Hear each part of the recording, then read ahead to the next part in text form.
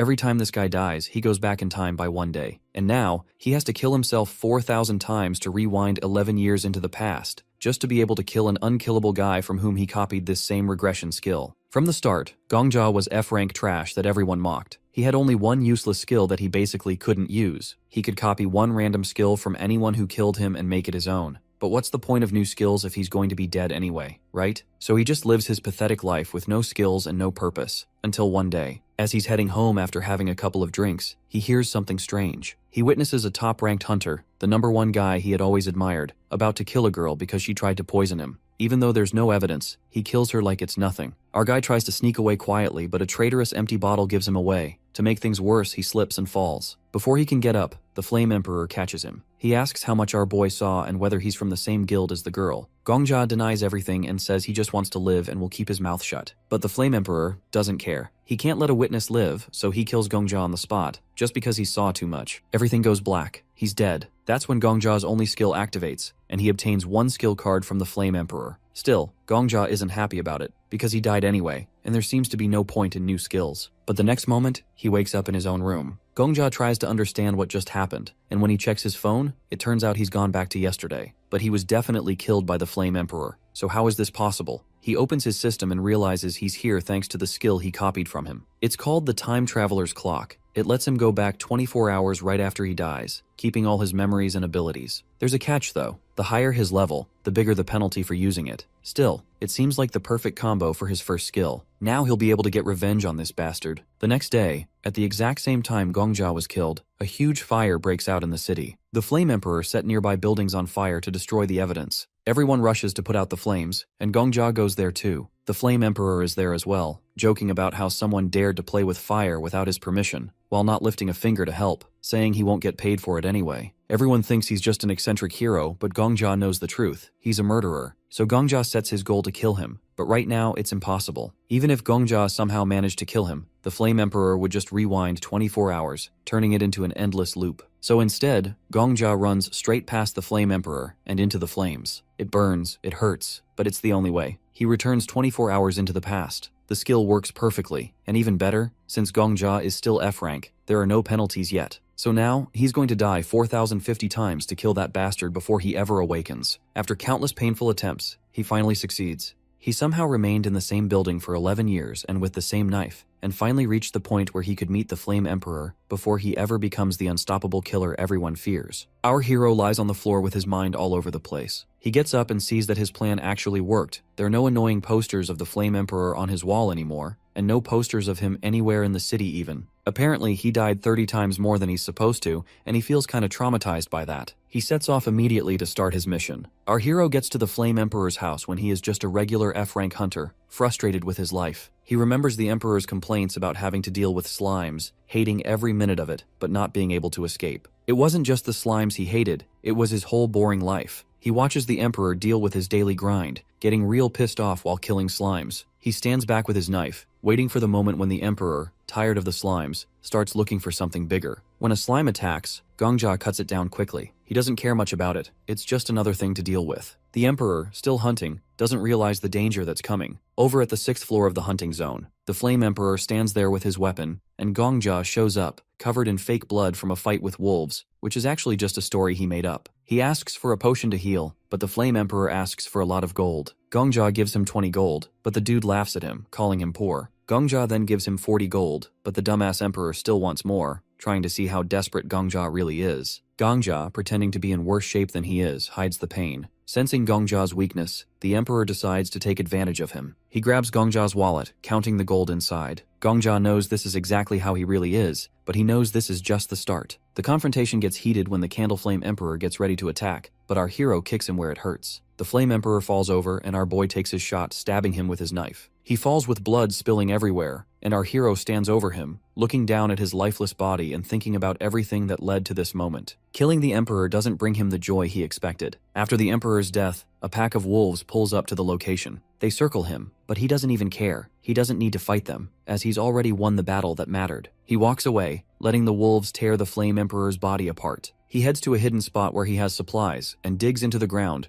pulling out a briefcase with some stuff in it. He changes out of his bloody clothes into a fresh black sweater and gets ready to teleport to another place. In the city, Gongja walks through the streets unnoticed. He passes a guard in shiny armor but doesn't stop to chat. Later, he's in a bar, drinking away his life essence to forget about everything he's just done. The news on a screen talks about failed attempts to clear the 10th floor of the hunting zone. Even though Gongja is ranked first, he doesn't care. The other failures don't matter. His win over the Flame Emperor is enough for him, even if it's just for a moment. As Gongja keeps drinking, this mysterious old dude walks into the bar. He immediately gets everyone's attention and orders for milk, vodka, and honey, and everyone in the bar whispers, unsure of who he is, but recognizing that he's someone important. Our hero looks at the TV and realizes that he's the famous Sword Saint, and everyone starts to catch on slowly. A newspaper shows a picture of the Sword Saint. People used to talk about him all the time, but after disappearing for 11 years, everyone forgot. He used to be the top hunter, but then the Flame Emperor came along. A man stands in the room fixing his tie. Gongja takes a sip of his yellow drink, watching the old man. This guy's got S-level skills, but unlike the Flame Emperor, he's not all showy. His skills are all about fighting and attacking. Gongja thinks about which skills he can copy, including the Sword Saint's, who's right in front of him. Gongja looks at his phone, confused. There's nothing useful about the man. It's really weird for real. The Sword Saint's got no public presence at all, unlike the Flame Emperor, who was always in the spotlight. Gongja thinks it would be way easier if this guy liked attention too. Suddenly, the Sword Saint yells, making Gongja jump. The old man says something about someone not being quiet enough, and Gongja just watches in silence. The old man says all the top hunters are a little weird, and Gongja wonders if they're all like that. Gongja gets a notification on his phone. It's something he definitely shouldn't mention to the Sword Saint. He reads about some bandits causing trouble in the 9th floor hunting grounds. The Sword Saint had heard about this before, but didn't react the way the bandits expected. Instead, when one of them tried to mess with him, the Sword Saint wiped his sword and mocked them, saying he'd never heard of their rule about avoiding fights. One bandit tried to say the Sword Saint was too rich to care about rules, but he didn't finish the sentence because the Sword Saint killed him right there. Gongja reads it surprised. This guy really lives up to his reputation. Gongja focuses on the details, especially the warning not to mention the bandit's family to the Sword Saint. It's clearly a touchy subject, and Gongja's even more curious now. He watches the old man sit down and order a drink, talking to himself. Gongja realizes this guy is unpredictable. As the Sword Saint gets ready to leave, Gongja follows him. The old man walks out, and Gongja quickly leaves the building behind him. The people inside seem relieved the Sword Saint is gone, and some say they don't like him. Gongja smiles and leaves money for the bartender, who thanks him and says he's welcome to come back anytime. Out on the street, Gongja's confused. He thought he was following the old man, but now the Sword Saint's gone. He looks around and eventually spots a man in a blue suit and hat. Yup, it's the Sword Saint. Gongja follows him through the crowd, noticing how the old man stands out. Gongja wonders what kind of skill the Sword Saint has, if it's a fighting skill or something else. Gongja feels that if he can figure out the old man's skill, it might become his own. Suddenly, Gongja feels some kind of danger vibe. The Sword Saint notices him, and Gongja realizes he's been caught. The old man tells him to come out, and Gongja, a bit nervous, steps out from behind a tree. The Sword Saint leans on his sword, and Gongja feels a chill down his spine. There are no witnesses here. Gongja asks the old man for something, though it's not clear what he means. He realizes his request sounds weird, but he asks anyway. He doesn't have weapons, just his knife, and his heart's racing as the old man watches him carefully. The Sword Saint seems to think Gongja's pretending to be someone he's not. Gongja, still confused, apologizes and tries to explain he's not what the old man thinks. The Sword Saint, agitated, assumes Gongja must be a high-level assassin, trying to trick him. Gongja tries to convince him that he's just a regular guy, but the Sword Saint isn't buying it. The old man draws his sword and shows Gongja a reflection of himself in it. He tells Gongja to shut up, his face serious. Gongja, still not understanding, realizes things are getting serious. The Sword Saint warns him that he can tell when someone's lying, and Gongja's lie is obvious. The old man talks about the 4091 people Gongja's killed, which is shown by the red number above his head. Gongja thinks back to all the lives he's taken, including his own deaths, since he's killed himself 40-90 times to reset things. The Sword Saint is furious, seeing Gongja as a demon who's killed without mercy. Gongja, standing there, terrified, tries to explain that he only killed the Flame Emperor. Gongja, realizing there's no way out, bolts, but the Sword Saint's right on his tail. Gongja barely dodges, but then he trips on something and falls straight into the ground. He just lies there, too tired to move. He knows it's over, and Sword Saint stands over him, raises his sword, and finishes the job. Or at least that's what Gongja expects. But nothing happens. Instead, Sword Saint suddenly tells someone to shut up.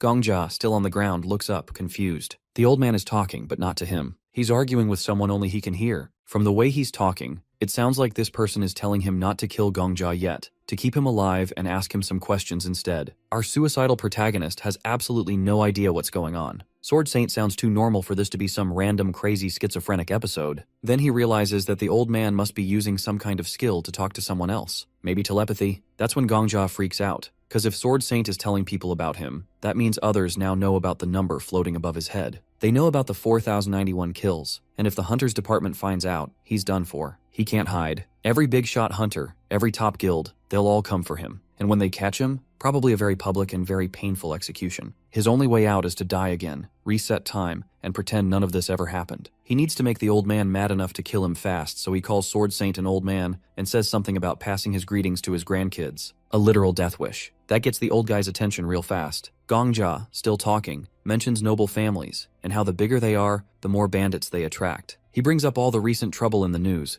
adding that the old man's grandkids must be something special, considering their bloodline. Sword Saint gets real mad, and before Gongja could even say anything else, Sword Saint swings his sword in light speed. For a second, our boy is flying through the air, and for some reason, the moon looks upside down. Then he sees his own body, his rather headless body. He expected to feel pain, but there's nothing, just a weird and kinda good floating feeling. Well, at least it was quick. That sword was so fast he didn't even notice it happen. He would love to have that kind of skill. Then finally, he appears in the game lobby, and the system pops up, telling him that the skill condition has been met. That means he can copy it. This was the plan all along. He'll grab an S-rank combat skill, come back stronger, and be unstoppable. He looks at the choices, but there's no golden card. This has to be a joke. He just died for this. He stares at the choices, feeling like he just got scammed. It makes absolutely no sense as the Sword Saint was the best fighter. He had to have an S-class skill. But then he realizes the old man made it to the top without any S-class skills. His power wasn't from some overpowered ability. It was just him. What a waste of time. Still, he doesn't have a choice. Most of the silver cards look terrible, but 4 seem okay. He picks one and hopes for the best. The system confirms it, and he reluctantly accepts it as he gets respawned.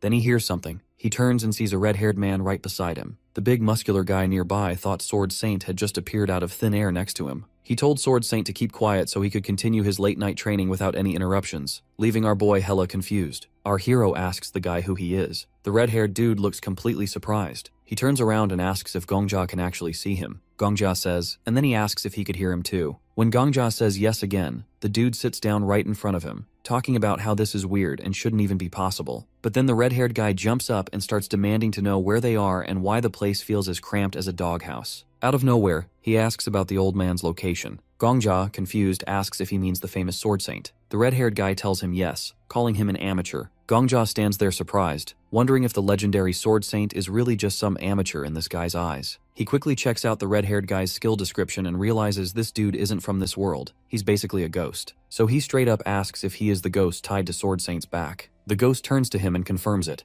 Gongja freaks out, apologizing and saying he doesn't mean to copy or mess with the ghost's essence. But the ghost starts yelling, demanding to know if he could send him back to the old man. He shouts that since Gongja copied his skill, he should be able to undo it. He's not having it if Gongja says it can't be reversed. But the protagonist says that he hasn't gotten rid of the skill like he wanted to. The ghost then climbs onto the ceiling, hanging upside down, and yells that he, Sword Saint's teacher, has been kidnapped by some incompetent loser. Gongja begs him to stop screaming upside down, saying that he's scaring him. The ghost calls this a disaster and blames Sword Saint for neglecting his teacher. He says he's warned Sword Saint 1,000,000 times to respect and appreciate him, especially in tough times. Gongja asks him to chill, but the ghost dude says he's been dead for ages. The protagonist tells the ghost that he should just die quietly and move on. The ghost yells back, saying Gongja is cursing him as a dishonest ghost and pushing him toward the afterlife. Gongja thinks that this dude is talking way too much and way too loudly. At that moment, he starts to understand why Sword Saint is always so aggressive about telling people to shut up. Gongja admits he's spent his whole life hiding from Sword Saint, using every skill he has to avoid attention. The ghost looks surprised, saying no other hunter in the world is as noble as Sword Saint. But then he adds that's only true as long as they're not talking about grandchildren. Out of nowhere, Gongja says that out of all Sword Saint's skills, there's one that shows the number of kills. The ghost guy asks if he means the skill that just shows if someone has killed before, which he thinks is useless. Gongja points to himself and says the number of murders hanging over his head is 4,091. The ghost gets mad, calling Gongja crazy since he's such a newbie. He says he is the newest of the new and doesn't even have the right aura. The ghost asks how a bum-ass loser like that could account for 4,091 deaths. Gongja explains he hasn't actually killed that many people. He's only killed one person, the future villain. The other 4 through 90 are the times he's killed himself. He adds that he's been reincarnated just to take out this one guy 11 years in the future. He also explains he has a skill to copy one of the abilities of whoever kills him at the moment of death. Gongja has copied his own rebirth skill, so every time he dies, he just goes back a day. The ghost looks surprised, realizing Gongja's body is basically immortal. Gongja says he wants revenge, but knows he can never truly kill his enemy, as long as the guy has the rebirth skill, and is ranked number 1 in their world. That's why Gongja goes back in time to before his enemy gets that skill. The ghost asks if Gongja has really gone back 11 years just to get revenge on one person, and Gongja says yes. The ghost can't believe Gongja has killed himself over and over to go back that far. The two just sit there in awkward silence for a bit. Then the ghost asks him for his name and why he's copied Sword Saint's skill. He replies that Sword Saint is the top hunter of their time, and it's better to copy strong people's skills to get stronger fast. The ghost gets suspicious and says that Gongja's answer makes it sound like the skill card says no one but he would notice the ghost's presence, meaning it's supposed to be a secret, and Gongja agrees. Suddenly the ghost tells Gongja to stand up. He starts flying around him, checking him out. He says Gongja is stubborn, has a decent body, and really wants to improve himself. Then the ghost flies right up to Gongja and tells him to show how he catches monsters. A while later, they're in a forest facing some monsters. Gongja asks if catching a couple is enough, and the ghost agrees. Gongja pulls out his knife and swings at a slug-like monster. The slug flies at him, wrapping around his body, but Gongja stays calm and stabs it a few times, killing it. The ghost wipes slime off his face and says he expected that. Gongja asks what he means, and the ghost starts talking about his past life. He says he was once the best swordsman in another world, where a huge tower appeared, and he climbed it faster than anyone else. Gongja remembers the legend of the Flame Emperor reaching the 40th floor, with maps even showing a 99th floor, something crazy impressive. The ghost points at himself, saying achievements like that naturally caught the attention of experienced hunters like him. He says that's why he's interested in watching Gongja hunt. Our poor boy says it all seems pointless since he has no potential, and the ghost says that's nonsense, as he actually has incredible potential. Gongja can't believe it. He asks if the ghost is joking. The ghost says no, and then he explains that Gongja has no talent for martial arts. His moves are clumsy, his body isn't suited for it, and awakening a rare martial art is something only heroes can dream of. But the ghost says Gongja has one unique talent: no fear of death. Most people instinctively dodge danger, but our suicidal MC charges in without hesitation. The ghost says dying over 4,000 times has erased Gongja's fear of death, rather than traumatizing him like everyone would think. Gongja asks if that really counts as a talent. The ghost says yes, it isn't natural but earned through hardship. He says overcoming the fear of death is one of the hardest things anyone can do. He adds that it's really amazing. Gongja realizes that no one has ever said anything like that to him before. He remembers how the Flame Emperor treated him like trash, which has driven him to keep sacrificing himself without thinking about the past or future. Gongja looks at his hands and realizes his many deaths have become his talent. The ghost asks what Gongja was thinking when the Sword Saint killed him. Gongja looks away and says he thought about how beautiful the moment was. The ghost starts laughing and making fun of this weird experience. The ghost then talks about Gongja's copying skill, saying since it copies instead of steals, Sword Saint must have another ghost as his friend spirit. He flies closer, curious about who will become the better hunter, Gongja or Sword Saint. He says he'll train him to not just match but surpass Sword Saint.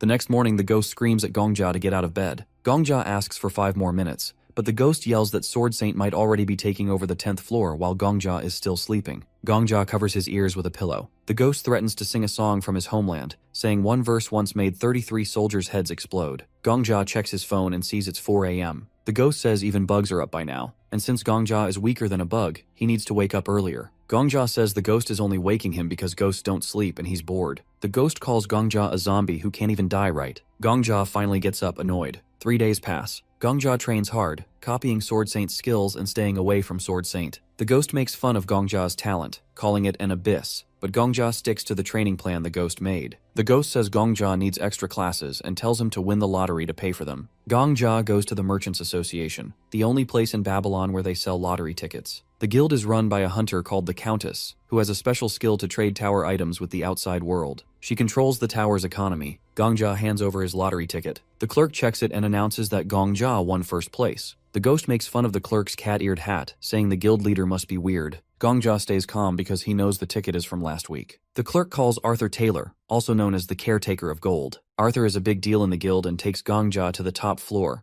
a place usually only for important people. Gongja feels special for once. In the VIP room, Gongja sees his prize, 53,000 gold coins. That's like 5.2 billion in his country's money. Our boy is beyond surprised now. The ghost warns him it's dangerous to carry that much money, so Gongja decides to leave it in the guild safe. He asks Arthur to find him a place to stay in the Merchants Association and tells him to keep his name secret if the media asks about the winner. Arthur agrees but looks a little annoyed. The ghost says Gongja is thinking smart for once. He points out that guilds give protection and support, something the Flame Emperor ignored, and that's why he failed. Gongja realizes he needs the guild to avoid making the same mistakes. While Arthur handles his requests, Gongja thinks about his goals. The money is nice, but he really wants to climb the tower. He remembers the system panel's golden glow, which feels more important than the coins. Gongja buys a second-level honorary membership in the Merchants Association for 10,000 gold. This means the guild will protect him. The ghost says Gongja is finally using his brain. Gongja tells the ghost to stop calling him dumb. The ghost laughs and says Gongja seems happier.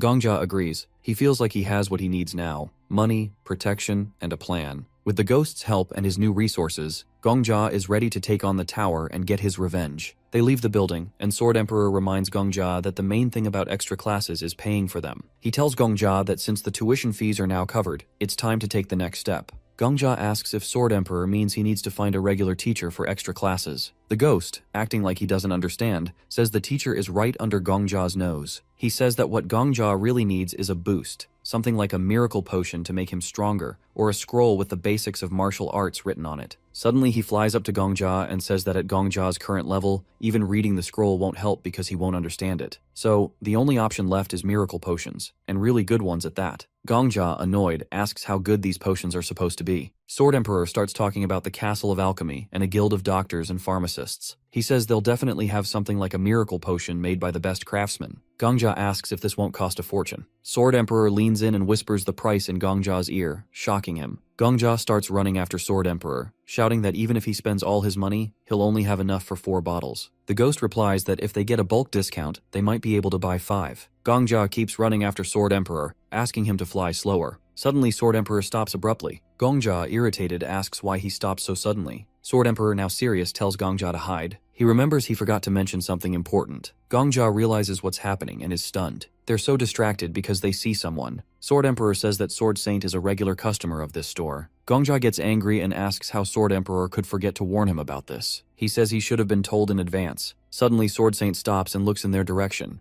Gongja hides behind a trash can, trying not to make a sound. He's terrified and thinks about what to do because if Sword Saint catches him, it'll cause a lot of trouble. But Sword Saint turns away and keeps walking. Gongja is relieved but still shaken. He says it's ironic that he's hiding behind a trash can. Sword Emperor says there's bad news. If Sword Saint is here today, it means he's also here to buy miracle potions. They immediately run to the store. Sword Emperor looks around the corner and is shocked. He starts screaming because he sees Sword Saint entering the store. Sword Emperor says with regret that they're just a little too late. What upsets him most is that this store is the best. Gongja realizes going to the same store as Sword Saint is too risky. He takes out his phone and starts looking through the current ranks of hunters. He's looking for something specific, but it's not in the top 20. He keeps scrolling and realizes it's not in the top 100 either. He says he hopes to find it at least in the top 300. Sword Emperor doesn't understand and asks if Gongja's luck has run out. Gongja says it's the opposite. He puts his phone back in his pocket and says the potions might cost him almost nothing. Sword Emperor is shocked. Gongja turns around and happily says he can buy potions for pennies. He says he knows an incredibly good pharmacist. Sword Emperor flies after Gongja and asks if it's just him, or if they're going deeper into the wilderness. In this area, people look at Gongja with suspicion, but he keeps walking. Sword Emperor is skeptical and asks if a talented pharmacist really lives here. Gongja says this isn't just a talented pharmacist, they're going to see a real genius. Sword Emperor asks if he's lying because what kind of genius would live in a place like this? As Gongja walks, he hears the old man talking in disapproval. He feels the old man might be following him to rob him, but he assumes the old man just thinks he is crazy because he's talking to himself. He feels the old man has no idea how much money he's carrying. Sword Emperor asks again if Gongja really knows where he's going. Suddenly, they hear someone shouting not to touch the experimental equipment. Gongja says they've come to the right place. A man shouts that half a year has passed and he needs money. A green-haired girl tries to stop him, saying if he takes her equipment, she won't even have money for food. The man orders his workers to take everything, but the girl pleads for more time. The man shouts that a week has already turned into a month, and a month into half a year. He takes her card and the girl holds on to it, saying she hasn't finished her mixture. The man lets go of her and she falls to the ground. He tells her to stop making potions and walks away, The girl lies on the dirty ground as her equipment is taken. Passers-by say the store was going to close anyway and that the prices were too high. The girl shouts that her prices aren't high, she barely charges more than the cost. She says they won't find potions anywhere else in Babylon at that price. She puts her hand on her chest and says they should thank her for even selling in such a terrible area. The dude leaves, calling her hopeless, and she begs them to buy at least one bottle of her special strength potion, but they refuse. Sword Emperor points at the green-haired girl and asks if the R-boy was talking about is this loser. He replies, asking what if it is her. Sword Emperor is shocked and asks if Gongja has even seen her. Gongja walks up to the girl, who's lying on the floor, crying. He kneels down and asks if she's still selling. He says she's not some crazy person or a loser. She's a pharmacist who will rise to 5th place in rank in the future and become the head of the Alchemy Castle Guild. The girl stands up, brushes off the dirt, and says she can do anything. She asks how expensive the order is, and Gongja says he thinks it'll cost 20,000 gold. She's surprised, and our boy thinks to himself that it's smart to make connections with people who will become influential figures in the future before they rise in rank. He thinks it's like getting golden geese. He asks her what's wrong, asking if she'll accept the order. He decides to get to know her before she even steps foot in the rankings. The girl invites Gongja and her unknown guest, Sword Emperor, into her messy home, apologizing. The door falls off as she opens it, showing the complete disaster inside. Gongja talks about the mess, while Sword Emperor grows more skeptical, questioning how clean the place is and if her potions are even safe to drink. They sit at the table, and the girl asks if Gongja really plans to pay her 20,000 gold for her work. Gongja assures her he can pay up front, which she hesitantly accepts, admitting she's in a tough spot financially. Gongja realizes how desperate she is and tells her to take what she needs from his safe, promising to let the Traders Association know. But he warns her not to take more than 20,000 gold since his funds aren't endless. The girl, relieved, gets ready to take his order but makes it clear she'll never make drugs. It's the one line she won't cross. Gongja assures her he's not looking for anything illegal. Sword Emperor, still unimpressed by her appearance, starts listing off a complicated recipe for Gongja. It includes 23 rare ingredients, like the eyes of a balloon cat and the scalp of a giant sandworm. The girl is surprised and recognizes the recipe as something that requires insane skill to make, since all the ingredients have to be infused at the same time without being refined separately. Sword Emperor confirms her assessment, seeming a little impressed by her knowledge. Gongja, seeing how skilled she is, smiles, feeling confident in her abilities. When Gongja asks how long she'll need to make the potion, she says 4 days, but adds she could work faster with better equipment.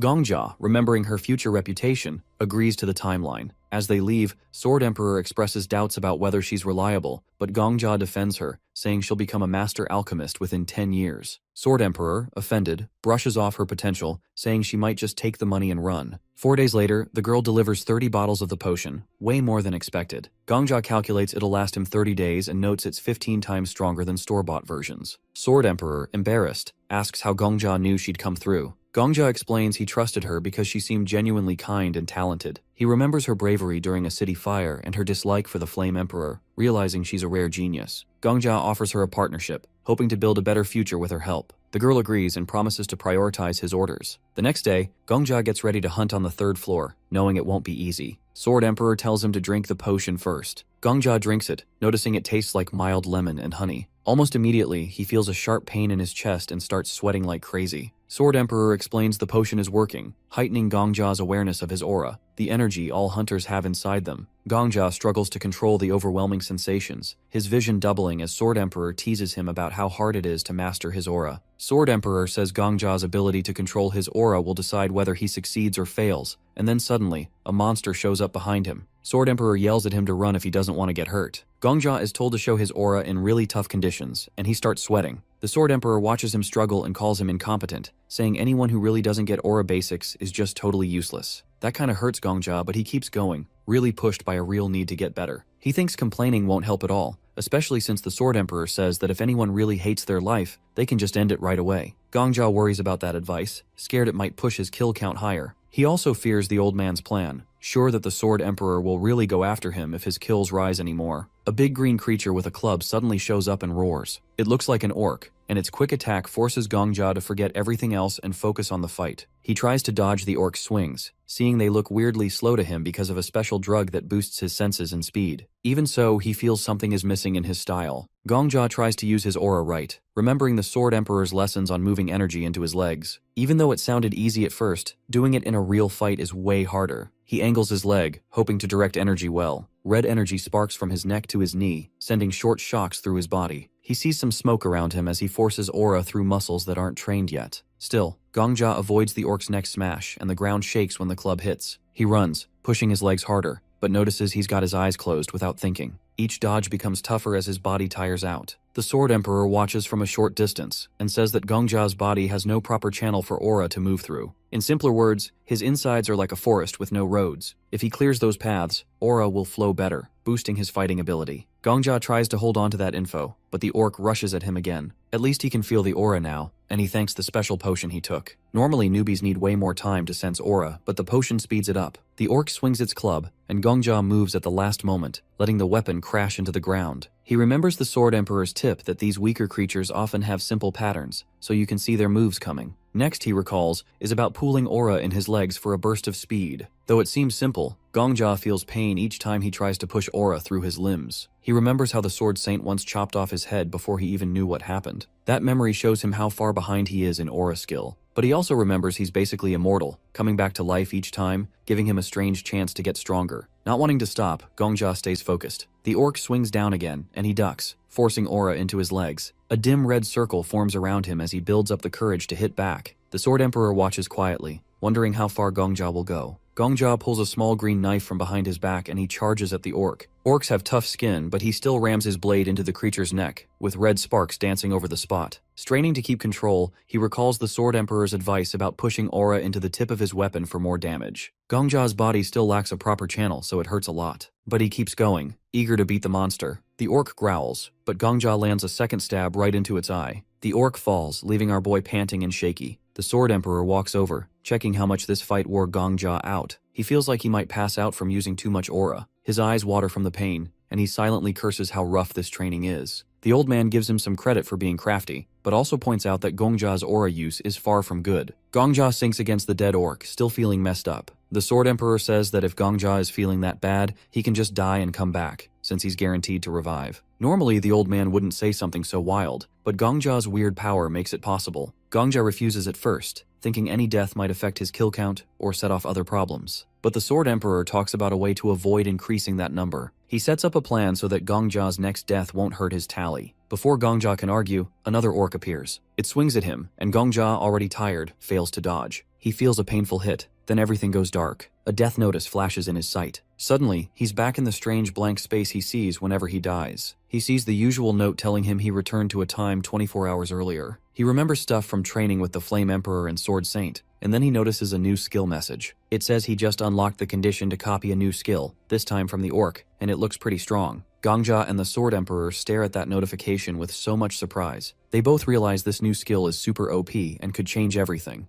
Gongja stands in front of the system message, feeling kinda confused as to why the tower was being so generous. The Sword Emperor gets angry that a beginner can receive such strong rewards. He doesn't understand why this tower would hand out god-level or near-god-level powers to a new guy while ignoring the skill of someone as strong as him. Even though the Sword Emperor is upset, our MC with many death wishes focuses on the row of skill cards floating in the air and grabs one without thinking, since he has no idea which one is better. Sword Emperor asks him why he's picking that one and why he isn't going for something better. Gongja just says he only sees the back of the cards, so he can't guess which might be worth more. The Sword Emperor explains that he can see the front of the cards from where he is. Because he's a spirit without a real body, he can fly around and read the skill details. Gongja's eyes light up when he hears this. If the Sword Emperor sees the front, then he can warn Gongja about useless skills and point out anything that might actually help. Gongja is eager for that info. The Sword Emperor agrees but says he will read each card's description only once, so Gongja needs to listen closely. The Sword Emperor says the first card has a picture of a volcano erupting and two orcs holding hands. It shows orcs wandering a harsh land, supposedly making lots of babies to deal with tough problems. The skill text talks about fast orc reproduction. It's called Blessing of Reproduction, labeled F rank. There is some small benefit, but it also makes the user feel hot all year, which sounds bad. The second card has orcs dressed like hip-hop fans who speak in a silly slang, using chick or chiik at the end of what they say. The skill is named Chi-ik Chick, also F rank. Gongja thinks both skills sound awful. The Sword Emperor jokes that Gongja might have taken Chi-ik Chick by mistake if no one stopped him. Gongja doesn't see how Blessing of Reproduction is any better. Both are F rank, and neither seems good for fighting. The Sword Emperor points out that if Gongja really wants a bit of orc power at least once, Chi-ik Chick might be sort of fun. So Gongja decides Chi-ik Chick is a bit less bad. Right before the Sword Emperor finishes talking, Gongja picks the Chi-ik Chick skill. The system blares that the skill is copied. The Sword Emperor gets furious, calling Gongja a fool for missing a deeper plan. but Gongjia has already locked in his choice. Next, Gongjia wakes up on a bed in a safe place. A blue screen shows his rank and says there's no penalty for getting Chiik Chick. The Sword Emperor holds his head, really upset about what he thinks is a huge lost chance. Gongjia doesn't care and notices how comfy the bed is. He figures this is normal for the merchant group that runs the tower's rooms, and he kinda feels calm after all the rough training. The Sword Emperor complains that Gongjia is too soft, but Gongjia ignores him and says they should go hunting again. Gongjia doesn't listen to advice about regular training. He says they're heading to the 3rd floor hunting grounds. The Sword Emperor tries to explain that 6 months of deep meditation is the right way to build strong aura paths and avoid the injuries Gongjia suffered. Gongjia says he can't wait that long. He reminds the Sword Emperor about his special resurrection power, which lets him die over and over without any lasting penalty. The Sword Emperor thinks careful training will get the same results, but Gongjia wants to face monsters and push his aura skills in real fights. They reach the 3rd floor, which is a forest filled with orcs. Gongjia sees an orc with an axe. The Sword Emperor guesses Gongjia might change his mind and do some meditation, but Gongjia pulls out his dagger, looking ready to fight. A small spark of aura shows around him. He looks at the orc and notices again that its moves seem slow to him. He decides to try out Chiik Chick, so he speaks like an orc, saying something like Chwick. The orc is startled and lowers its guard for a moment, confused why a person is talking in orc style. Gongjia takes that second to rush in, aura flashing around his dagger, and slices the orc's neck. Green blood sprays out, and the orc drops before it can even fight back. The Sword Emperor scolds Gongjia, saying it's not honorable to trick an orc with random words. He adds that orcs, even though they act wild, still have their own ways of living, and they could see Gongjia's orc speak as some kind of trick. Gongjia just ignores the complaint and basically makes fun of both the orc's speech and the Sword Emperor's anger. The Sword Emperor stomps his foot, angry that the tower handed Gongjia such an easy skill to fool enemies. Gongjia says it doesn't matter, because the new skill worked and gave him a fast kill. 1 week later, Gongjia stands before the Goblin King, the boss of the 5th floor hunting grounds. He activates his skill and jumps forward, speaking in the special goblin language. The Goblin King looks surprised that a human can speak the royal goblin lingo. Gongjia stabs the monster's neck, sending green blood flying. He pulls out his dagger and thinks this goblin is the strongest enemy he has seen all week. He closes his eyes for a moment and hopes the goblin's soul finds peace. Sword Emperor says that he's being too dramatic, but Gongjia says he spent 6 coins, meaning 6 deaths to beat this foe. He believes 1 coin means 1 life, so he can do what he wants. Sword Emperor taps Gongjia's head and says it is nothing special, but Gongjia disagrees. He points to his new goblin-speaking skill card at level F, earned at the cost of many coins. Sword Emperor says goblins are not much different from humans, but Gongjia looks at a black and white ball by his hand that shows his new power, but Sword Emperor calls it unimportant. A system alert says Gongjia's strength grows. Both he and Sword Emperor see a bright light. Red sparks float around him, and the system says his level goes up. He feels a lot happy that his skill slot is bigger now. He looks at his hands and thinks about his higher rank. Another system notification praises him. Sword Emperor wonders if the red sparks mean blood or fire.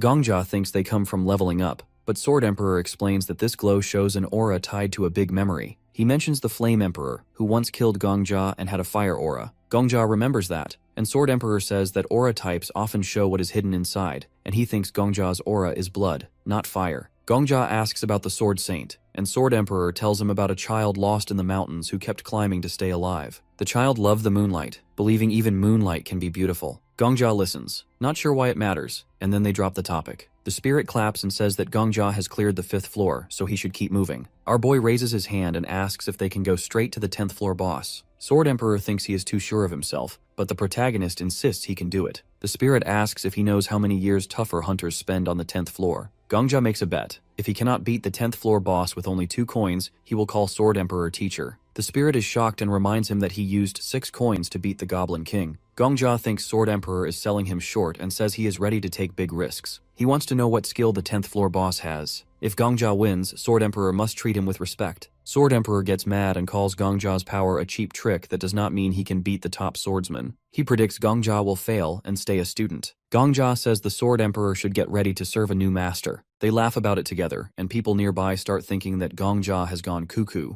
Later on, a knight stands at the entrance to the 10th floor. He says Gongjia cannot go alone because even a group from the Black Dragon Guild has failed. Gongjia sees no problem and points out that any willing hunter can try. The knight worries he will be blamed if Gongjia dies. Sword Emperor thinks Gongjia should just knock the knight aside, but instead, he takes another route and tells the guard he understands his fear. Then he says he wants to die, which surprises both the knight and Sword Emperor. He explains that he lost his partner a year ago and also learned he has a deadly disease, so he does not have much time. Instead of waiting in a hospital, he plans to fight monsters until he dies. He offers all his money, meant for treatment, and asks the knight to let him through without writing down his name. The knight, moved by his story, finally agrees. When the gate opens, Gongja goes through with Sword Emperor. They reach the 10th floor, once cleared by the Flame Emperor. Gongja wants to beat that record. He walks to a door and steps inside, aiming to do something greater than the Flame Emperor did. The room is filled with creepy dolls that's got shining eyes in different colors. The dolls ask to play with them, and they picked hide and seek. Gongja and Sword Emperor get ready, and a system message says he has entered the boss stage. He agrees to join the game, and another message pops up, wishing him luck. Black Dragon Guild has always been the top guild ever since the tower opened. However, today the guild faces its 30th loss in the purge. Paparazzi crowd around, taking pictures and asking her why they failed. This hot purple-haired chick holds up a device and says their skills were fine, but their luck was bad. Flame Emperor stands all cocky as fireworks light up behind him. Apparently, he's got the 10th floor stage cleared. He says luck counts as a skill too and calls them pushovers. Later, people call this interview the pushover declaration. Everyone wonders why only he managed to beat the 10th floor. Back to our suicidal protagonist in the burning building full of dolls. These dolls belong to Hellfire Maiden, the 10th floor boss. The way to beat this floor is simple. The true doll is hidden somewhere in this estate. Destroying that real doll is the goal. These flames aren't ordinary flames, they're aura-based hellfire. Even with aura, the protagonist only has 10 minutes to stay alive. People with fire-type aura don't get burned, which is why the Flame Emperor did it easy-peasy. Gongja creates a shield around himself to fend off the flames. Flame Emperor tells him that he's been living off his luck, but the protagonist disagrees, saying that he's having it pretty rough right now with these flames. Flame Emperor tells him that his time is almost up. He adds that Old Man Sword Saint could last for 30 minutes here, and he's waiting till he can last an hour before he takes on the floor, unlike someone who charged in unprepared. Sword Emperor asks what he will do with only 2 coins left. The protagonist replies that he'll die once, then figure it out. The ghost tells him that dying won't strengthen his aura. There are 2 ways to finish this stage. Either find the real doll by sheer luck, or handle aura well enough to survive the flames till he finds the one. Sword Emperor tells him that 2 coins won't help, but Gongja says there is a third choice, and the ghost doesn't fully know his stuff. He starts to pick at random and he picks the closest doll. Gongja gets a hold of its tiny noggin, but it melts right away, screaming it's the wrong one. 5 seconds left, and Gongja wonders why this stage is made like this. The spirit says nobody gets the tower's reasoning, so he should go ask the idiot who gave a sorry, sweaty, weak loser such a strong power. Time's up for our boy and the fire immediately consumes him. He yells and asks the fire to kill him quicker, while Sword Saint teases him, saying there's no doubt he's a masochist for going straight into such a painful death with no plan, and that he's much weirder than the tower. Our boy finally dies, and a notification pops up saying that a skill condition is met through death. He asks the spirit if he remembers their agreement. He points to a golden card and says it's S tier. The user must be inside the barrier to use it. He tells Gongja to grab it because that skill can create the same hellfire that killed him. But Gongja freezes, thinking about something. Something about it feels wrong. He remembers the doll melting in his hand. Sword Emperor is not sure what's up, and Gongja asks him to read the other skills. The spirit does so, naming some real interesting stuff. Gongja looks surprised, and makes his decision to pick the silver card against the ghost's will. The ghost tries to make him pick the golden card, but Gongja refuses, saying that the card is what he's looking for. He realizes something is off. Among thousands of dolls, one is the real deal. That real doll organizes things, has a fire aura so it doesn't burn.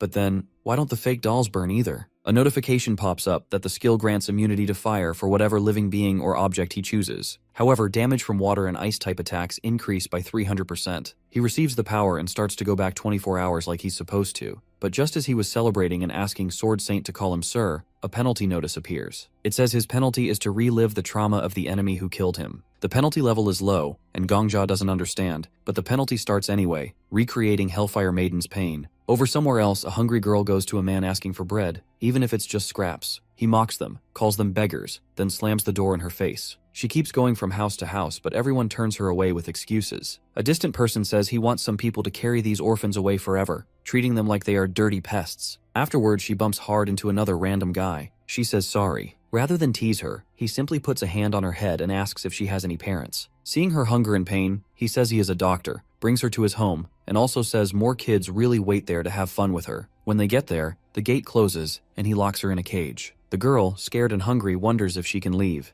The man looks at her and calls her an animal. He says orphans should be treated like farm animals because they do nothing for others. Holding a knife, he pulls her from the cage, saying he knows orphans well, calling them parasites who roam around. He says he is a guardian and a doctor who wants to clear out this place by getting rid of them once and for all. He cuts the girl's hair, saying this is how she must pay for her wrongs. Later, he stands before a bunch of followers and says the orphan's hunger causes all problems. One follower lifts a knife over a kid. The crazy man says he will save the world by giving up these kids to some higher power. The girl watches in horror while a boy gets stabbed. He makes just one last yell and then goes silent. After some time, the girl sits in a cage, asking herself why he takes her friends. She hears someone say they need more people for the next ceremony. She does not get why he causes so much hurt right now. Meanwhile, Gongja shows up in that same room. He feels shocked, asking if the Sword Emperor sees this too. The Sword Emperor says yes, but did not notice Gongja is here as well. Gongja holds his head, saying only their minds are here, so they can watch but cannot change a thing. The Sword Emperor gets angry, saying people like this exist. He wonders who else should pay for these awful acts. Gongja stands near the cage, trying to figure out if this is the 10th floor boss. He never thinks a person's sad story can turn into a monster. The Sword Emperor says not every monster is like this, but some bosses come from real events in other worlds. Things like heroes and other beings also come from far-off places, which happens more starting from floor 11. Gongja asks why this was never shared before, and the Sword Emperor says Gongja never asked. Plus, he has never seen the real source of a boss's birth before and only knows they came from another time. They watch the man drop a candle and fire spreads around the estate as people run to save their stuff. Gongja yells at them to rescue the kids in the basement, but nobody can see or hear him. The kids are stuck in cages, crying for help.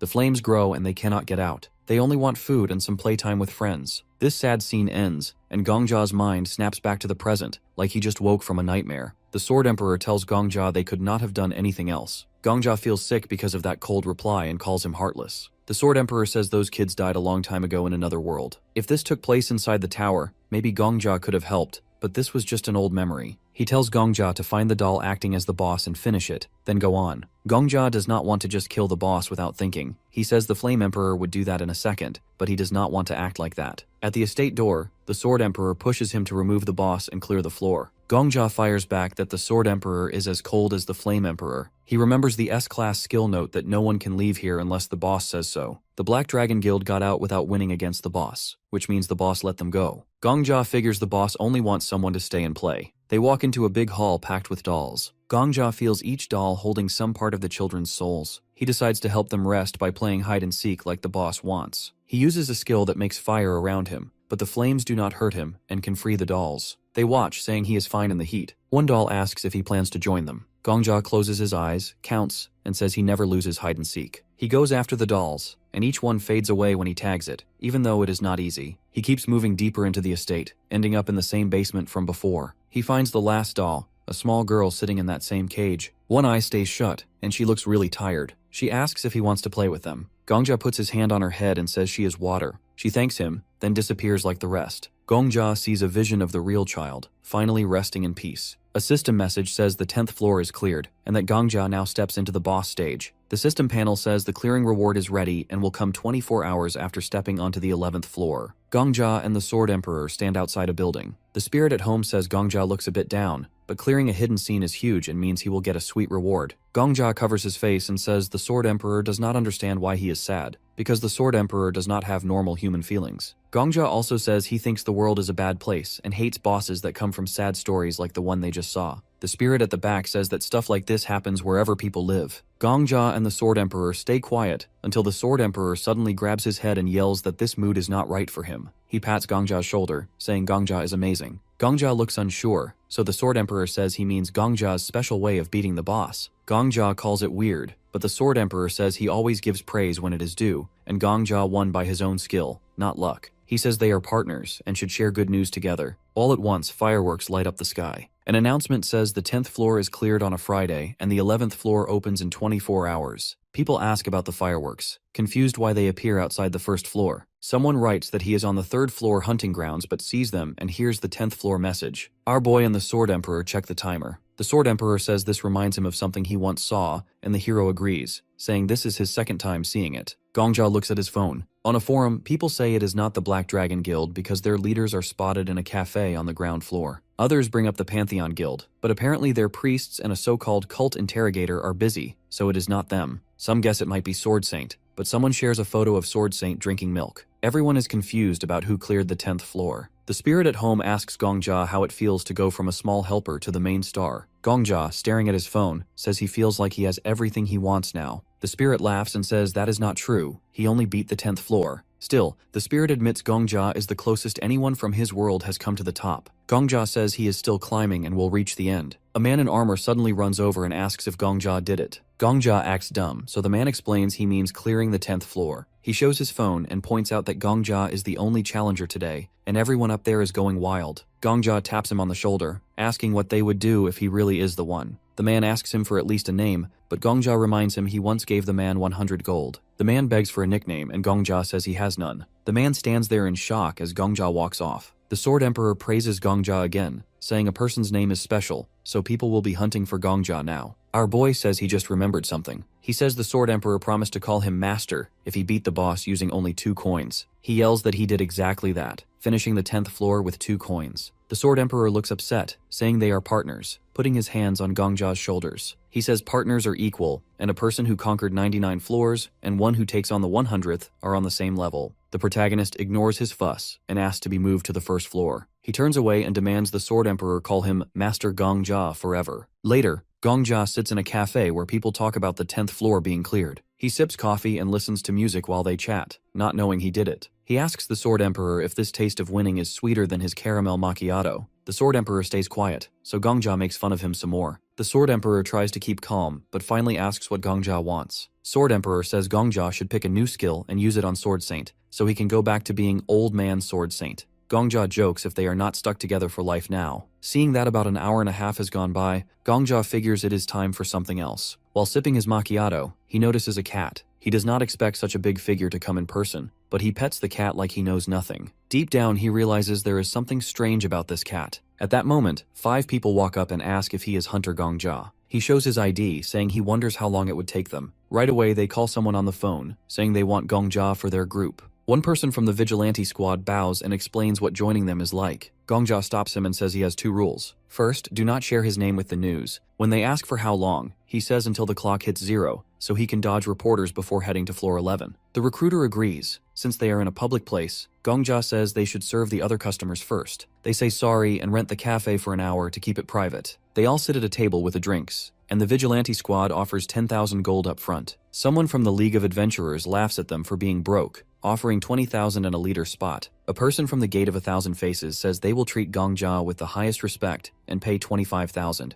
Then someone from the Pantheon group says they will give him an honored seat. Another from the department says they will also put him in a top spot. Gongja notes that everyone fears Sword Saint, a big freelancer who stays out of guilds, so the big groups feel threatened. If another strong person shows up, they want him on their team fast. Right then, the cat in Gongja's lap talks, offering 500,000 gold if he joins the Merchant Alliance. The cat jumps off and changes into a stunning woman, showing she is the leader of the merchant group, ranked 3rd. She tells Gongja he can have not just the gold, but also the job of vice guild leader. Gongja smiles, takes off his headphones, and says now he is interested. The Countess says Gongja has guts, noticing he does not look shocked that her cat form turned into a person. Gongja says he even sees ghosts now and then. The Countess laughs, saying he stays really calm, and Gongja wonders how she looks so young for someone over 40. He figures she must be the richest person in the tower, and probably drinks something like an eternal youth potion every day. A recruiter from the Vigilante Guild tries to talk to the Countess, but she cuts him off. He says sorry and asks if giving Gongja a 500,000 gold deposit is too much. The man tries to argue, but the Countess stares him down, and he looks away, stumbling over his words before admitting he was wrong. She taps him with her fan, telling him to call his bosses if he wants to keep arguing. If anyone has a better offer than 500,000, they can stay, but if not, she won't waste her time talking to them. Everyone except the Countess and Gongja leaves. Out of nowhere, someone yells insults from far away. The Countess says that guy finally showed up. An angry man with a bandage, leader of the 1,000 Faceless Gate Guild, ranked 5th,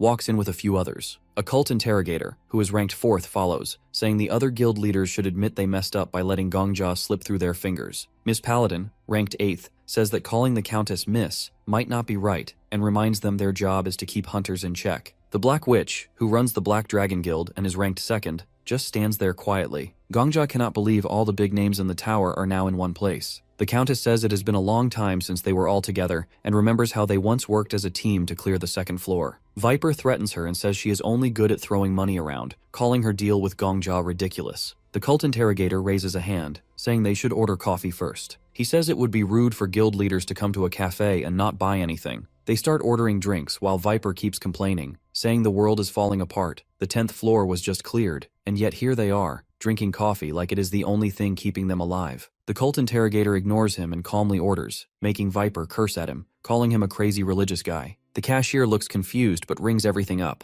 As they sit, someone finally remembers Gongja is there and asks if he wants anything. He asks for a menu, saying he already had a macchiato, so he chooses hot chocolate. He sits down like he belongs there, knowing they are all here to pressure him into picking a guild. The Sword Emperor tells him not to stress. These people are just trying to scare him. Gongja agrees and jokes that getting burned alive was worse than this. The Sword Emperor says that is exactly Gongja's edge. He is not scared to take risks. Gongja sarcastically thanks him and reminds him that he still owes him something. The Countess then mentions that Gongja once won some lottery in her guild's world, saying this proves he has real luck and guts. She says those traits will take him far. Viper says that there is no way someone who just beat the 10th floor is a complete nobody. He says they should stop playing around and make a deal already. But the Black Witch says nothing is decided yet. Just because one guild looks weaker right now does not mean it is over for everyone. She asks Gongja straight up which guild he is going to pick. She also says that if he refuses them all, they will have to prepare for a mess in the media. Gongja asks what happens if he picks a guild, and she says that will start a crazy bidding war. She explains that clearing the 10th floor gives them a new way to prove the tower is still valuable to the outside world. More people might be drawn in, and different kinds of visitors could show up, keeping things exciting. She says curiosity is what keeps the tower running. Gongja says the food shortage will probably get better too. The Black Witch agrees, saying it is getting harder to bring in enough supplies just from the 9th floor. The Countess adds that she trades with the outside world but needs more goods. The Black Witch says they need more adventurers beyond the 10th floor to gather useful stuff. But first, they need something big to get people's attention,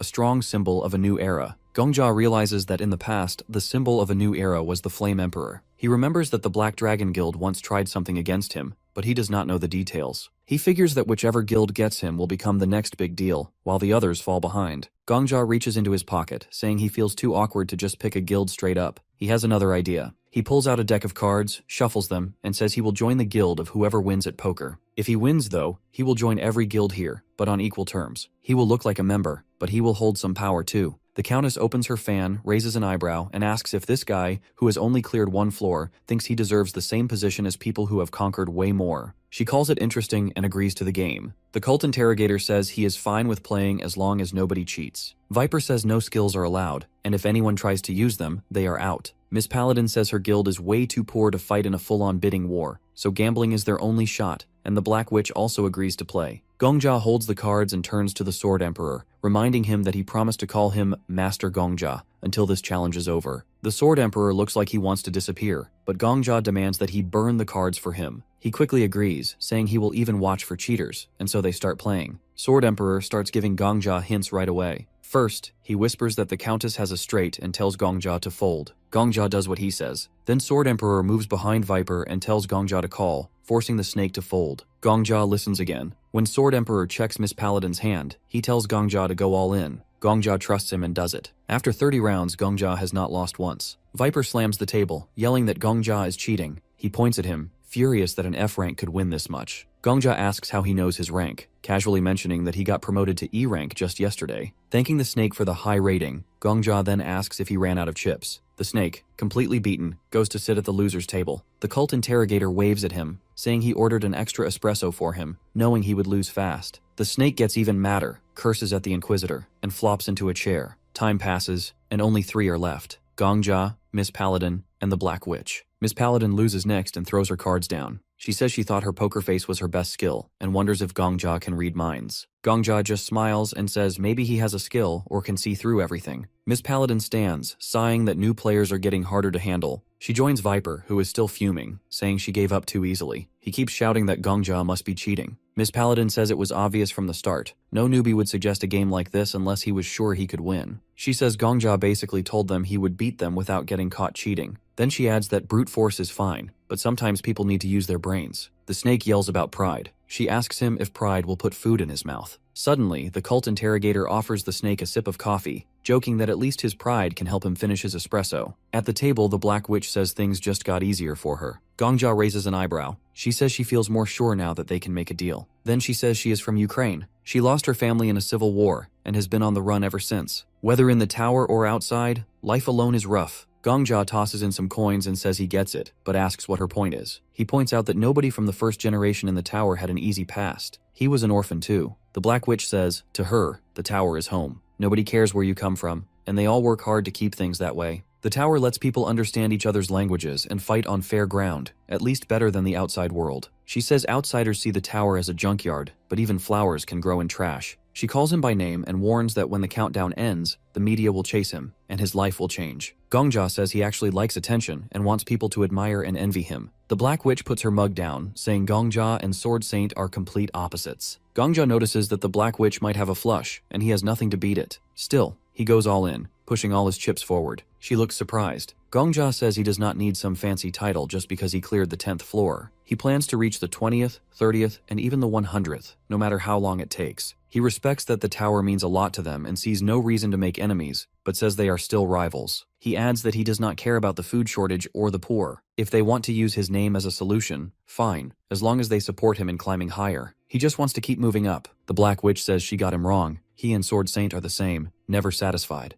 Gongja lifts the edge of his card and asks if that is a compliment. She calls it an insult, saying people like them always want more. They flip their cards, and the Countess announces that the Black Witch has a flush, while Gongja has a full house. Our boy wins, and says that that is the best compliment he could get. He stands up, saying he expects to be treated as an equal, as promised. The Black Witch asks if he will take responsibility for the benefits he will get. Gongja tells her not to worry, because a hunter's job is to climb. The Black Witch says that is a bold thing for a newbie to say. The Sword Emperor agrees, joking that if boldness were a skill, Gongja would be level 5. He says that he can finally live, then starts making fun of Gongja. Gongja ignores him, thinking the Sword Emperor does not act like someone with such a big title. The Black Witch asks if our boy is leaving already. He says yes, because the 11th floor is opening soon, and he needs to get ready. She says nobody knows what is up there and asks how he plans to prepare. He replies that floors 11 through 20 are role-playing stages. The guild leaders all get surprised, and Gongja says that is all the info he got as a reward for clearing floor 10. The Black Witch looks away and says she will pay back that debt later. And with that, Gongja and the Sword Emperor leave the building. Some time passes, and people start talking about how there is still no official news about the 10th floor. Everyone is confused since even Sword Saint himself says it is not him, and the media is completely silent. There is also a rumor that someone saw all the guild leaders meeting up yesterday. Our boy stands in the crowd as they all stare at the countdown. 11 seconds left, and people get excited and count down out loud with the timer. Meanwhile, Gongja pulls out his phone to check for news about the 10th floor. There is still some time left, so he refreshes the page. Suddenly, a flood of articles pops up, revealing that he is the one who cleared the 10th floor. That makes him happy. When the countdown hits 0, the crowd cheers. A message announces that training preparations are complete. Then, the same message plays again. People turn to a girl and ask her to open the 11th floor. She faces them and congratulates them for cleansing the fiery hell estate of past resentment. Those seeing her for the first time are amazed, calling her an angel. Gongja wonders if she is a goddess, but the Sword Emperor says gods do not exist here. He says this is just the system, and now she will explain the quest. The girl says one world needs warriors to fight against the Demon King. She adds that they will challenge the Demon King and save humanity. The Time Lord says that even if she is a goddess, this is just a pre-recorded message. Gongja asks how he knows that. Meanwhile, the girl continues, saying that to accept the mission, they have to say transfer. But suddenly, Sword Saint jumps at her and cuts her in two. It turns out the girl is just a hologram. The hologram speaks again, telling them to say, transmit, if they wish to accept the mission.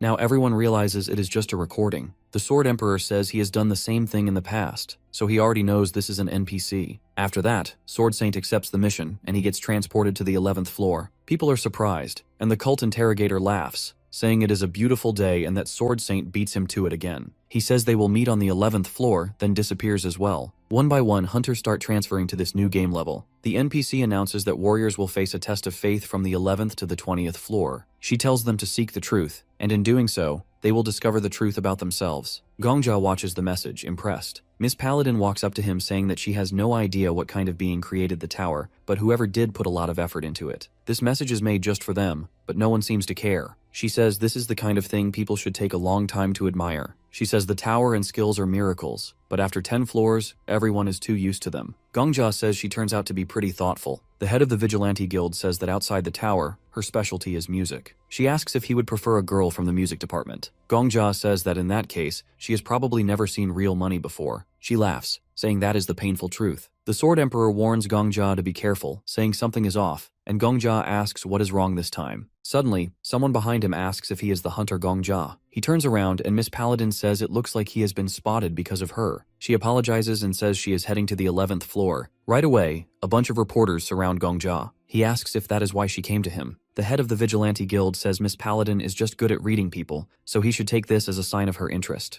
Gongja asks what she has figured out, but before leaving, she smiles and says the answer is inside his soul, then she vanishes. Gongja is frustrated, wondering if she has just set him up and run away. The Sword Emperor reminds him that she seemed suspicious from the start. The journalists start throwing questions at Gongja about how he cleared the 10th floor. Gongja takes a deep breath, thinking about what he should say. He needs to get to the 11th floor as soon as possible. The reporters keep pressing him for answers, but suddenly he silences them all by saying he will clear the 20th floor. Then he wishes them luck and transfers himself. Now, on the 11th floor, Sword Saint arrives and is completely surprised as a huge battle is already taking place. Warriors are fighting desperately to stop the Demon King's army for the sake of the Agem Empire. While the crazy fight is happening on the field, the knights are fired up because if they run away, the Empire is done for. Sword Saint tries to figure out what is going on, and suddenly arrows start flying at the hunters. The protagonist thinks the training is over now, and that fights like this will keep happening all the time. A knight runs up to the hunters, calling them warriors who will save the Empire. He holds up his sword and begs them to help him, saying this place is the last supply route for the Empire, so they have to protect it no matter what. If they fail, the capital will fall. The Sword Emperor says Gongja has gotten good at using aura to hear and see better. The knight in front of them asks them to save the Agem Empire. Right then,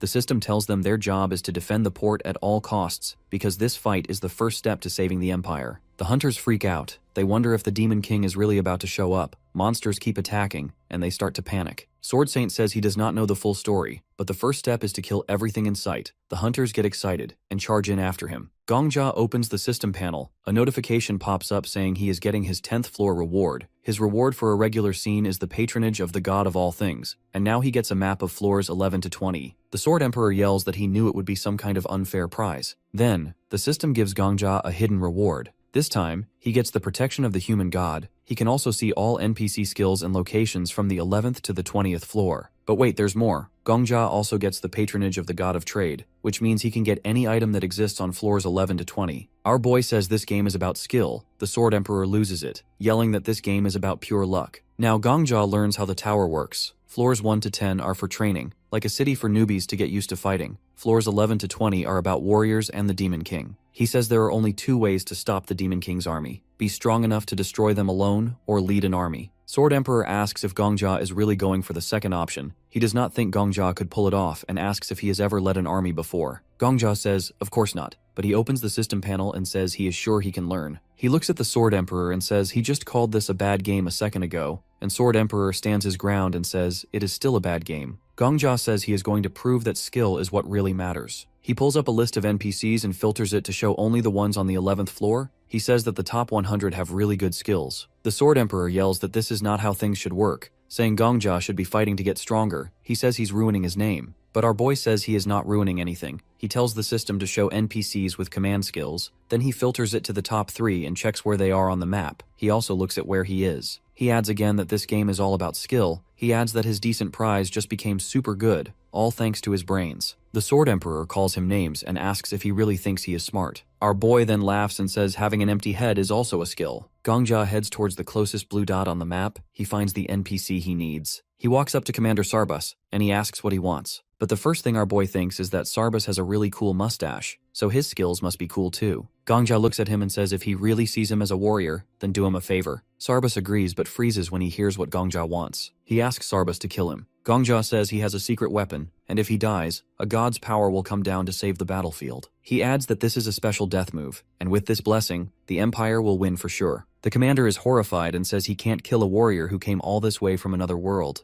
Gongja asks what is more important right now. Then he says if Sarbus won't do it, he'll do it himself. He keeps pushing and says this is the only way to save the Empire. He insists he'd rather die by Sarbus's hands than by a monster's. The commander hesitates but says that while saving the Empire is important, he still can't do it. But after thinking for a while, he finally picks up his sword and prays for forgiveness. He says he will try not to make it hurt too much, but first he asks for Gongja's name. Gongja tells him, and Sarbus covers his face, thanks Gongja on behalf of the Empire, and lifts his sword, saying Gongja is a true warrior, and then he sends him back to the lobby. He copies Sarbus's skills, and now everyone stares in shock as he rides into battle on a horse. Gongja still has that battlefield assessment skill Sarbus used to have, but this version is his own creation. He figures out that if they keep moving straight and then take a right, they'll run into the commander of the Demon King's army. Our boy leads the army forward, with everyone shouting about how the warrior of the goddess will protect them. He knows the skill is a game changer, giving him a mini-map and serious credibility, especially since he's already scouted the area by reliving the day multiple times. He notices a goblin still hanging around and thinks that little guy is really persistent. Then he pulls out his legendary sword. The sword has a wild backstory. Legend says the founder of the Egyptian Empire was blessed by the goddess, but he and the sword vanished without a trace, leaving behind a cryptic prediction about a man with the sacred sword showing up when fate calls. Anyone in the empire would trust the person holding that sword. The knights go nuts when they see it, yelling that the goddess hasn't abandoned them. Gongja raises the sword, shouts for everyone to attack, and thinks to himself how useful it is to clear hidden scenes. Meanwhile, Sword Emperor isn't really too happy that our boy picked that shiny, durable knife over all the other useful items. Gongja says that the knife is durable, sparkly, and will make NPCs on the first 20 floors go crazy. He keeps riding his horse, talking with the commander, and explaining that these creatures aren't just quest givers, they're quest helpers. Some hunters are wondering why Gongja is always with the commander, and why he's dressed like a hunter but acting like he's in charge. Gongja just laughs, thinking it's funny how envious they sound. Sword Emperor is still mad, yelling that he taught Gongja aura for sword skills, not eavesdropping. Gongja just says he likes it anyway and moves on. Ajim's army destroys the left side of the Demon King's forces, and Gongja orders them to push forward. Sarbus even calls Gongja his commander and tells everyone to follow him. Finally, they face the big boss, the Great Goblin King from the 11th floor. The Goblin King yells at his minions to stop the heroes, but Gongja isn't having it. He launches into the air, hits the Goblin King with a skill, and just like that, the boss is down. The knights go wild, shouting that the Demon King's army is defeated and the warrior of the goddess has taken out their leader. The goblins panic and try to run, but the hunters aren't letting them off that easy. They go full beast mode, taking out goblins left and right. And just like that, the 11th floor is cleared. The hunters are hyped, celebrating that they've beaten it in just 24 hours. The system tallies up the participants and announces the top 10 conquerors. Gongja is number 1 and the Sword Saint is number 2. Everyone is shocked that Gongja doesn't have an alias and that the Sword Saint is in second place. They wonder if Gongja is some hidden master. Sword Emperor tells him that he's just a cheater with a big head. Gongja shoots back that skill is king in this game, but Sword Emperor refuses to admit it. Gongja thinks to himself that this ghost cares more about his own ego than skills. Gongja then tells Sword Emperor he'll train in sword skills before tackling the 20th floor, so he asks him not to be mad. He even jokes that he can't get through this without learning anything if he's hanging out with Sword Emperor. Sword Emperor gets all excited, saying that Gongja will finally understand his true power. Sarbus comes over, bows, and thanks Gongja for the win. Our boy says not to thank him, since they all did it together. Sarbus admits he was skeptical at first because some oracle predicted warriors from another world would come to save them, and he wasn't sure they'd actually risk their lives for a different world. But our suicidal MC proves him wrong. They shake hands, and Gongja thinks that even though they're from different worlds, a handshake means the same thing. Sarbus says he's counting on Gongja in the future, and Gongja says he'll do his best. Then the system starts handing out rewards for clearing the floor. Gongja is surprised when it announces the top conquerors will get their rewards first and be the first to enter the 12th floor. Everyone else has to wait, but before Gongja moves on, Sarbus asks him to protect their empire. The Sword Emperor asks Gongja what he will do if Sword Saint sees him. Our boy wonders what Sword Saint could possibly do that would be worse than murder. The Sword Emperor doesn't get it and asks again. Gongja says he has a plan and tells the Sword Emperor not to worry. Then he moves, and the other top players follow him. They end up in the Imperial Palace of Ajim. The cult interrogator is super impressed with our boy. He walks up to him and says he's been watching his moves on the 11th floor. He thinks it's amazing how he used the NPCs. He asks if the sword he has is the reward for clearing the 10th floor. Gongja says yes, and the cult interrogator is shocked that he became the leader on the 11th floor thanks to a reward from the 10th. Gongja acts modest and says it's no big deal. Suddenly, Sword Saint shows up out of nowhere and attacks. The cult interrogator steps in to protect Gongja. He asks Sword Saint how long he's been training as an assassin. Sword Saint isn't in the mood to chat. He tells the cult interrogator to move and says he's going to kill the protagonist. The cult interrogator acts surprised and asks if he is really talking about Gongja. Sword Saint says yes, and the cult interrogator points out that his hands are important and that killing Gongja here would make the 5 big guilds look bad. He asks Sword Saint why he's threatening Gongja, but Sword Saint says he doesn't have to explain. The cult interrogator says it looks like they're not backing down. He crosses his hands and uses a spirit displacement skill from above. Sword Saint gets attacked by the heads of 2 big guilds, but he blocks their attacks easily. Viper calls Sword Saint an old monster, and the old man fires back by saying he isn't young either. since he's over 40. Miss Paladin tells Viper to focus on the enemy since they're at a disadvantage. Then the cult interrogator turns to the Countess and asks her for 10,000 gold pieces. She thinks he's asking for a loan and offers him 15% interest over 3 months. He says he's not borrowing, he's asking for a donation. She gets mad and calls him a robber. He says it's dirty money anyway and she should donate it to the temple. She reluctantly hands over the gold and coins rain down. The cult interrogator happily takes the donation, puts his hands together, and uses a sacred technique to make Miss Paladin and Viper stronger for 300 seconds. He says the gold will take over their hands and finishes the technique. The cult interrogator adds that even Sword Saint will have a hard time dealing with the 4 of them now, especially since the Countess's safe isn't empty yet. He jokes about whether the Countess will go bankrupt before Sword Saint is defeated. The Countess is not happy and asks why he's looking at her safe. Then the Black Witch shows up and says this alliance isn't just the 4 of them. She says she's joining the fight because Gongja made a deal with all 5 guilds the day before, giving him the same rights as the guild heads. She says attacking Gongja is the same as attacking all of them, and asks if Sword Saint really thinks he can take them all on. This is Gongja's plan in action. Sword Saint is furious, and our boy turns to the Sword Emperor and reminds him of what he said on the 11th floor. Gongja says there are 2 ways to deal with a strong enemy, either have enough power to take them down alone or lead an army. He says a solo player is no match for a hunter with an allied army. He then walks up to Sword Saint and offers to talk. He says he's confused about why Sword Saint attacked him since this is their first meeting,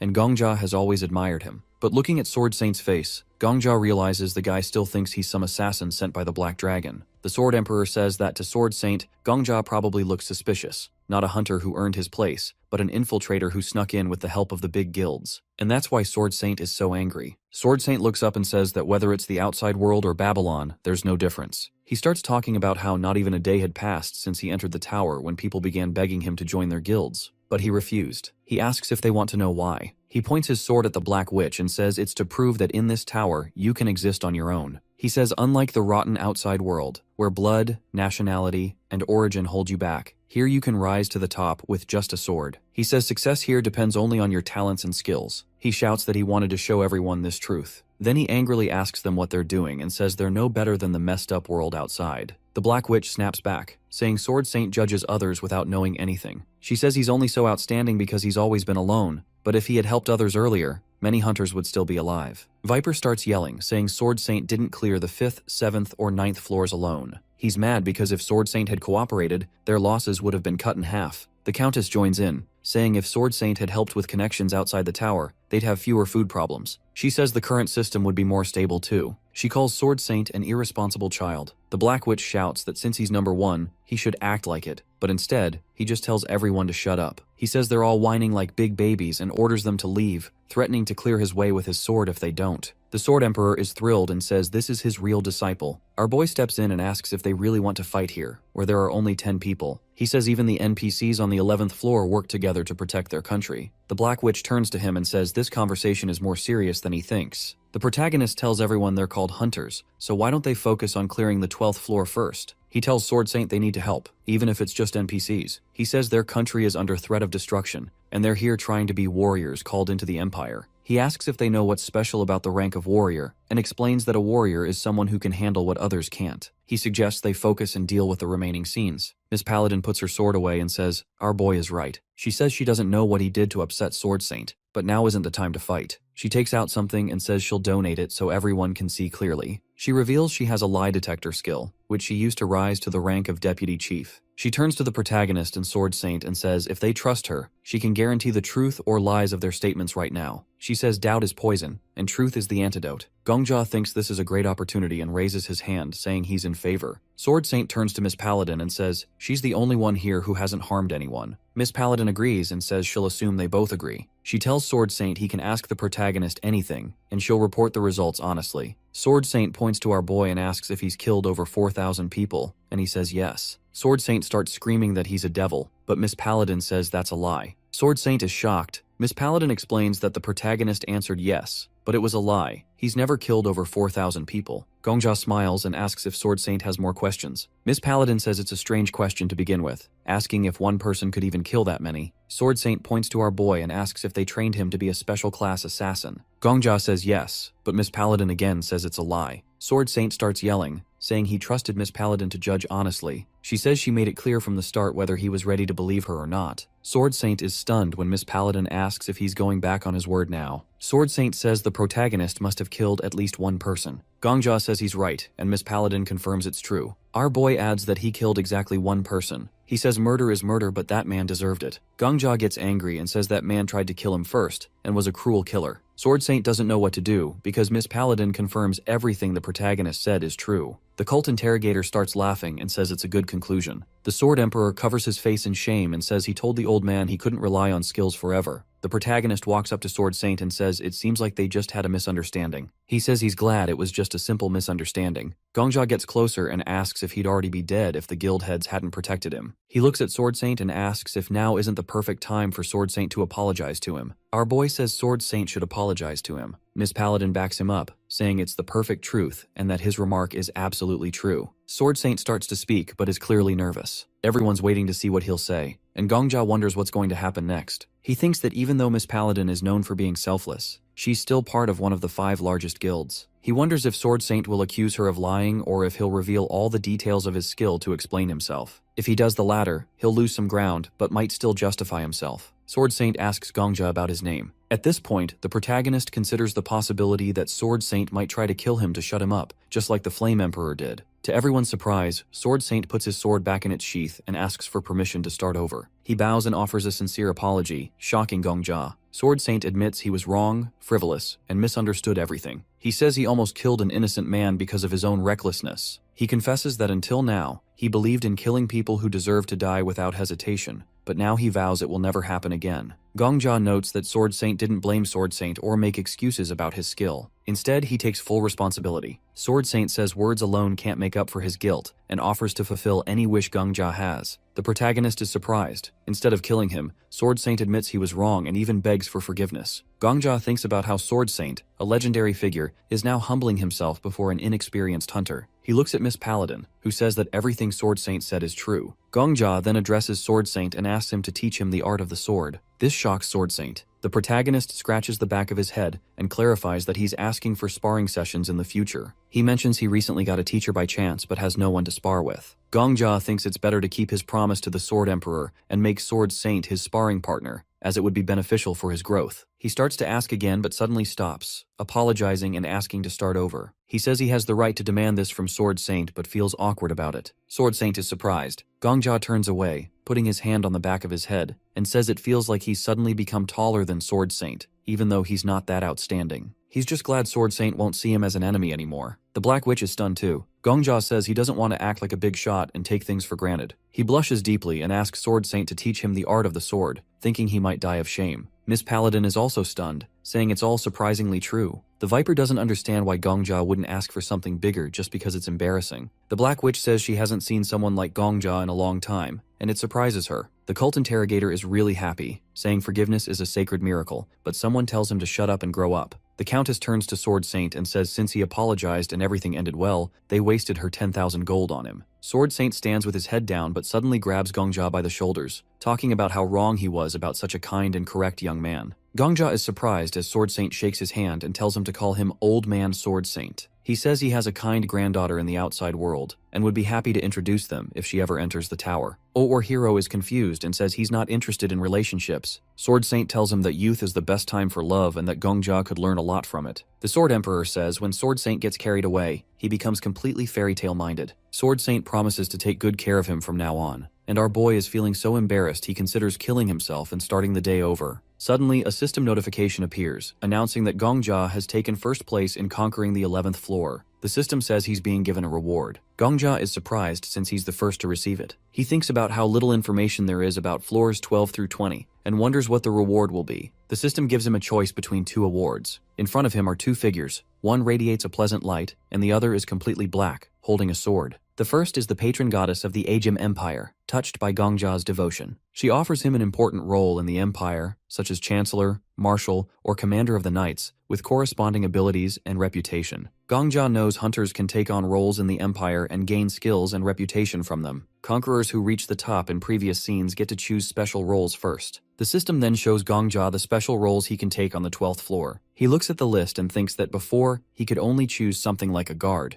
Then he notices the Demon King's reward. The Demon King, really happy with Gongja's activity, offers him a secret alliance. He promises to give Gongja the same reward as the goddess, but adds an extra gift. If Gongja kills all the other warriors in the top 10, the Demon King will use his position to transport Gongja directly to the 99th floor of the tower. Gongja silently stares at this offer, shocked. The Viper asks why he's gone quiet and is staring into space. Gongja is confused, wondering if killing all those people would let him skip straight to the 99th floor. The system asks him once again to choose one of the two rewards. The Sword Emperor says it's a trap and tells Gongja not to fall for it no matter what. The protagonist replies that he knows it's a trap because the Flame Emperor definitely chose the Demon King's reward. He says that the Flame Emperor probably picked the Demon King's reward, but ended up stuck on the 40th floor, not the 99th, which proves it's a trap. Everyone looks at him confused. Gongja keeps speculating that maybe the Flame Emperor initially sided with the Demon King, realized it was a trap, and then got reborn. But he admits it's still tempting. He wonders what it would be like to face the boss monster of the 99th floor, even if it meant dying. The Sword Emperor looks at him seriously and tells him not to even think about it. He says he reached the 99th floor alone and fell through, calling the Demon King's reward a cruel and disgusting trap. He assures Gongja that even with his skills, he wouldn't be able to kill the top 10 fighters, and even if he did, he'd never conquer the 99th floor. Gongja asks if the boss of the 99th floor is really that strong. The Sword Emperor says there's no boss monster there, it's something far worse. He covers his face, clearly disturbed, and warns Gongja again. The protagonist asks what's so scary up there, feeling uneasy because it's the first time he's seen the Sword Emperor like this. The Sword Emperor admits he hates to say it, but Gongja is doing a good job,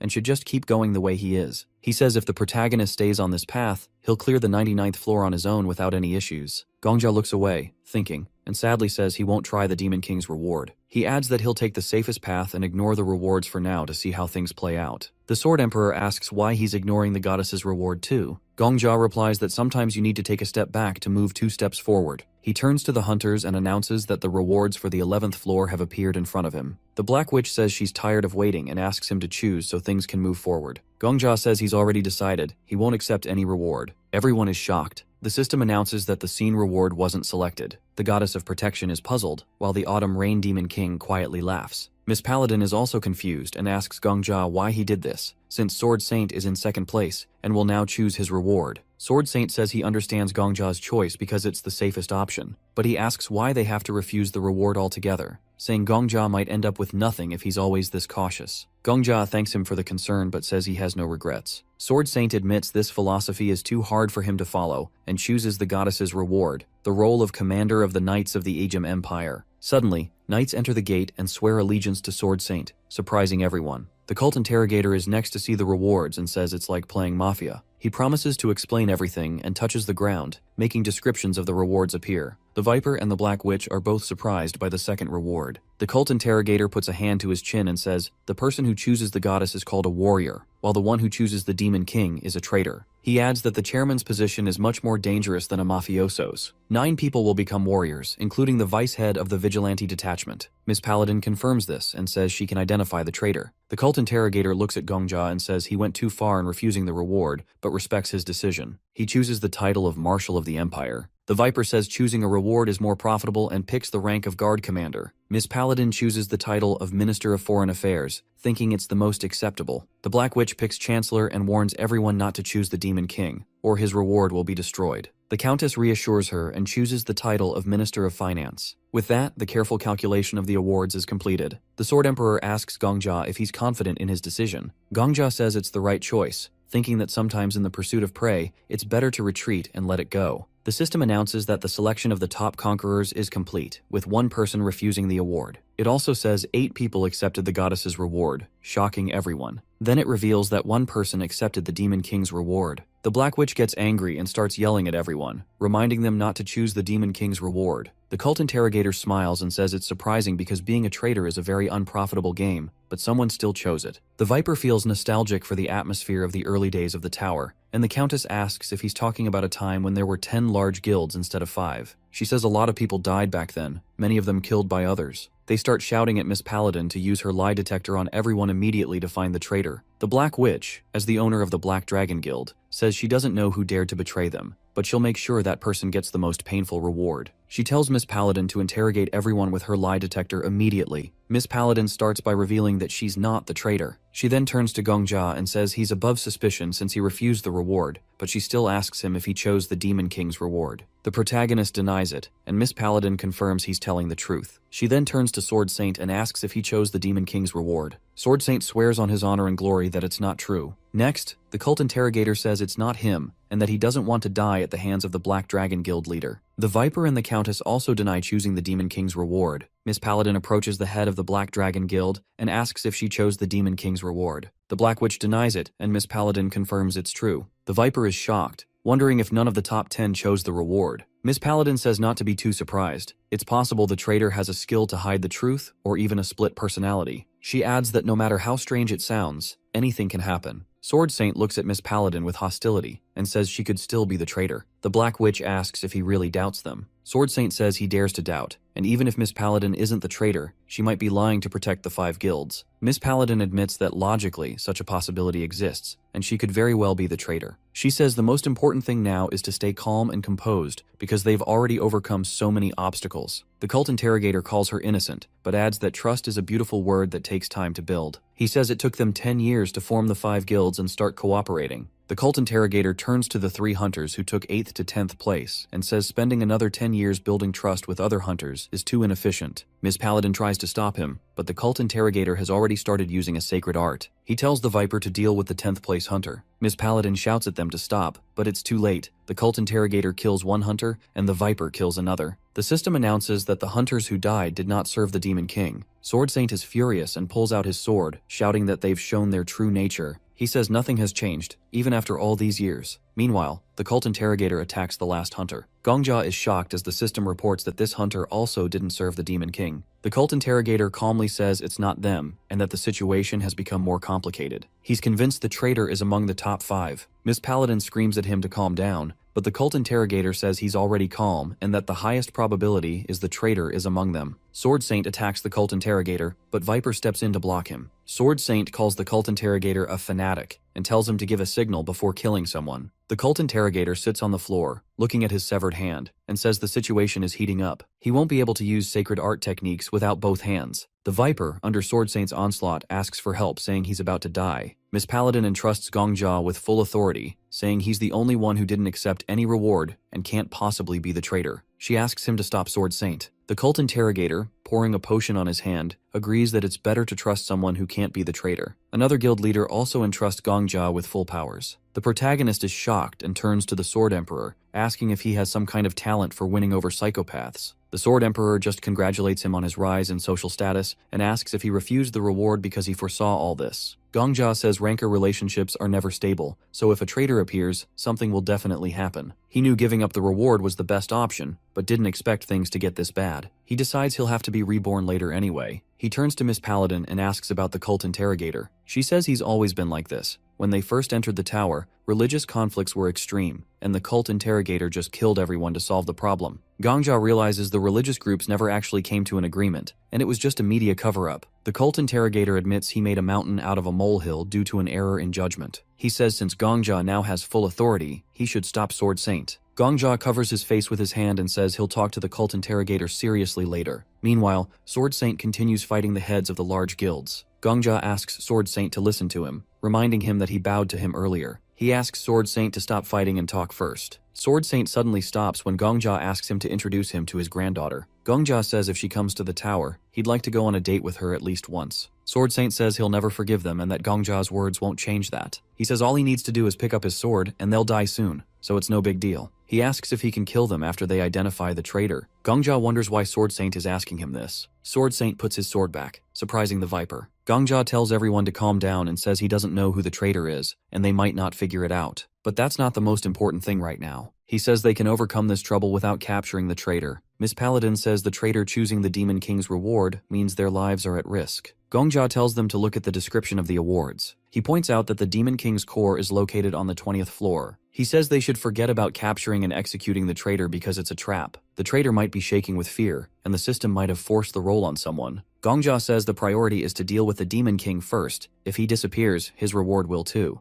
The system informs Gongjia that the Autumn Rain Demon King clicked his tongue, but the goddess's eyes are sparkling. Gongjia says no matter what test the tower comes up with, the solution is always simple. He suggests they rise up and smash the Demon King's core. The system then begins issuing the quest for the 12th floor. Everyone's terrified at the red rain. They say that this is the same rain from a nightmare, and now it's all over. Viper is surprised and wonders if this is some kind of setup, asking if the NPCs are acting this way on purpose. But Gongjia says the quest has begun. He walks over to the window, breaks it, and the Autumn Rain Demon King appears. The Demon King calls them all pathetic nobodies. He mocks them, asking if they really believe people summoned from another world would become their shields. He says they can call thousands of warriors and millions of knights, but they're all just the same little people. Gongjia opens the map and sees the castle is surrounded. The entire map is covered in red dots. The Demon King says they'll be consumed by their malice. A quest notice pops up, saying the Demon King has been weakened, and the heroes need to stop him. Viper is surprised and asks if the Demon King is really weakened. Gongjia repeats that now isn't the time to quarrel with each other, but Viper starts shouting that this quest is designed to fail from the start. Gongjia tells them to calm down and says the tower doesn't give impossible quests. He points to the NPCs and says the Viper, as the head of the Ejim Empire's guard, needs to lead the guards. Gongjia says they can't complete this stage just as hunters. The guild heads need to inspire the NPCs and lead them into battle, treating them like real people. He tells Sword Saint as a commander to unite with the Viper since they've both been given leadership roles. It's time for them to do their duty. Gongjia then tells Miss Paladin to find the Emperor and the NPC officials from the Ministry of Foreign Affairs. He turns to the cult interrogator and says he doesn't like hunters like him, but right now, they can't afford to lose the marshal. The cult interrogator laughs and says he likes Gongjia more and more, but Gongjia cuts him off, reminding him that they've handed over all powers to him. Our boy says the knights on the fortress wall are terrified of the army in front of them, so the marshal needs to personally climb the wall and calm them down. He orders the marshal to protect the wall at all costs because if the enemy breaks through, the scene will end. The marshal bows and says he's never broken a promise since birth. They all start acting on Gongjia's orders. The protagonist says he'll go first. The other hunters are surprised and say this is much cooler than the port, the Black Witch, but she asks him to call her the head of the Black Dragon Guild. He asks how she ended up here, and she says she has an instant movement skill that lets her move to any place in her field of vision. The Sword Emperor says Gongjia should die from her just once because instantaneous movement is a top-tier skill. Gongjia asks why she's here instead of going to the fortress wall. She says she came to take him away. She saw on the 11th floor that he has a sword that affects local NPCs, and with it, he can raise their morale. She says the knights on the wall need him, not her. She extends her hand and asks him to agree to move with her. She says he needs to clearly say he'll move with her, or her skill won't work. Gongjia is surprised. Instantaneous movement is at least an S-class skill, and she's sharing information that should be kept secret. The head of the Black Dragon says she's the chancellor of this empire and asks how she could hide something while defending her country. She tells Gongjia to hurry because there's no time. He agrees, and she grabs his hand, saying there's one more condition.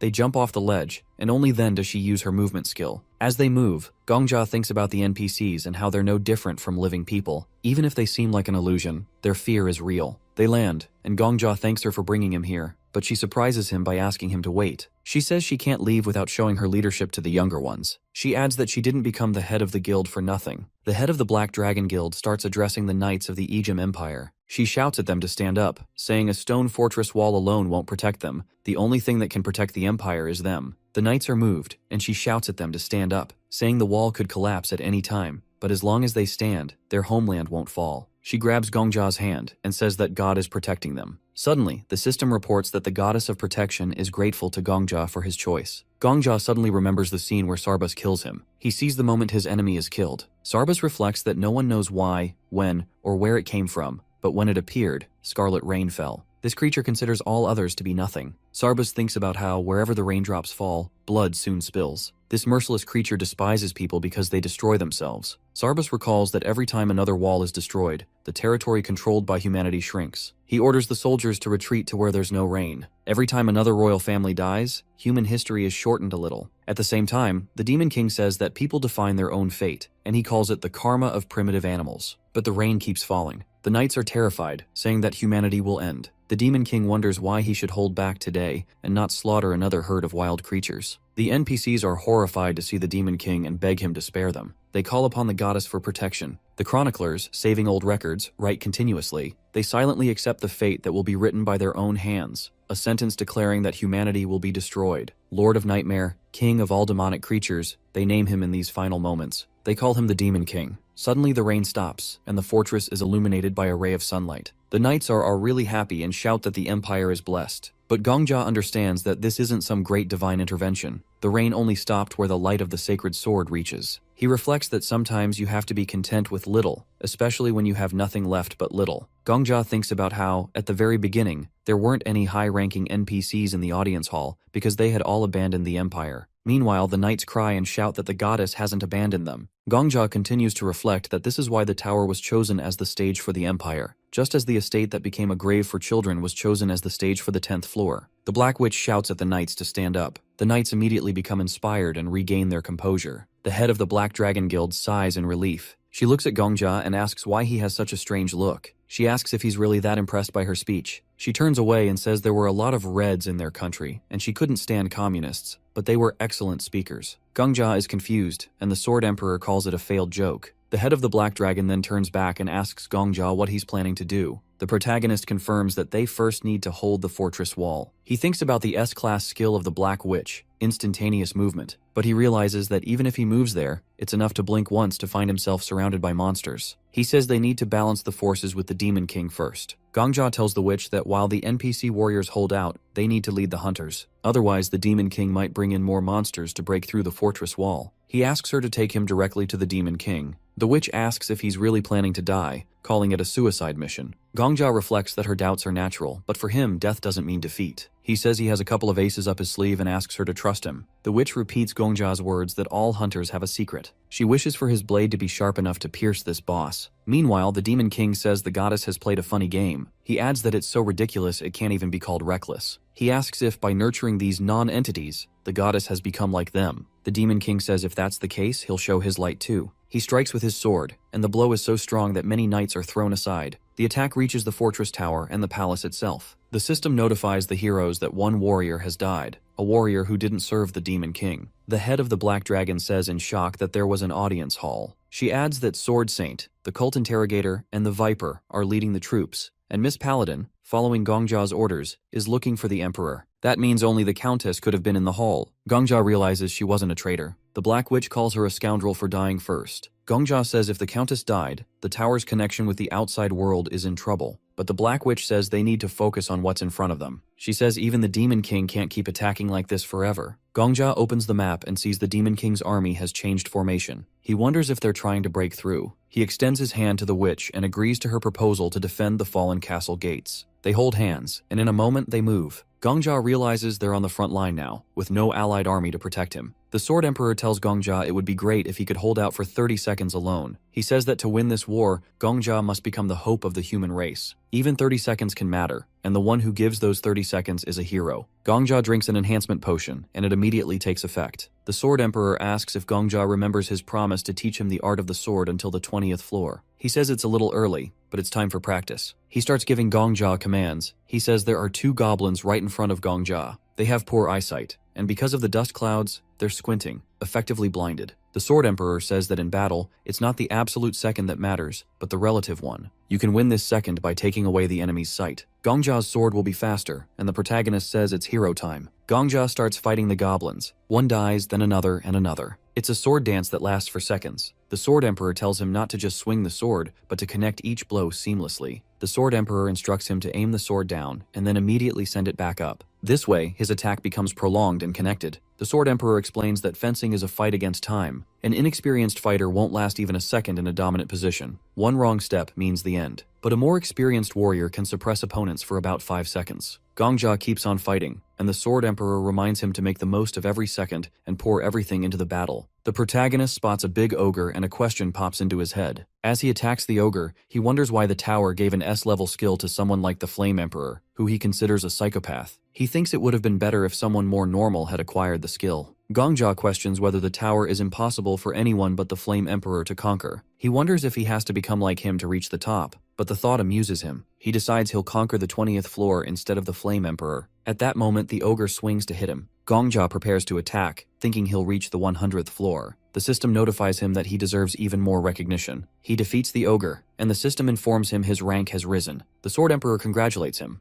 saying it's only been 30 seconds. Suddenly, Sword Saint appears behind Gongja. He helps by destroying all the enemies in front of him. Sword Saint says that Gongja is incredible, which surprises our boy. He introduces himself again, saying that his name is Sword Saint. Gongja thinks this is the second time a top-ranked hunter has told him their name. He sees that things are different now, and he can do things he couldn't do before. He turns and tells Sword Saint his name, and Sword Saint invites him to fight together, and they merge into a seamless team. The cult interrogator shows and apologizes for being late. He says that leading an army isn't the easiest, but he thanks Gongja for buying them some time nonetheless. He orders everyone to kill all the monsters threatening the Empire. Gongja fights fiercely, his mind focused on one thought: moving forward. Viper runs up to him and says he's doing well. He explains he was delayed because he was leading not only the guard but also a member of the guard. The snake says Gongja will now see why they're called the Heavenly Order Guild, but Gongja isn't listening. He's completely immersed in the flow of battle. The snake introduces himself as Loafing and says Gongja recently saved his life in the audience hall. He decides to cover Gongja's left side, saying those on his right have never died. Miss Paladin appears and apologizes for being late. She reports that she found the Emperor, but he committed suicide by poisoning. Sword Saint says it's fine, and that it's better to fight together than waste time gathering an army. Miss Paladin agrees but is stunned when she sees Gongja. Sword Saint tells her not to interfere because for Gongja, time is like gold, and he's reveling in it. The Demon King mocks them, calling them worthless and asking if they're proud just for gaining a little time. He says even their patron goddess has weakened, and there's no longer a god in the Empire. He raises his sword and asks what they're hoping for. The Black Witch shouts to raise the mirrors. She says she let him go once, but won't let him off so easily this time. She uses the mirrors to deflect his blow, but they shatter. Viper and Sword Saint repel the blow together. The Black Witch grabs their hands and says she'll move them all to the Demon King, but they need to hold on. She screams Gongja's name and extends her hand, shouting for him to grab it. She yells that they'll leave without him if he doesn't. Gongja feels like everything will soon disappear. He remembers the past and realizes they'll all forget what happened. The Sword Emperor calls him a partner and says it's time to go catch the boss of the mobs. Gongja thinks maybe it won't disappear, just like the fact that one person died on the first floor and a soul perished on the 99th. He realizes the problem won't be solved by going back, but he's already grown stronger. The Black Witch uses her movement skill, and they appear right in front of the Demon King. The Demon King says they've learned there's a traitor, or rather, an imposter among them but still desperately trust each other, tying together the scraps of what's left. He asks if they truly believe these scraps will become their armor. The Black Witch tries to stop Gongja, but he apologizes in his mind, saying that they'll meet again in the next life. He decides to attack the Demon King. The Demon King asks if Gongja has come to kill him, but Gongja says he's come to die by his hand. The Demon King grabs Gongja and kills him instantly, and the system informs him that the conditions for using the skill have been met. Gongja is dead, which means he can now copy the skill of the Autumn Rain Demon Sea. The cards float around him, and the Sword Emperor says he's checked all the available skills.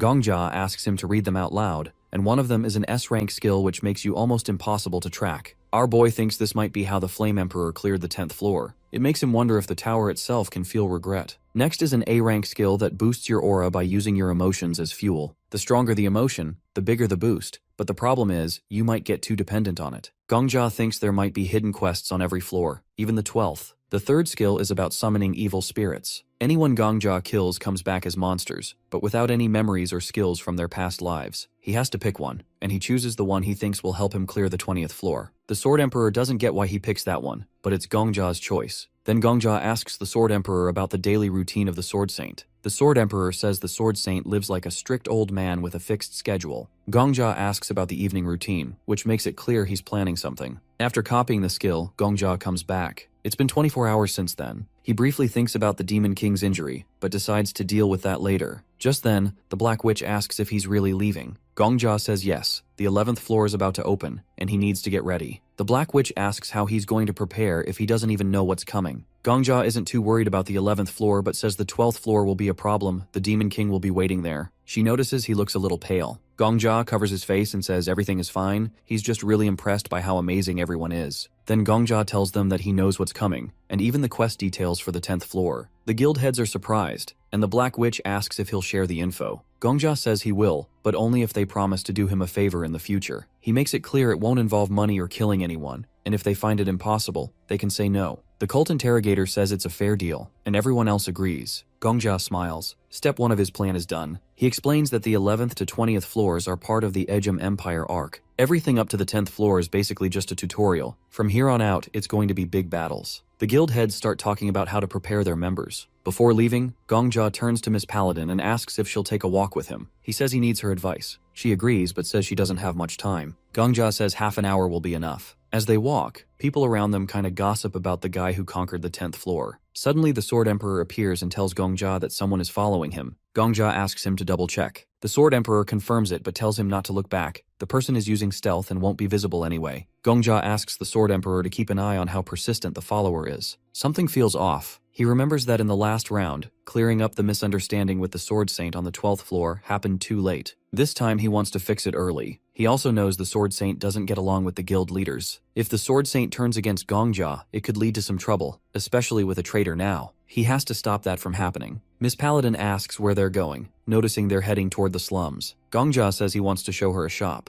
His real plan is to lure the Sword Saint out. He's memorized the Sword Saint's schedule, and just as expected, the Sword Saint starts following him. Miss Paladin cluelessly follows along. Gongjia says the store is run by a really talented but unknown pharmacist. He says a bit of promotion could make her successful. Suspicious, Miss Paladin uses her lie detector. Gongjia passes, he's not technically lying. She asks if he's planning anything. Gongjia smiles and says he's the one asking for a favor, so any trouble is on him. She apologizes, saying she's often told she overthinks things. They enter the shop, and the alchemy master greets them. Gongjia asks if she's still working. She says business hours are over, but she's always ready for clients, especially for her favorite, Gongjia. When Gongjia introduces Miss Paladin as the deputy head of the vigilante squad, the alchemy master panics, thinking it's an inspection. She starts saying she's never sold anything illegal. Miss Paladin, caught off guard, uses her lie detector again. It confirms everything is true, which only shocks her more. Gongjia says he's not here to cause trouble, saying that the alchemy chick's business isn't keeping up with her skill level. He suggests giving Miss Paladin a potion sample. If she likes it, they can make a deal. Adding the vigilantes as clients would boost her business. The alchemy chick is really happy. She says Gongjia once saved her store with a big order, and now he's helping again. She asks how she can ever repay him. At that moment, the Sword Saint enters the store and tells everyone to leave except Gongjia because he wants to talk privately. Miss Paladin asks Sword Saint what he wants with Gongjia, but Sword Saint mocks her, saying maybe her ears don't work. He tells them to step aside because he's here for Gongjia. Miss Paladin asks what kind of conversation he could possibly have with Gongjia, but Sword Saint repeats a third time, "Get out of the way." She doesn't move and tells him that even if he says it 30 times, it won't change anything. She says he's old now and clearly can't understand basic things anymore. Miss Paladin reminds him that Gongjia officially joined the top 5 guilds, and attacking him now would mean declaring war. Sword Saint gets irritated. He says if the guilds are involved, then Gongjia must be an infiltrator, so he reaches for his sword. Miss Paladin still looks confused and says she doesn't understand what he's talking about. She also grabs her sword and says she knows he's been going around attacking people just because of suspicion. The vigilante squad didn't step in before because they didn't want to deal with his personal drama, but this is different. He's about to do it right in front of her. Sword Saint asks if she really thinks she can stop him. Miss Paladin says no, but she'll fight with everything she's got. If she dies here, he'll just be remembered as a murderer who killed an innocent person. She tells him not to hold back if he wants that title. Gongjia thinks to himself, yep, that's Sword Saint's weak point. The poor guy can't hurt innocent people. He remembers this from the previous round. Sword Saint really trusted Miss Paladin because she never hurt anyone. That's why Gongjia brought her along. Then the alchemy chick steps in. She puts herself between them and says Gongjia is her client and her benefactor. She says even though Sword Saint is famous and respected, she won't let him touch Gongjia. Sword Saint starts calming down, and the alchemy chick asks him to leave her shop. Gongjia realizes that these people might not be stronger than Sword Saint, but their presence alone can stop him. And Sword Saint lets go of his sword, turns around and leaves. Everything goes just as Gongjia planned. He fulfills the second condition, to find a chance to exchange a few words with Sword Saint before the guy tries to kill him. As Sword Saint walks off, Gongjia suddenly yells after him. He shouts that tomorrow at noon, he'll be waiting in the wasteland north of the city. He tells Sword Saint to come if he really wants to know who Gongjia is. Sword Saint looks back, says nothing, and keeps walking. Miss Paladin says this whole thing got way too intense. She jokes that this kind of meeting wasn't supposed to happen unless it's a cursed moonlit night or something. Gongjia asks if Sword Saint is really known as a murderer. She says not officially, but the top guilds are aware of it. She says Sword Saint's daughter and son-in-law were killed by some murderer while he was still in the outside world. Sword Saint never talks about it, so nobody knows much. Gongjia feels kinda sad hearing that. Miss Paladin says maybe that's why Sword Saint acts this way. He sees a killer and instantly goes all killer mode. But again, there's no solid proof, just what people have pieced together over time. Sword Emperor tells him that it's true. The old man once told him that his grandson and granddaughter barely survived. Gongjia asks why he never mentioned that before, and Sword Emperor casually says because Gongjia never asked. Miss Paladin says she kind of gets Sword Saint.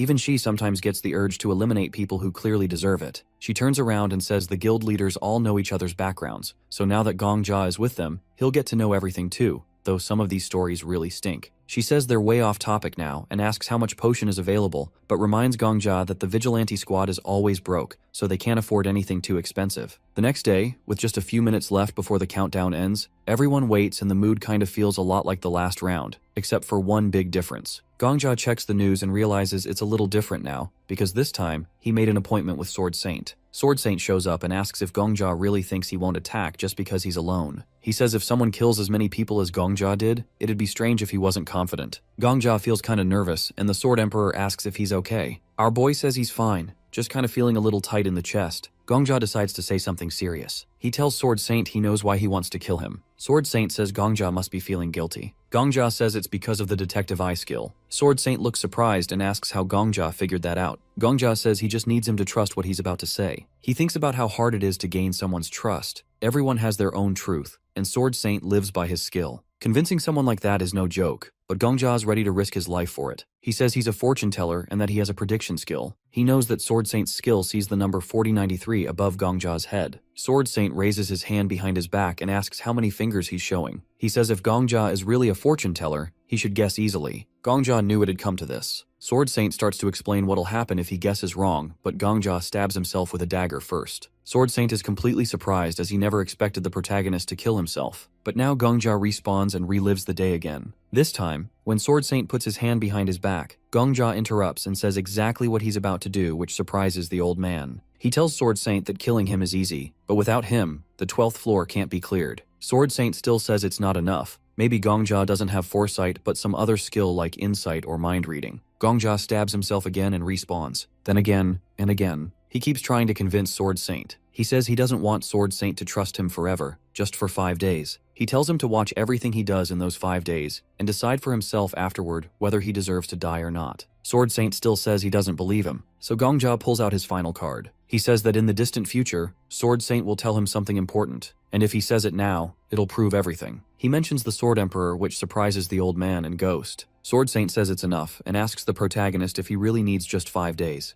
Gongja says yes. Sword Saint agrees. He says he'll observe everything Gongja does, his steps, words, behavior, everything. Then he'll decide whether Gongja is a fraud or a real fortune teller. Our boy bows and thanks him. Now everything is in place. Sword Saint won't attack him on sight anymore, and the guild leaders are on board too. Everything's set to prevent trouble up in the 12th floor. He tells Sword Saint that they'd meet again on the next level, and then they move on to the 11th floor. Gongja gets transported to the battlefield, and the hunters are all surprised as this whole mission is starting to feel intense. At first, everything seems the same as the last round, but then something new happens. The Black Witch suddenly yells out to all the hunters, declaring that from now on, the Black Dragon will take the lead in this war. She orders one section to push through the left side, while the other section go right, and the Black Dragon unit will go straight down the center. She tells everyone to keep their complaints to themselves until the battle is over. The hunters charge in, and Viper shouts that he'll strangle anyone who dares die in this war. The guild leaders jump into battle as well, and Sarbus watches all this in surprise, then yells at his own army, telling them that warriors from another world are crushing the monsters easily. He calls for his knights to join in, and they do just that. Meanwhile, the Sword Emperor walks up to Gongja and asks if he's okay, teasing him that if things keep going like this, he might fade into the background. He keeps making fun of him, saying that he loves attention more than anyone and wonders if he's okay losing his spotlight. Our boy just says it's fine and that he doesn't care. The Sword Emperor laughs and asks if Gongja has finally grown up. Behind Gongja, Sword Saint is silently standing, and Gongja doesn't notice at first. Then he turns and jumps in fear when he sees the old man right behind him. He asks what the old man's doing, and Sword Saint reminds him that he said he'd watch Gongja for 5 days before deciding whether to kill him or not. Gongja asks if he really meant 24/7 surveillance, and Sword Saint says yes. Gongja says that maybe he should fight some monsters too, since the rewards depend on contribution, and without even turning around, Sword Saint casually slices off the heads of several goblins. He says he'll swing his sword from time to time so he shouldn't worry. Gongja walks towards the Black Witch, but her men stop him, asking what he wants with the leader. The Black Witch turns around and sees him and Sword Saint, telling them to make it quick since she's busy leading the charge. Our boy tells her that he has a reward for clearing the 10th floor, and she barely reacts, so he pulls out a mini-map and says he can see the whole battlefield, with the location of enemy and ally forces. That gets her attention, so she turns around and asks if it's real, and he asks why he would lie. Immediately, she grabs his hand and scolds him for not coming sooner, then demands to know where the boss monster is. He points at the spot, and it's surrounded by enemies that are hard to see, but the map shows it clearly. She immediately activates a teleport skill and tells him to accept the transfer. He agrees, and as they prepare to teleport, Gongja notices how different she is when she's not in control. Her real personality shows when she's flustered. They teleport right above the battlefield, and the Black Witch asks where they need to go next. Gongja quickly points toward a distant shape, and they teleport again, appearing directly above the boss monster. As they fall, she asks if he even knows how to use a sword, and he says he's strong enough to handle this one. Then she launches him straight toward the monster. Gongja jumps down with his sword, landing on the ground and slicing the boss in half. The smaller monsters around freeze in terror, and Gongja turns and casually asks if they want a piece of the action too. The monsters all run for their lives, but the hunters chase after them. The Black Witch praises our hero, and says the stage is already cleared in under an hour, with less than 30 hunters dead. Gongja is really surprised as she's always had a serious face because so many people died early on, but now she's really happy at the low casualties. He realizes her mood is directly tied to how many people survive, and she's surprisingly simple like that. He tells her to calm down, but she's too excited, praising him again and saying this is the smoothest conquest ever with the fewest deaths, and that he should be proud. Gongja feels a little speechless, and the Black Witch tells him it's a blessing that the new hero is someone like him. She shakes his hand and says that from today, the media will be all over him. Gongja shakes her hand,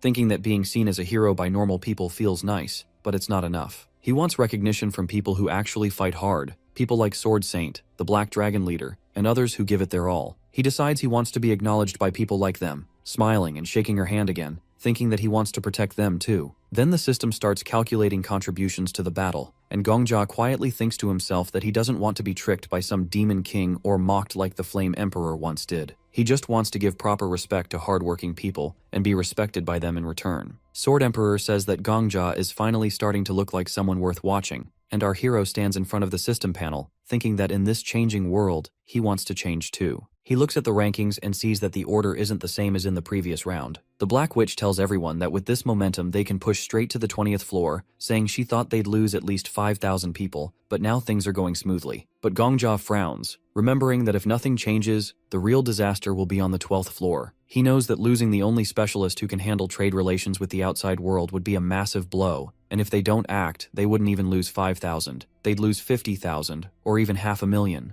Gongja is immediately transported to the 12th floor, and everyone is already there. The Black Dragon Leader looks around and says she didn't expect such a place. The cult interrogator praises Gongja, then asks if he knows where the next boss is, since he cleared the previous scene. But Gongja says he has something to tell the guild heads first. Everyone starts paying attention, and Gongja asks if they remember yesterday's promise, and the cult interrogator raises his hand and says, "Of course." Gongja tells them to honor that promise now. He asks everyone to do absolutely nothing for the next 5 days, just stay put, and says he'll take care of everything up to the 20th floor alone. The Black Witch is surprised and asks if this is a joke, telling Gongja to stop because it isn't funny at all. The hero says they hear everything correctly and that this isn't a joke. Everyone is surprised. The head of the Black Dragon says it's impossible, adding that he knows clearing the 10th floor alone has taken them many years. Sure, they have just conquered the 11th floor in less than an hour, but according to her, Gongja is overconfident and simply too excited. The hero bows and asks them again, saying that while he clears the 10th floor primarily for himself, he shares the rewards and achievements with them. He points out that everyone benefits from the information, not just him, and that he has every right to make this request. He asks for only 5 days, saying that regardless of whether he has time to clear everything up to the 20th floor for them or not, he just wants them to wait for this period. That's all he asks for. Meanwhile, the system begins issuing rewards for conquering the 11th floor. Behind Gongja, information about 2 awards appears. The guy turns around and looks at the pan, while the hero wonders if the Demon King is acting more quickly because now they aren't fighting. Gongja, meanwhile, is waiting for an answer from the guild heads. The Demon King strongly recommends that Gongja choose the reward. He then looks at Miss Paladin and the other heads, and the Demon King hints that he can refuse the reward. Suddenly, the cult interrogator says that he doesn't see the problem. He says that Hunter Gongja shares information about the 11th floor with them, and in return, he asks them to fulfill one request, which they agree to, with the condition that it wouldn't be something impossible. The cult interrogator says that doing nothing for 5 days and just waiting there won't be easy, considering the fuss the press will create during that time.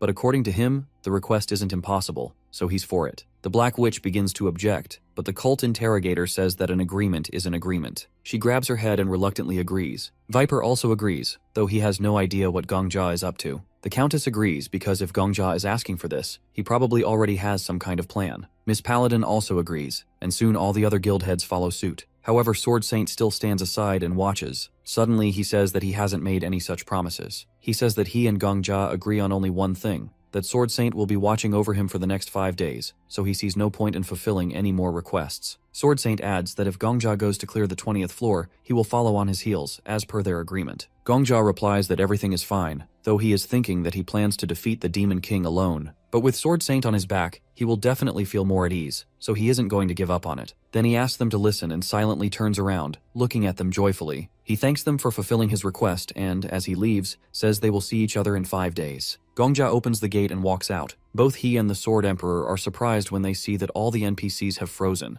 Gongja explains that this is because the quest hasn't started yet. Sword Saint, as agreed, continues to follow him. The hero explains to the Sword Emperor that no one has yet chosen a role, and now the Empire has neither a Chancellor nor an Admiral. Replacing them with hunters will trigger the quest from the 12th to the 20th floors, as it ties into the quest given upon entering the 11th floor scene. Gongja begins to remember and wonders if, last time, the quest on the 12th floor has been given out too late. He realizes that the quest only opens after analyzing the roles. Heading toward the exit of the fortress, he says that if they don't choose a role, the quest won't begin, and neither will the invasion of the Demon King's army or the Empire's resistance to it. As he continues to leave the fortress, Gongja turns around and asks the Sword Emperor what will happen if the Demon King dies in this state. He opens the minimap and asks again what will happen if the boss dies before the quest begins. Gongja replies that it's elementary. No one will be able to choose the Demon King's reward, and of course the traitor won't appear either, because he will be gone before he can get things done. The Autumn Rain Demon King begins to get angry at Gongja, but then he suddenly appears. The Demon King asks how Gongja dares to interfere and orders him to adhere to the agreed order of the Goddess of War. He calls Gongja an impudent person for coming here without making a choice. However, Gongja says that he has chosen as expected. He pulls out his sword and says that this is the best choice. Gongja smiles and says that he will kill the Demon King before the start of the quest, and then not a single hunter or Imperial will die. Of course, some kind of traitor won't appear either. He says that this will be a happy ending without a single victim. Gongja smiles again and says that he hasn't been able to stomach bad endings for a long time,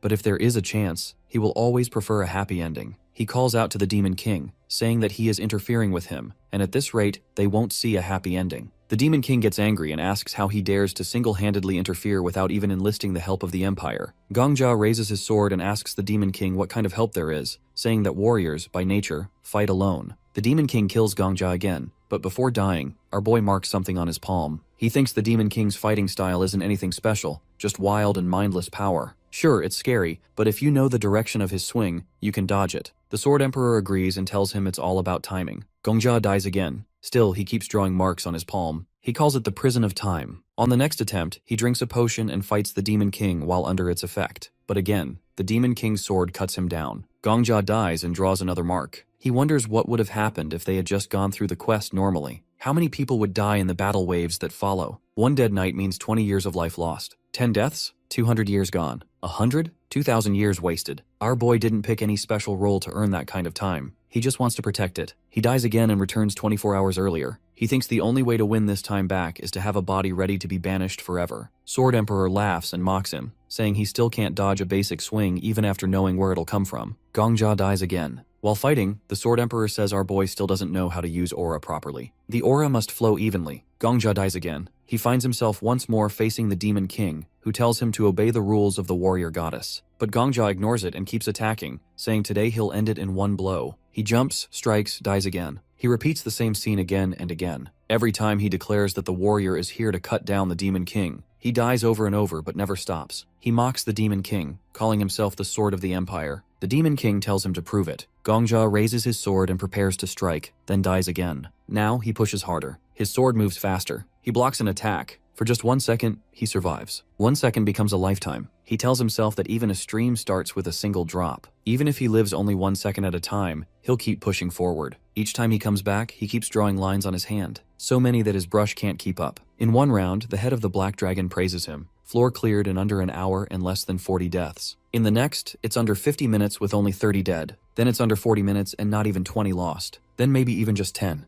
And finally one day no one dies. The Demon King sees Gongja smiling and asks why. Gongja says he's happy. The Demon King is confused. How can a dying man be happy? Gongja says no one, not even him, would understand. The Demon King says that sounds arrogant. Gongja just says it's the truth and attacks again. He dies, but he keeps going. His sword today is faster than yesterday, and tomorrow it'll be faster again. Later, the head of the black dragon walks up to him and tells him she checked. No one died. She holds his hand and says even the Pantheon had no casualties. She cries and hugs him, thanking him. Gongja thinks he wants to keep living just a bit longer. He finds himself back again. The Demon King asks how he dares to challenge him alone. Gongja says it's just the way of warriors. He fights again, dodges the next blow. The Demon King keeps swinging, calling his shadow the true evil. Gongja blocks it, but suddenly a mirror appears. The Black Witch teleports in behind him. She says she was supposed to stay put, but curiosity got the better of her. She asks what Gongja's doing here all alone. He says it's the warrior game. She says she's not letting him have all the fun and joins in. Gongja jokes and asks if she's trying to steal his kill. She says stolen prey tastes the best. The Demon King tries to speak, but Gongja cuts him off and says, forget fighting alone. Maybe attacking as a group is also the true warrior spirit. The Demon King gets mad. He says their weak tricks won't work anymore and calls upon the evil spirits. Monsters appear everywhere. The Black Witch is shocked. This is beyond what they can handle alone. The head of the Black Dragon shouts if the Sword Saint plans to help or not. Sword Saint stands relaxed, says he's still watching. After all, it's only been 30 seconds and Gongja's already fighting Dark Slime. Gongja shouts that he wanted to fight alone for a bit and now he's ready for help. The head of the Black Dragon prepares to leave and tells them to grab her hand, but Gongja refuses. He says it's fine. He raises his hand and points to the sky, then activates his skill. He summons his own evil spirits and the Demon King is surprised. In a flashback, the Demon King was injured. It grew in size little by little, but it still wasn't that big. Each time it received a new body, it also got happier. Suddenly, the Demon King in the form of a puma saw a girl. She started running away, screaming for her dad to save her, but there was no one nearby. The Demon King ate the girl up and absorbed her completely, and there was nothing left of her. With her memories slowly flowed into the Demon King, and the creature became the girl. Her father yelled out for her. It turned out her name was Estelle. He looked out from behind the bushes and asked her what was wrong with her clothes. The girl turned to her father and said she's okay. Back to our hero, who had just activated his skill. Skeletons start to emerge from the dark shadows, and Gongja asks the Sword Emperor if he's wondering why he chooses to summon evil spirits. He says that at first he also leans toward a different skill. He starts talking about the technique that enhances aura, saying it would probably be kinda cool if he could use it like the Demon King. But now, his opinion has completely changed. He shows a skill card and draws the Sword Emperor's attention to the fact that the card mentions summoning people killed by the owner of the skill. He asks the Sword Emperor how many people he has personally killed. The Sword Emperor replies that he has killed 0 people, adding that maybe he's only killed 2, the Flame Emperor and himself. Gongja agrees and says that must be true.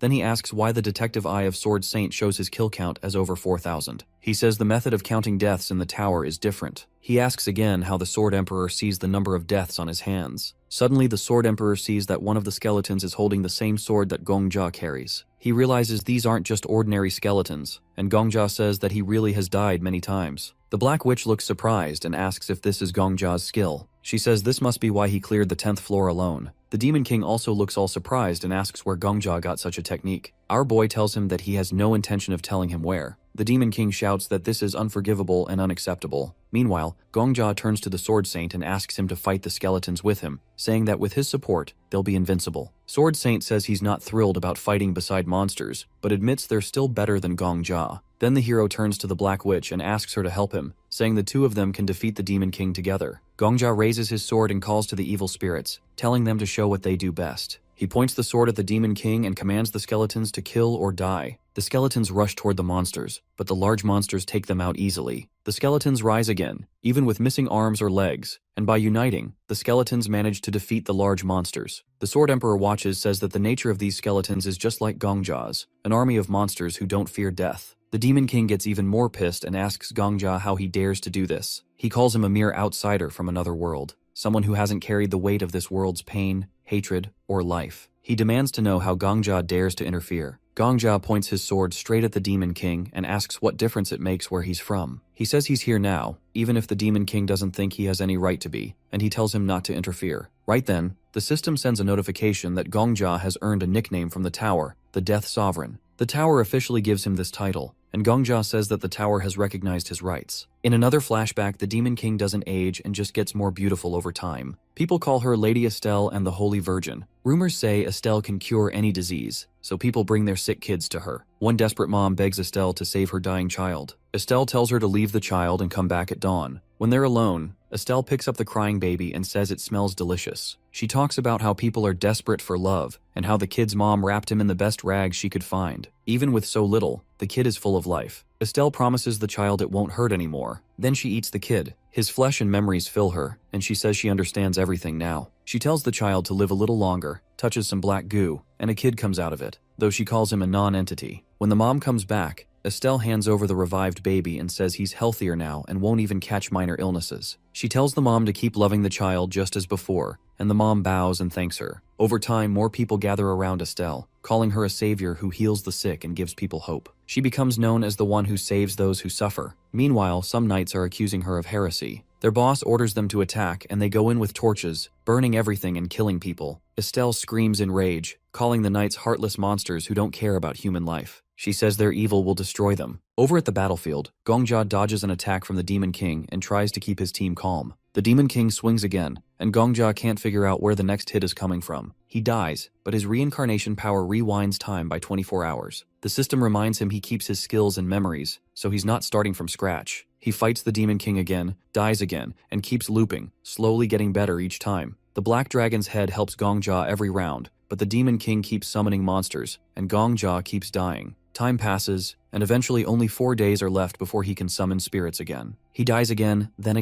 and finally, with 23 hours left, he faces the Demon King once more. The dragon is worried he'll die, but Gongjia dodges the attack and says he's fine. The Demon King asks if Gongjia has some kind of foresight, and Gongjia gives a vague answer. Then the system tells him spirit summoning is available again. Gongjia activates it, surprising the Demon King. He jumps high and swings his sword, but the Demon King blocks it. The Sword Emperor, one of the summoned spirits, says the Demon King is strong but valuable. He tells Gongjia to test if he can summon a second spirit later, and jokes that Gongjia could go from zombie to zombie king. Gongjia tells him to stop talking because it's distracting. Suddenly, Gongjia dies again and resets the day. He's mad and yells that the Sword Emperor distracted him. The Sword Emperor mocks him, saying it's not his fault Gongjia is weak. The system updates, showing nearly 7 days are left before the next summoning. Gongjia swears he'll beat the Sword Emperor someday, but the spirit teases him, saying you can't kill someone who's already dead. He tells Gongjia to hurry up and beat the Demon King. The Sword Emperor brags about reaching the 20th floor without cheats, and Gongjia shouts to the Black Witch that the next strike will come from the right. She gets ready, and uses mirrors to focus her energy and blasts the Demon King, tearing his torso apart. Gongjia laughs and jokingly calls her ma'am. She gets annoyed and says she's not that old, and Gongjia blames it on the potions, even if she's actually pushing 50. The Demon King recovers, and Gongjia senses another attack. He warns the dragon it will come from the left and tells the Sword Saint to get ready. He orders the dragon to dodge the next attack if no one else is there, as it might become a big strike. The Black Witch attacks again, surrounding the Demon King with mirrors and blasting him from all sides. His torso gets torn apart again. Then, something new happens. Skin starts forming out of the black goo. Gongjia is surprised, and the system tells him that the Autumn Rain Demon King has decided to retreat to the 13th floor. The heroes are surprised because bosses never run away. The Demon King warns them not to get cocky and says he'll be back. Now only a tiny bit of him is left. Gongjia is frustrated and covers his face, wondering what all this means. The tower gives him a hidden quest, and suddenly, quests for floors 13 to 19 unlock. Gongjia is surprised, and the system calls him a hero and says he can chase the Demon King now. It asks if he accepts the quest, and Gongjia happily agrees. The hidden quest, Hero of a Time-Frozen World, activates, and the system wishes him luck. The system starts searching for the Demon King on the 12th floor but doesn't find him there. It keeps tracking him, and the Sword Saint, Gongjia, and the head of the Black Dragon watch this. The Black Witch is surprised and asks Gongjia what's going on, but he says it's his first time seeing this too. The Sword Emperor is also seeing this for the first time.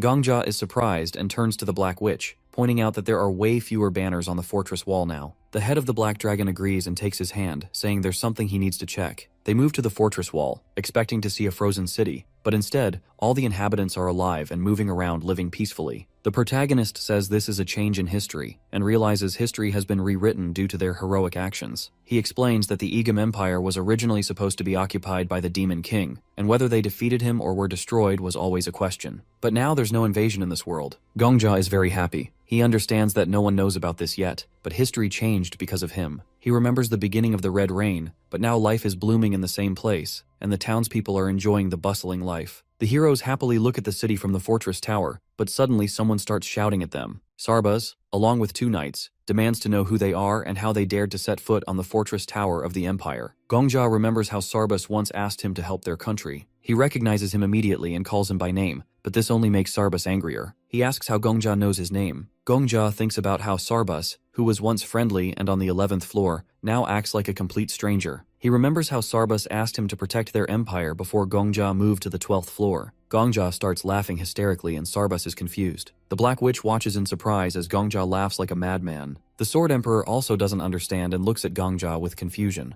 Gongja laughs for a while but then starts to calm down. Suddenly yells that he protected their empire. The knights look at him with confusion, and our boy continues, saying that he kept his promise. All the residents start paying attention to him. Gongja thinks about how he wasted hundreds of days because he didn't want to allow even one victim. Hundreds of days later, he finally defeated the Demon King. He shouts that he's proud of it, that he did it. Gongja reflects on how he used to be a mess, envying others, mocking them, and wasting days drinking alcohol. He justified his frozen heart with indifference and gave up on his life. But today, Gongja can be proud of himself, and that makes him very happy. He thinks that even if the world only notices the Sword Saint and the head of the Black Dragon, the most important thing for him is that he was a worthy person today. The system starts counting the participants in the Purge and displays 3 conquerors on the screen. The first one is the Death Sovereign. Sarbus irritably asks Gongja what he's talking about. Suddenly, Gongja shouts his name again, waves at him, and tells Sarbus to take care of the Empire. Gongja confuses the knights by shouting that it's enough to catch the Demon King, but their empire can still rot here and there. He starts shouting that they'll manage it themselves. The Sword Emperor laughs and says that he thought Gongja would act like a decent adult, but all he did was brag loudly. Meanwhile, Gongja turns to the head of the Black Dragon and suggests they quickly head to the 13th floor. She says with a gloomy look that she understands hunters in the top are never normal. She uses her movement power, and they end up next to the Sword Saint. The old man says the right to enter first is always given to the first place. The head of the Black Dragon calls Gongja the Death Sovereign, and says since he's their representative, he should say the word transmit, and he says it. They get moved to the next floor right away. As soon as they step in, the system pops up, welcoming the Demon King. The moment they arrive, they hear the Demon King screaming like crazy, yelling that someone took his children. He looks furious. Sword Saint says that scream is terrifying, he's never heard anything like that. The head of the Black Dragon wonders why the Demon King is shouting so much. Gongja gets ready for a fight, but Sword Emperor suddenly asks what's wrong with the Demon King. Sword Emperor notices something's off. He says the Demon King seems weaker than before. Gongja turns around surprised. Sword Emperor says the Black Witch must have hit the Demon King hard with aura. Maybe he's messed up because of that, but he thinks that's not it. He says the Demon King's form dropped. Sword Emperor explains that this guy used to be an SSS rank monster boss back on the 12th floor. But now, he says the Demon King feels more like that oversized Goblin King from the 5th floor, the one Gongja barely beat while screaming like a little kid. Sword Emperor says something's weird.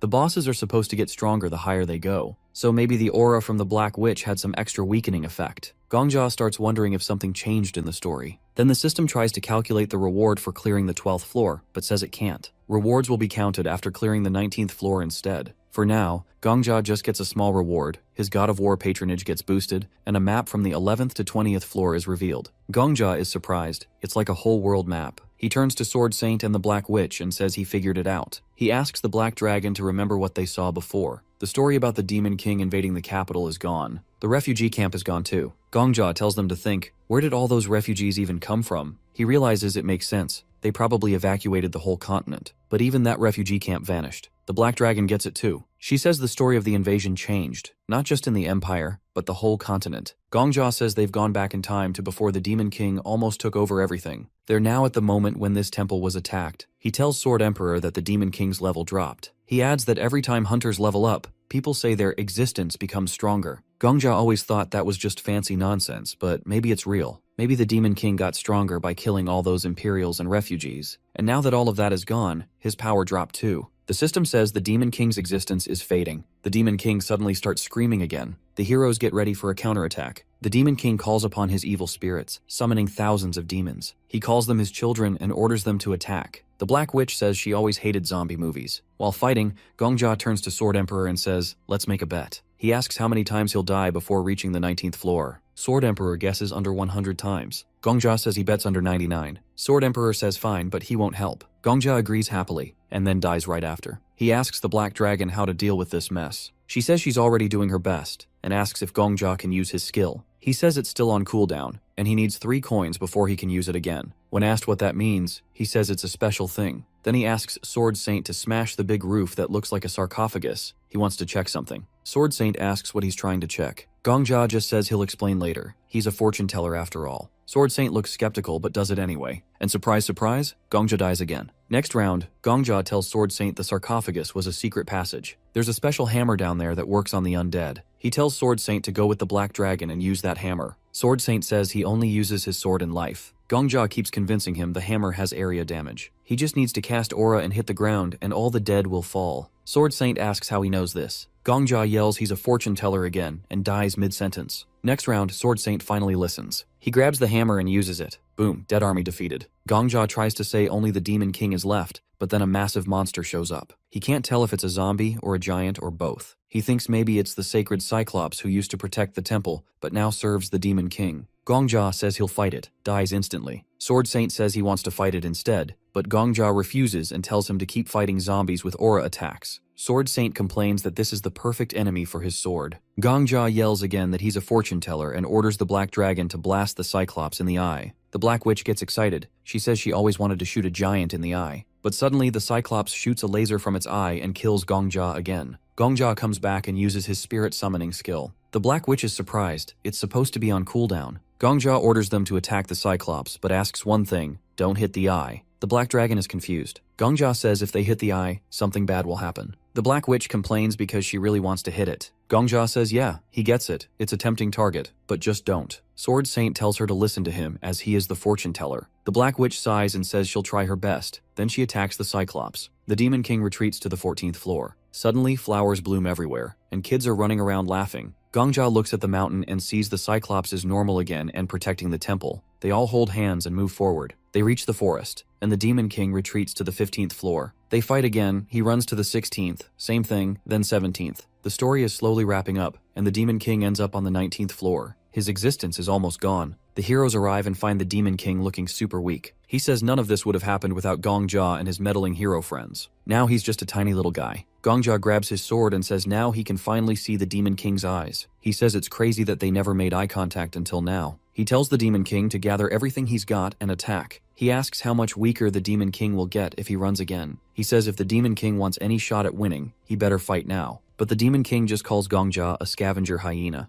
Gongja yells for Estelle. He tells her one last time, go all out, otherwise his story will last longer than hers. At another time, Gongja dies and gets a penalty for using his skill. He and Sword Emperor get transported to a burning village, and he gets surprised. He hears knights shouting that they need to kill everyone because they're all monsters who've been corrupted. Estelle watches all this in horror, as she can't understand why people are burning other people. The knights say they've got orders from the Emperor. They're doing all this on the orders of the Forest King. There are also magicians who got the same orders. The village keeps burning, and some residents don't make it out of the fire and stay in their burning houses with their children. The fire doesn't spare anyone, young or old. At dawn, when it's all over, Estelle looks around horrified. She walks through the village and sees burnt wood everywhere. As she walks, she also sees burnt bodies. She remembers taking another step and seeing the corpse of a girl she once cured. She falls to her knees, and she starts saying the names of all the dead people. She picks up ashes from the ground and starts eating them along with the dirt. After eating the ashes, she calls the knights non-entities. She repeats it again and again. Meanwhile, some black substance starts coming out of her eyes. She stands up and says they were people too. They were also born human. They know the beauty of life as well. She says they're people, so they're also capable of crying. She wonders why they stubbornly call other people monsters. The black substance completely covers her, and her eyes turn red. She wonders if they're people, but she's destined to be called a monster. It starts raining red, and Estelle keeps wondering if only they have the right to be called people in this world. She says they need to prove that a person is a person. The Demon King's shadow covers everything around him, and he says now they'll prove it. The Demon King curses them and says their evil created him. No more villages will burn. He says their malice will consume them. Sword Emperor immediately wakes him up. He says this isn't Gongja's hell, and now the penalty reproduction is complete. Later on, Gongja is still fighting the Demon King. He cuts him in half, and Sword Emperor gives him a signal. He tells him to empty his mind, and the Demon King jumps back, feeling so much pain.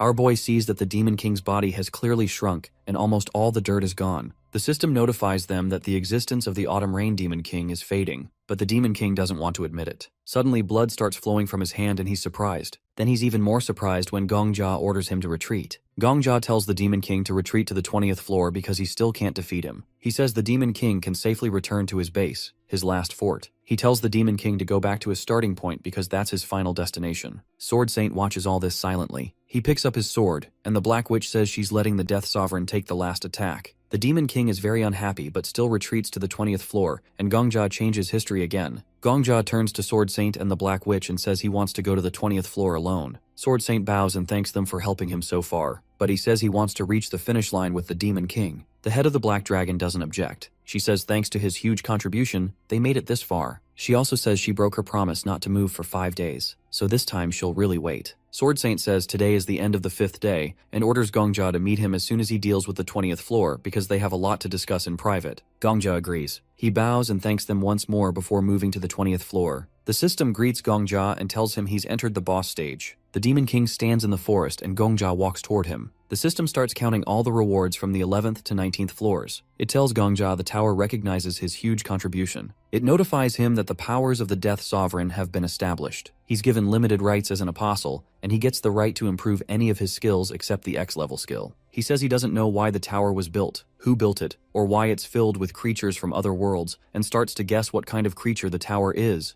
A creature monitoring their choices, and one that will remember Gongjia's choice. The hero points his sword at the Demon King and says it's time to end him. The Demon King is terrified, shouting that Gongjia should not dare destroy his paradise. And from here, the boss scene starts. Our boy stands in front of the Demon King, lifting his sword. The Demon King yells that he can't forgive anything. He says the memory of the ashes is still stuck in his head and eyes. He asks how the protagonist dares to forget everything they did. He summons his sword and asks if he plans to burn his paradise by turning back time. The hero thinks this place is the tightest stage in the world, and this Demon King is actually the weakest boss ever. The Demon King charges at him, swinging his sword, but our boy easily blocks it. He says that everything has changed now. He and the Demon King have switched roles. On the 12th floor, the Demon King used to be the boss, and he was the hero. The Demon King was the one who attacked, and he was the one who stopped him. Now he pushes the Demon King back without trouble. He says this world is crazy, because now even the Demon King is the one trying to fight back. The Demon King screams and attacks again, telling him to die. But our boy just says those words mean nothing to him. I mean, dying is literally his hobby. Then he cuts the Demon King straight in half. The system pops up and says the Demon King's existence is fading away. The Demon King heals, but the protagonist cuts him again and says he'll just have to keep getting weaker. Every time he slashes, the system keeps saying the Demon King's presence is fading. Then he cuts him again, and suddenly the Demon King freezes. Dark dirt starts pouring out of him. Estelle panics because the tower has taken away her title as the Autumn Rain Demon King. She screams and begs the tower not to do it, but it's useless. Even her eyes turn back to normal. The hero watches her struggling. He says she's weak enough now. Estelle looks scared and tells him not to come closer, but he walks toward her and says if she doesn't stop him, he'll keep coming. Estelle backs off, rambling about her children and what people did to them. Then she shouts that he has no right to treat her like this, but our boy cuts her off and says she's wrong. He tosses his sword over his shoulder and says that from her point of view, he's just a stranger from another world. He also says her whole world worked together to burn her village down, and only he is truly an outsider here. He says the other hunters had nothing to do with what happened, so she has no right to judge him, and she doesn't even have the strength to stop him anyway. Estelle cries out, saying she was only trying to help the sick, but the protagonist's face turns serious. He asks if she really believes she did nothing wrong. He says she must have felt just as scared before, just like she is now. He remembers how she begged not to be killed and cried out for her father. He talks about how a desperate mother brought her child to Estelle, hoping she would save him. But Estelle devoured him too. He says she acted like a savior, but betrayed everyone who trusted her. Estelle shouts that she didn't want to do any of that. He tells her she hid the truth, stole someone's identity, and ate someone else's child. She stayed quiet because she was afraid people would see her as a monster. Estelle yells that she didn't know. She holds her head in shock, saying she didn't understand human life or what those words even meant. He asks if that's why she did all this. She screams yes, saying that if she had known, she never would have done it. But he says this is exactly how people are. He says even those rulers who burned villages probably said the same excuses. Estelle yells that it's not true, and he agrees maybe some were just lying, but asks her, can she really say all of them were like that? What about the soldiers who just followed orders? What about the people who had to run from place to place, looking for shelter? He says surely some of them truly didn't know either. He walks closer and says he never went to school and doesn't know much, but he understands one truth. What goes around comes around. Since Estelle now sees the people she hurt as real humans, then she has to go through the same pain.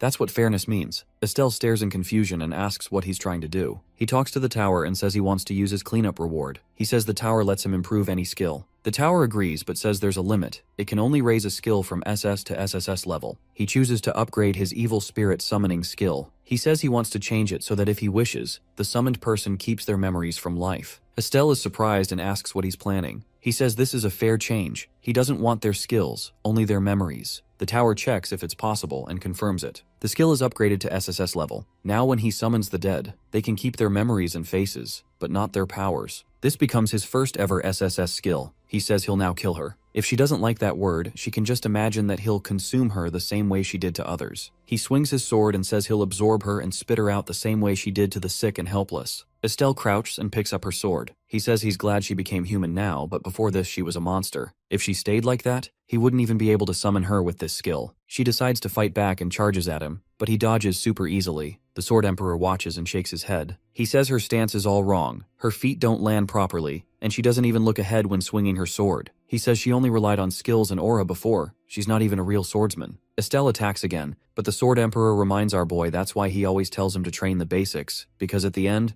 only your hands and feet can save you. He yells at him to end it. The protagonist smashes Estelle's sword in one hit and a big chunk flies off. She falls and cries, and he stands over her, about to end her for good. He raises his sword, but the Sword Emperor suddenly stops him. He apologizes for interrupting, but says he shouldn't rush to kill her. The hero, annoyed, asks why. The Sword Emperor says this all seems too smooth. He says Estelle might not be a monster anymore. Maybe she's just an NPC now. But they don't even know if NPCs can be summoned through his skill. He argues that NPCs are people too, but the Sword Emperor says that's just how he sees it. He tells him to check the skill description again. It says it only works on people he killed. He says that still includes NPCs. The Sword Emperor says sure, but how does the tower see it? Estelle stays silent while he talks to himself. Then he gets an idea. He asks the tower, does this skill work on anyone he kills or only people like hunters? The tower says the question is unclear. Then it says the question is outside its authority. The tower checks his rights and announces something surprising. Because he is acting as the Death King and has temporary apostle rights, the question will be taken seriously. The tower says it'll call a meeting with the 6 pillars of eternity to vote on the answer. He is surprised and asks the tower to wait, but it's too late. He's already being transported to the meeting. The protagonist appears in an empty space, totally confused, when a notification pops up about participant verification. One by one, the pillars start joining. The 6th pillar, the ancient staff, shows up, followed by the 5th pillar, the princess who walks through mirages,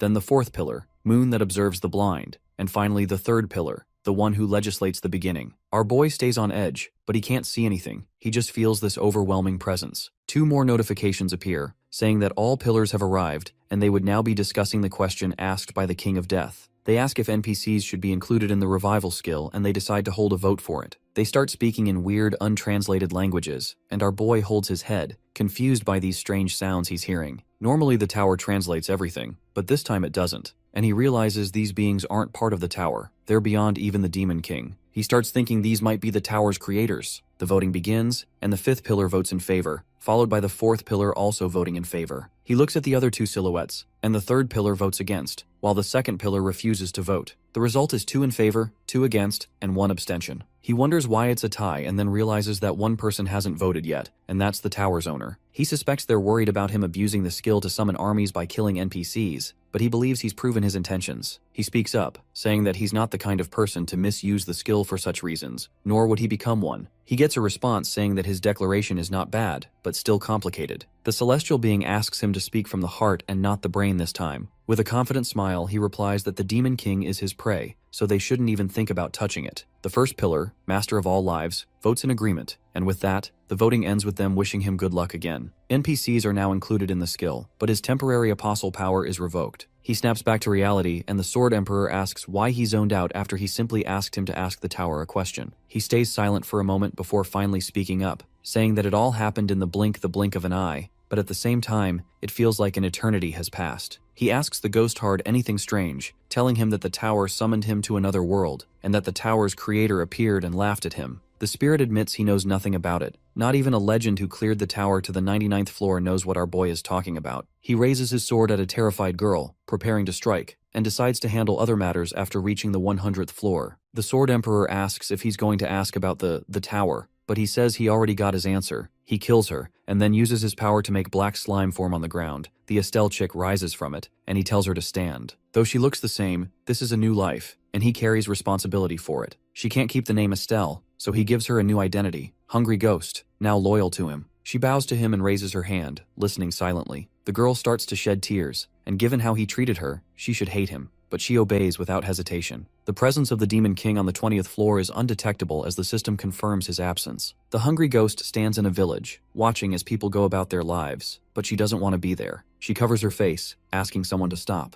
An army with horses marches forward, and Commander Sarbas sits on one of them, commanding the army to halt. The Hungry Ghost collapses, telling her master she would not resent him. She will hold no grudges against him and will follow any order he gives. Nearby, two people bring food to a girl and her mother. Estelle starts to cry. She says she doesn't care what happens to her next, but he should please spare her haven. Gongja stands in front of her, and the Sword Emperor watches everything, finally understanding. Gongja asks her if she means that Liege has the responsibility to protect its subjects. She apologizes for not realizing that earlier, and our boy walks away from her, telling her that she lost her bet so she better think of how to make up for it. Gongja tells the army to halt, and Commander Sarbas questions his authority. Gongja asks why they're here, and Sarbas explains they came on imperial orders to cleanse the area from a witch corrupting minds, saying they can't stand and let that happen. They'll burn everything with sacred fire. Gongja remembers them all, the knight, the pharmacist chick, and the blue monster. He rescued them across multiple dungeon floors, 13th, 14th, 15th, and onward. The knight says the high priest ordered punishment for heretics who dared call the witch a saint. Various factions have gathered. Warriors, nomads, traders, knights, all once saved by our suicidal hero. Sarbas demands to know who Gongja is, and a message appears. Hero of the frozen world. Difficulty unknown.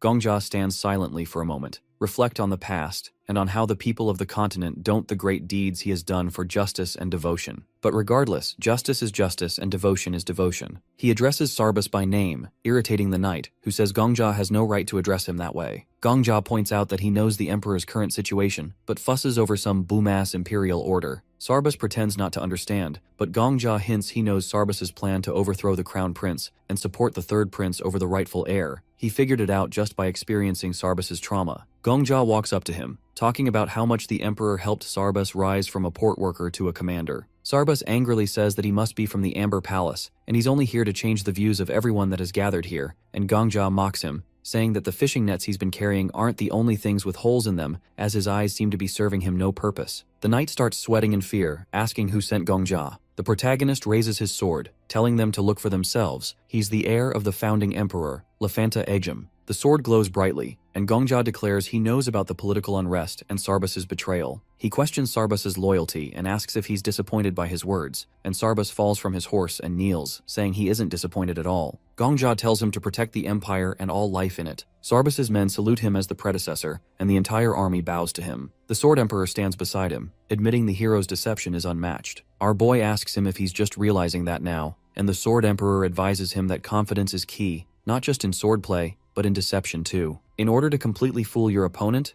you must fool yourself too. Gongja lowers his sword, and all the knights kneel before him. Two elves and two men in red clothes discuss if he's truly the predecessor. They aren't sure, but the sword is real. Sarbas, still kneeling, asks a question. Why is the predecessor here if the army came to defeat a witch? Gongja recalls the spirit's advice. Believe your own lie. His eyes turn red, and he declares the witch is already defeated. He points to the white-haired girl, Estelle, the witch of the west. Sarbas confirms it's her. Gongja waves his hand, and the girl stands. The army shouts to burn her, but Gongja orders the hungry ghost to kneel. She does. He tells her to bow and hit her head on the ground, and she obeys. Then he tells her to do push-ups, planks, squats, and run sideways. She follows all commands until she collapses, saying she can't move anymore. Gongja says this proves the witch is no longer a threat. She now obeys his every word. Sarbas and his warriors are surprised, and a knight questions this, saying the girl might still be dangerous, and they can't fall for this. He says Gongja has nothing but a sword to prove his identity. Sarbas defends him, saying doubting the sword means doubting the goddess. The knight says he's just following orders from the High Pope,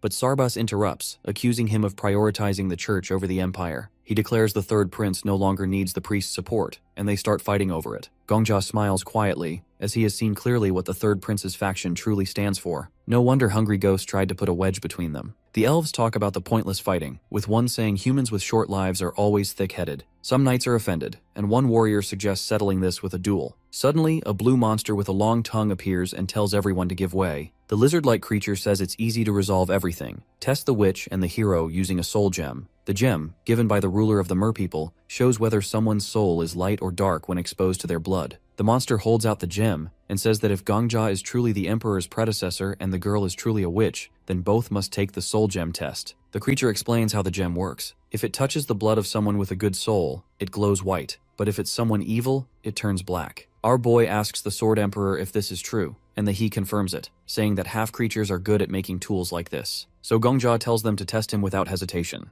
The lizard says that bluffing won't help and warns Gongja not to regret it later. The monster grabs Estelle's hand, cuts her palm, and lets her blood drip onto the gem. The gem turns black immediately, and the lizard is surprised at how dark her soul is. wondering what kind of crimes she's committed. He calls her a witch, or even the Demon King, and pushes her aside. Now it's Gongja's turn. He steps forward and says he's ready. The lizard cuts his palm, still talking about how bluffing won't help, and lets his blood touch the gem. The gem lights up like a solar flare, glowing so intensely that everyone is blinded. The elves and the lizard are surprised, and the commander and the others can't believe how pure Gongja's soul is. He's glowing like a holy figure, with a halo above his head. The lizard is convinced that our suicidal boy is a saint, and tries to remember where he's seen a soul like this before. Tears fall from the lizard's eyes as he whispers that Gongja must be the apostle of the goddess, and Gongja confirms it, saying that he is indeed the apostle. The dumbass knights are all confused, wondering what the creature meant by calling our boy the light. But it's clear that Gongja is something special. Some monsters notice the sword he's holding. It's the Emperor's sword, which proves his noble origin. One captain says that if Gongja is the great Emperor's successor, then why does he stand in their way from burning the village? Hungry Ghost tugs on his jacket, suggesting that if he's really the apostle, he should lead the heavenly punishment against the knights. He remembers the Sword Emperor says that the best lies are 90% truth. He tells the knight to watch his words, as he'll decide the method of punishment. As a matter of fact, he has already taken care of the evil ones. He snaps his fingers and raises skeletons from the ground as proof, which scares the living spirits out of the knights. Gongja places a hand on Estelle's head, claiming it's his mission. He asks why they assume that this witch is the only evil in this world, explaining that these skeletons are villains he defeat, demonic followers of evil comparable to that of the witch. He says it's the will of the goddess to destroy evil and send demons to hell. This is his destiny. The lizard realizes that Gongja did all this on his own, and Gongja confirms this, saying this truly is their hell, and no one could have imagined the apostle would go this far. Gongja says there's no need to punish Estelle anymore. He already eliminated the real villains. These demons will suffer in his hell forever. The Sword Emperor admits he has nothing left to teach someone like him. He's more skilled in lying than he thought. He tells the Sword Emperor not to be modest, as he still has a lot to learn from him. Then Gongja reminds everyone that this is the will of the goddess. The Knight Captain asks if Gongja is really in control of these demons. He just wants to be sure they won't escape someday. Gongja snaps his fingers, saying the captain simply wants proof he's not sheltering demons. A skeleton with black emerges from the ground. Gongja interrupts and says this should clear all doubts. The skeleton starts to disintegrate, and Gongja calls forth the spirit within. Surprise, surprise, it's the Flame Emperor. The Flame Emperor immediately grabs Gongja by the collar and starts yelling at him, saying that boiling him in hot sewage water won't be enough for what he did to him. He screams that he'll kill him and drag him through hell, and he keeps shouting and shaking him by his jacket. Gongja tells everyone this man is one of the true villains, even worse than the witch. The witch was born evil, but this man was born human and committed worse crimes. The elves watch in fear as the Flame Emperor makes more noise. Our boy snaps his fingers again, telling him to dance. The Flame Emperor suddenly starts dancing uncontrollably, confused and furious, and entering a huge aura debt. He yells dancingly that he'll gong someday but keeps dancing. He dances circles around Gongja, literally, and definitely anything but a victory dance. The captain kneels, seeing this overwhelming power, and Gongja says the demons can't disobey him, yet the warriors still hesitate. The knight asks the hero's name, and Gongja replies, "It's Confucius," which actually is the meaning of Gongja. All the knights fall to their knees and say they will follow him, while the Flame Emperor continues to put on a show and throw fabulous threats to our boy. The system congratulates him, telling him that he has cleared the quest, and the boss stage has been completed. 2 notifications pop up above the hero's head, and the sky changes from orange to blue.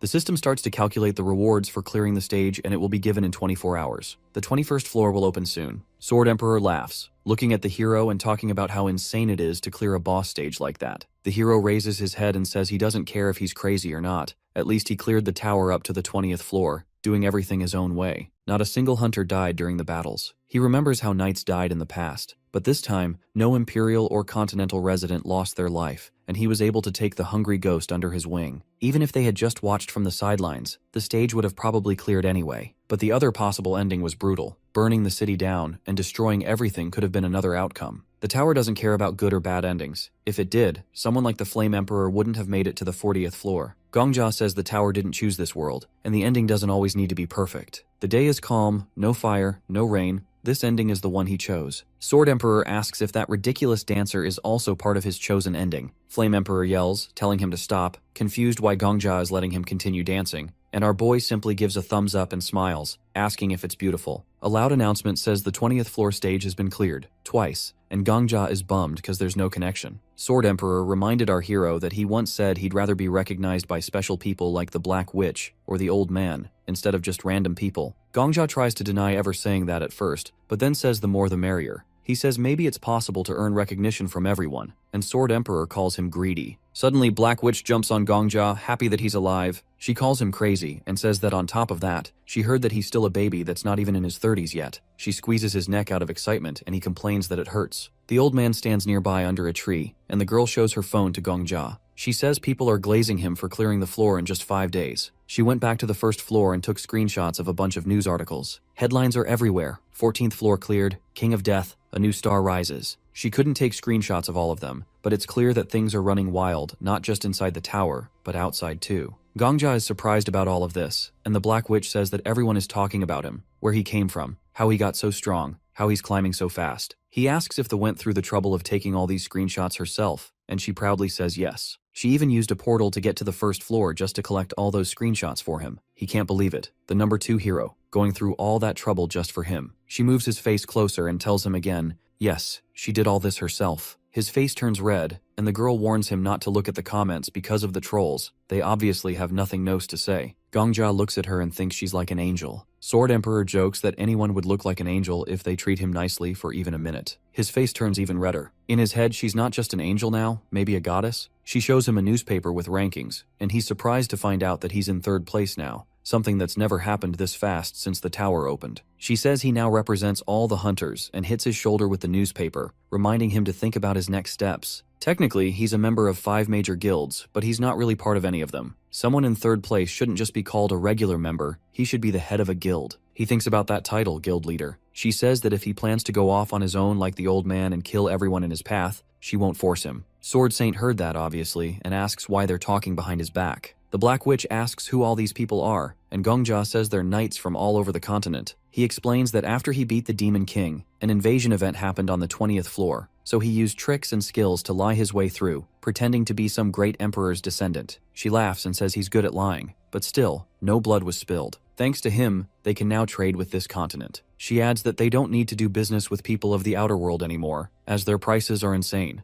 The old man says trade has always been unfair. Outside people have all the resources, tech, and power. Gongja remembers how cold the Black Witch seemed when he first met her, but now they feel close. Gongja asks how much she wants to trade with this continent. She says a lot, so he tells her that she can use his name for it, and he'll speak up for her. After all, in this world, he's the apostle of the goddess and the emperor's predecessor. She says it's a tempting deal, because she knows he wants something in return. Gongja says what he wants is the entire 20th floor. He wants to own all the land. In return, he won't take any reward from the 11th to 19th floor clears, and they'll share trade profits with others. She says she can't decide that alone and will need to talk to the other guild heads. She also asks why he wants the 20th floor. It looks worthless. The soil sucks, and there's not much space. He just says he likes land more than money, so that would do for our suicidal real estate owner. She agrees to talk to the others, but she has one more pressing question. She looks at Flame Emperor still dancing like an idiot and asks what the hell that is. Gongja says they should just pretend they didn't see anything. The hunters teleport to the first floor city, and the Black Witch asks if they can make the same coffee shop their meeting place again. Gongja says it's fine by him, and they walk forward. For others, it was only 5 days, but for our boy, it was hundreds. The Black Witch tells him everyone in the tower is talking about him now, so he should be prepared. As soon as he steps out of the building, tons of paparazzi start taking pictures and yelling his name. Gongja, Sword Saint, and the Black Witch are making their way down to the first floor, and people start whipping out their phones to record the whole thing. Everyone's calling Gongja the King of Death, which is a pretty badass nickname. Journalists are shoving mics in his face, asking if it's true he soloed the 20th floor and what's the deal with him and the Black Witch. Gongja is sweating, and the Black Witch whispers for him to keep his mouth shut. She quietly asks if he's ever dealt with the press before, and he doesn't answer. She tells him he's got to pick a vibe, either go full-on mysterious mode or embrace the whole celebrity thing. Once he picks, there's no going back. Sword Saint says he'd rather stay out of the spotlight, avoid the drama, which is why he chooses to travel alone. Gongja asks about being mysterious, and the Black Witch says it all starts with keeping a straight face. No social media, no live streams, no constant filming. Interviews twice a year max, and only with reporters she okays. Gongja's still confused, so she breaks it down. Attention is like a drug, and once you get a taste, it's hard to quit. Sword Saint calls it all meaningless, and the Black Witch agrees, but says it's fun meaningless. Then she asks the hero what he really wants. He says he's after recognition, not just attention. She says that most people are cool with a small circle of fans, but Gongja's aiming for something bigger. She respects that, even if the difference seems small. Suddenly, the journalists get even more up in his face, and he asks the Black Witch how to keep a straight face, so she shares her secret.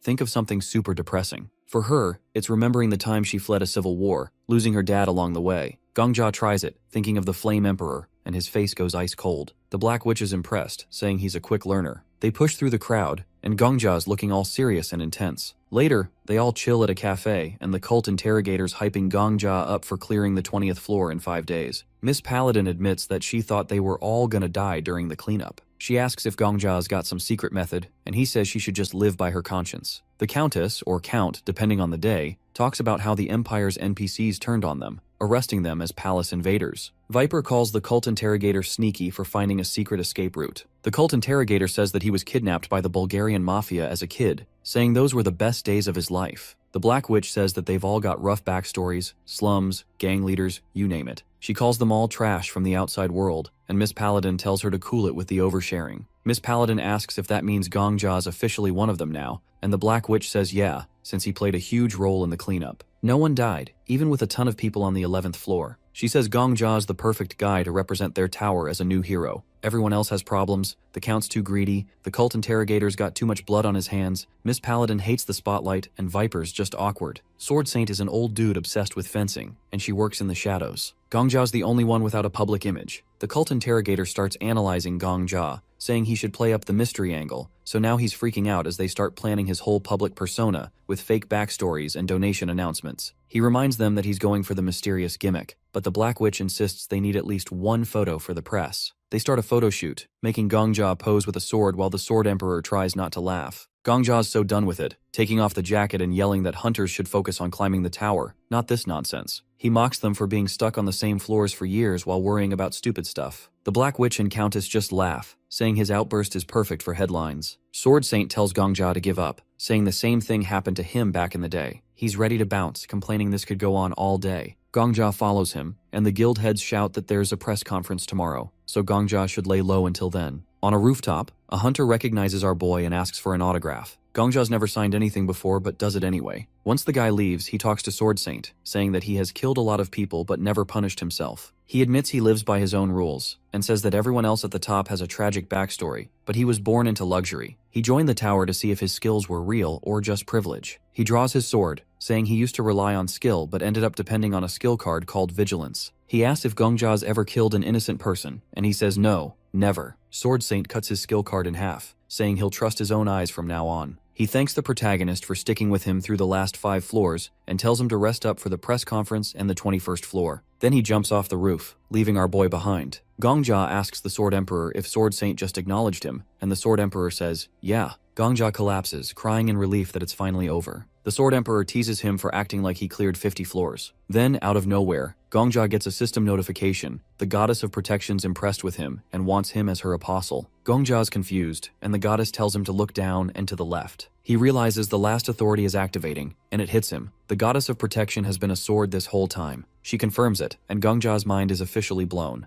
Gongjia sits on a couch watching the news, which is completely focused on him clearing the 20th floor. They keep showing clips of him taking down a massive ogre like it's nothing. They even claim that if the footage is real, the so-called King of Death defeated an 11th floor stage boss in a single strike, something no one has ever done before. Our boy feels super awkward about all the attention and quickly turns off the TV. The Sword Emperor says he wanted to keep watching, but Gongjia points out that every channel is running the same story anyway. Suddenly, Gongjia's sword starts talking. It's the goddess of protection again, who lives inside the blade, congratulating him on his incredible achievement. He says all this fame feels like a heavy burden, like some kind of tax he never asked for. He's already exhausted from yesterday and asks if the goddess is maybe overestimating him. She calls him the light and brings up the speech he gave when he first entered the tower. Gongjia cringes so hard he wants to disappear. He realizes that she might be fangirling over him the same way he used to glaze the Flame Emperor. Gongjia holds up the sword and threatens to clean it with a gross, dirty rag if she doesn't stop the glaze. The goddess panics and begs him not to do it, and he's glad she finally shut up. He looks at the sword and asks if she's really a constellation, some kind of being that represents an entire world. She explains she used to be a divine spirit but got sealed into 5 sacred swords by the founder of the Ijim Empire. Her name is Idol, the first sacred sword. There are 4 others: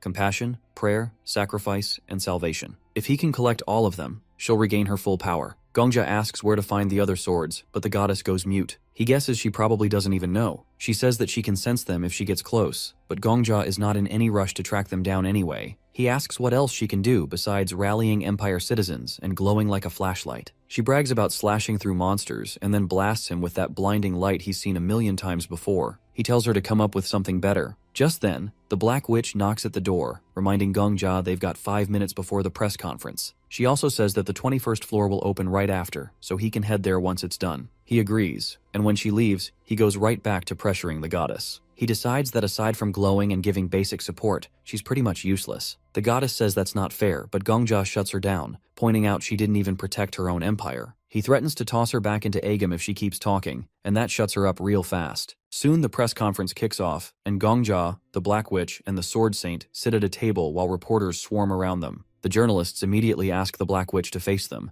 and Gongjia reckons that she used to rule this generation before the Saint came around. The Black Witch grabs the mic and announces that floors 11 through 20 have been cleared. She knows everyone wants details, but says there's something even more important to celebrate, not just the decades-long effort to clear the 10th floor, or the lightning-fast win on the 20th. She reveals that not a single life was lost this time. She points to the stones beneath their feet, where the names of those who died in past tower conquests are carved. The room goes silent as everyone remembers how each cleared floor used to come with a deadly cost. Now, no new names will be added to the square. When it's time for questions, the Black Witch tells the reporters to go one at a time. Gongjia just wants to get this over with so he can hurry to the 21st floor. A guy named John Evans from Babylon Daily News raises his hand. He calls Gongjia the King of Death, pointing out how fast he's climbed the tower. He's already in 3rd place. Evans talks about rumors that Gongjia's rise is thanks to some secret training program by the big guilds, basically calling him an industry plant. He also brings up claims that Gongjia monopolized the 20th floor and asks if powerful guilds are trying to take control of floors 11 through 20. The Black Witch whispers to him not to answer, as it's likely a trap and this reporter dude is quite an annoying one. She says it'll blow over if they just ignore it, but our boy insists he has to say something and clear things up. He reaches for the mic, telling her guys like Evans won't stop unless he makes his stance clear. She starts to argue, but Gongjia cuts her off and says he's got his own way of doing things. The Black Witch tries to stop Gongjia from talking too much during the press conference. She warns him that small mistakes can be fixed by the guilds, but a big outburst would be hard to handle. Gongjia says he's calm and won't mess up. When he finally takes the microphone, he introduces himself politely and turns to John Evans, the journalist who asked about him taking over floors 11 through 20. Gongjia remembers an old interview where the Flame Emperor yelled at John Evans, insulting him and his family, which turned into a big mess. Gongjia decides to do the opposite. He bows a little and says he's not as strong or well-spoken as the Black Witch or the Sword Saint, but he couldn't have reached the 20th floor without their help. He makes it clear his success isn't just his own. He says aiming for 0 deaths is his job as a hunter, not a way to get famous. He also says he's giving up control of floors 11 through 19 and will just manage the 20th floor. After finishing, Gongjia smiles at John Evans. Evans has no more questions. Other reporters start raising their hands, all trying to get Gongjia's attention.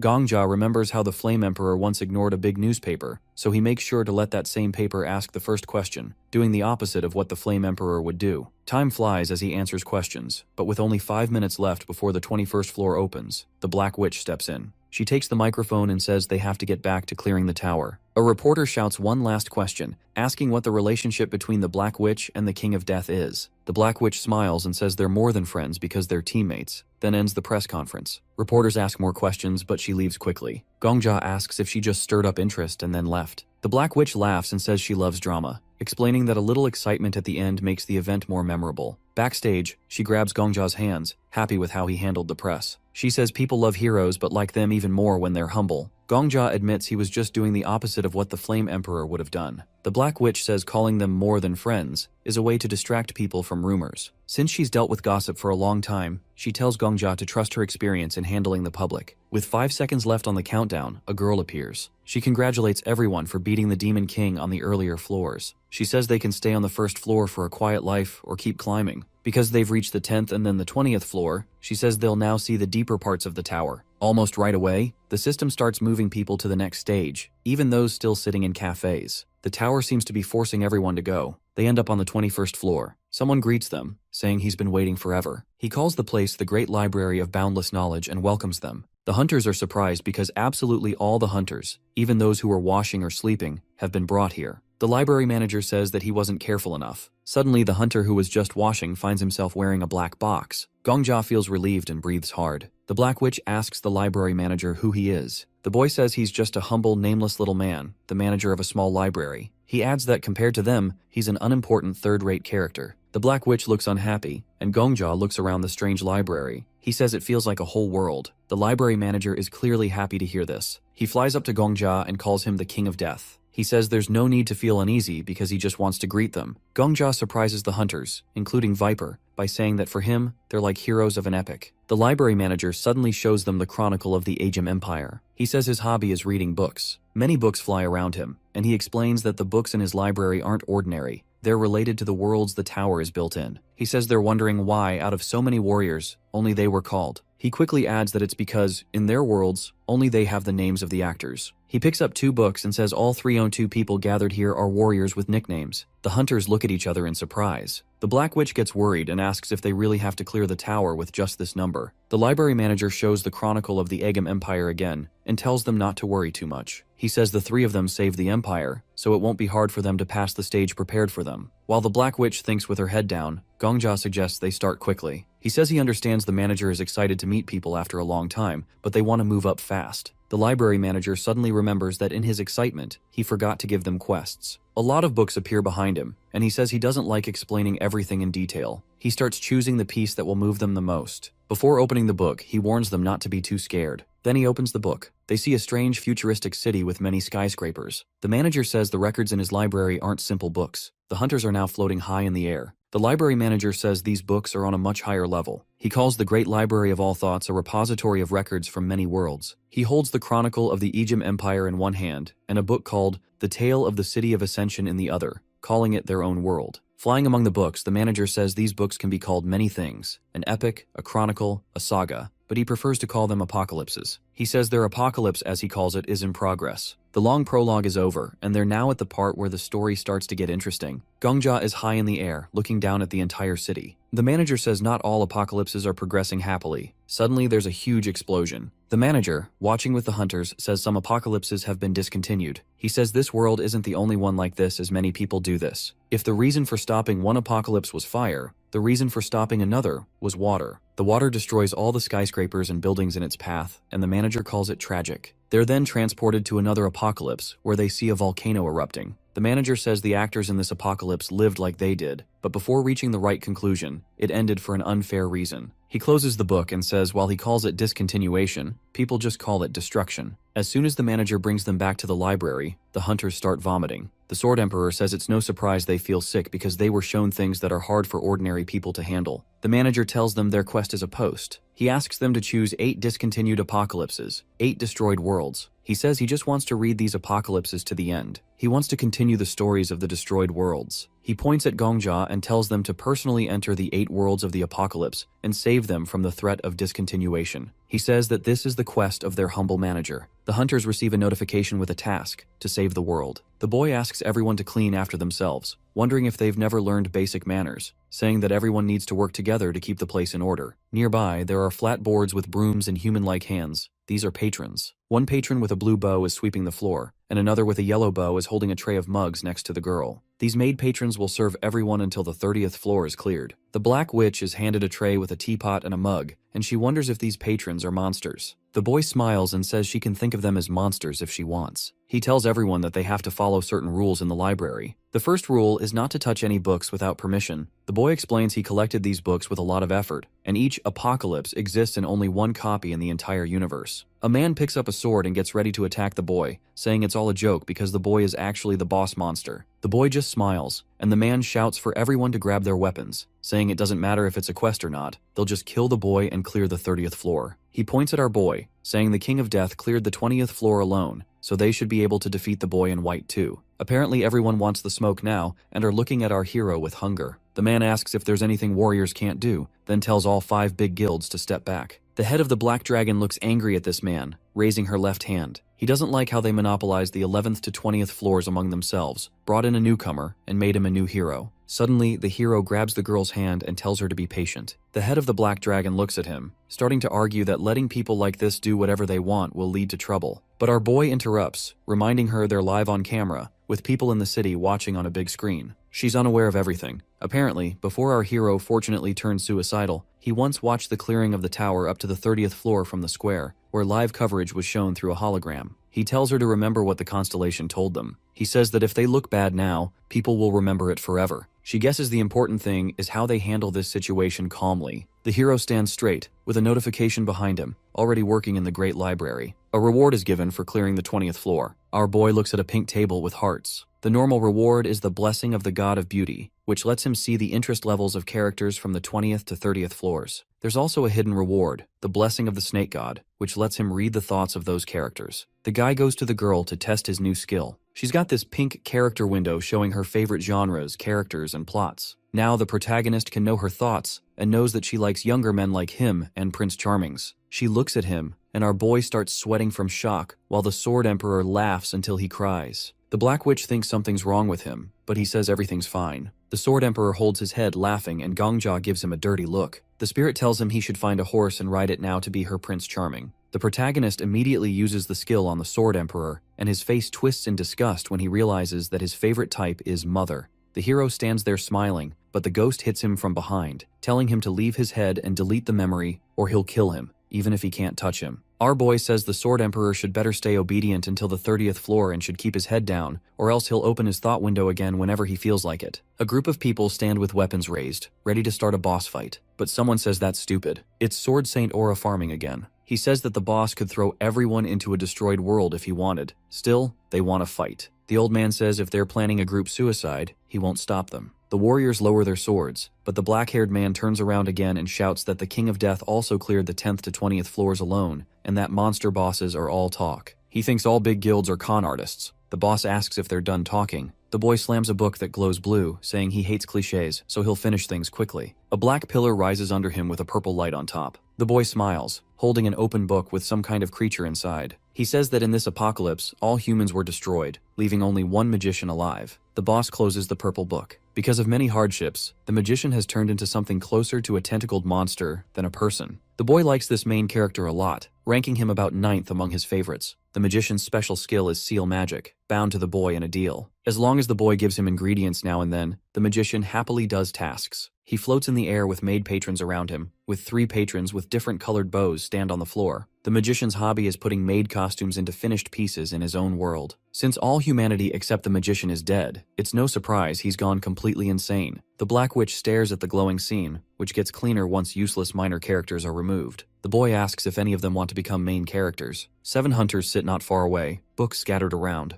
The cult interrogator says that they've barely started but have already lost 50 people. He says that progress always demands sacrifices, and now they'll carry those burdens to move on. Almost 100 people were thrown out, but ending with only 50 gone is considered lucky. A patron comes up to him, asking if they want some because it's tasty. Our boy asks the cult interrogator to shut up because him talking only weakens their morale. The boy agrees and decides to stay silent. Suddenly the protagonist stands and starts gesturing, understanding they shouldn't attack the constellation right now. Instead, they can just follow the quest from the library manager. He says that he is now 3rd in rank and has to get used to being the center of attention, and says following the quest won't be a burden for them. A girl approaches him and asks everyone to look carefully at the quest. They'll all each pick one book with a different unfinished story. If they save that world, it'll count as their 22nd floor. He says the reward will change depending on the world they save. If it's a world full of diamonds, that world will become their 22nd floor. The Black Witch is suddenly so interested as soon as she realizes that diamonds are an example. If they find a world rich in other resources, they can solve the tower's food shortage without outside help.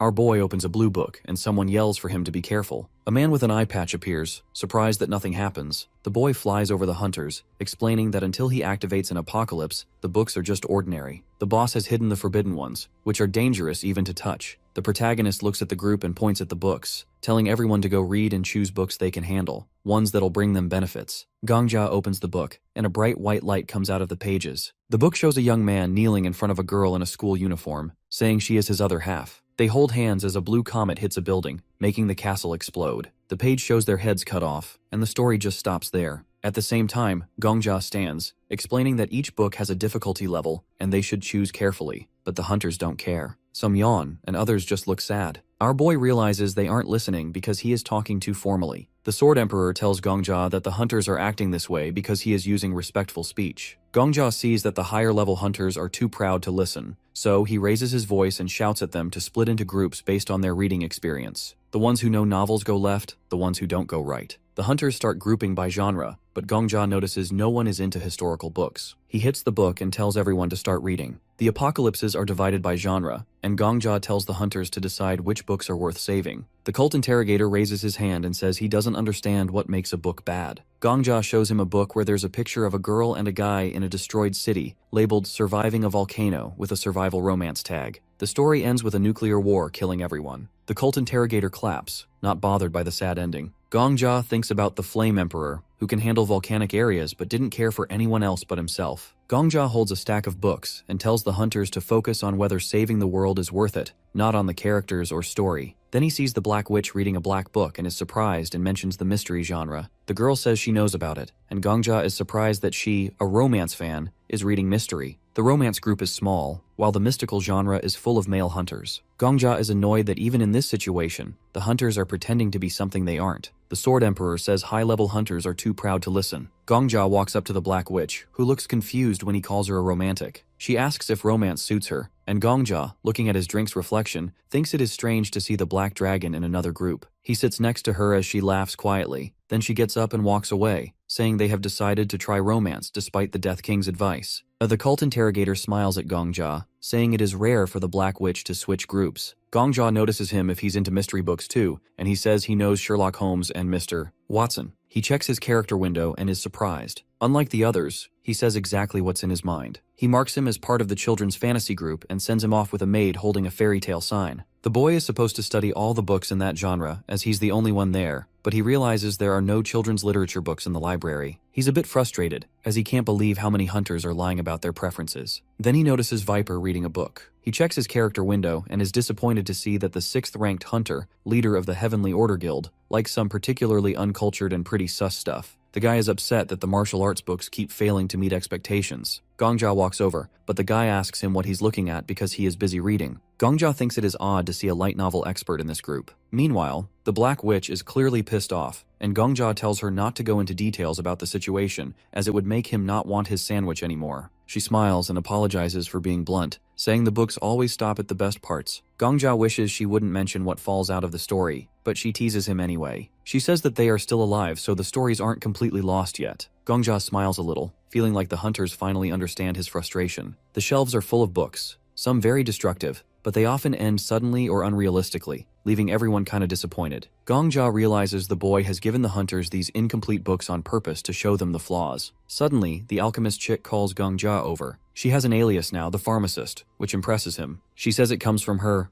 inventions, which are helping save the world. Our boy praises her for climbing the ranks so fast, saying it is all her hard work, and the alchemy chick smiles and offers to help him if he needs it. All the groups are finally done reading, and Gongjia holds out his hand, asking each group to recommend their best works. The cult interrogator suggests a children's literature book, which surprises Gongjia since there are no other books in his group. He is interested in a book called Yours and My Sacrifice, a children's literature book with difficulty level A. Gongjia thinks jumping into this apocalypse, no matter how hard, is worth it. The Sword Saint recommends The Annals of the Heavenly Demon, a martial arts story with difficulty B. It's pretty easy and is about a heavenly demon who collects martial arts techniques. The old man says mastering those skills is the goal, and Gongjia realizes saving this world will give them access to a library full of powerful techniques. His mind is full of ideas. Sword Emperor jokes about how Gongjia's love for cheating his way out hasn't changed, and Gongjia ignores him, focusing on figuring out how to get through this new world. But with his current powers, it seems impossible. Then his sword starts glowing, like something big is about to happen. A yellow notification pops up saying the sister sword is nearby. Gongjia stands in front of a guy named the Sword Saint, who is reading a white book, the same one he has seen earlier. He realizes his sword's sister sword is closer than ever.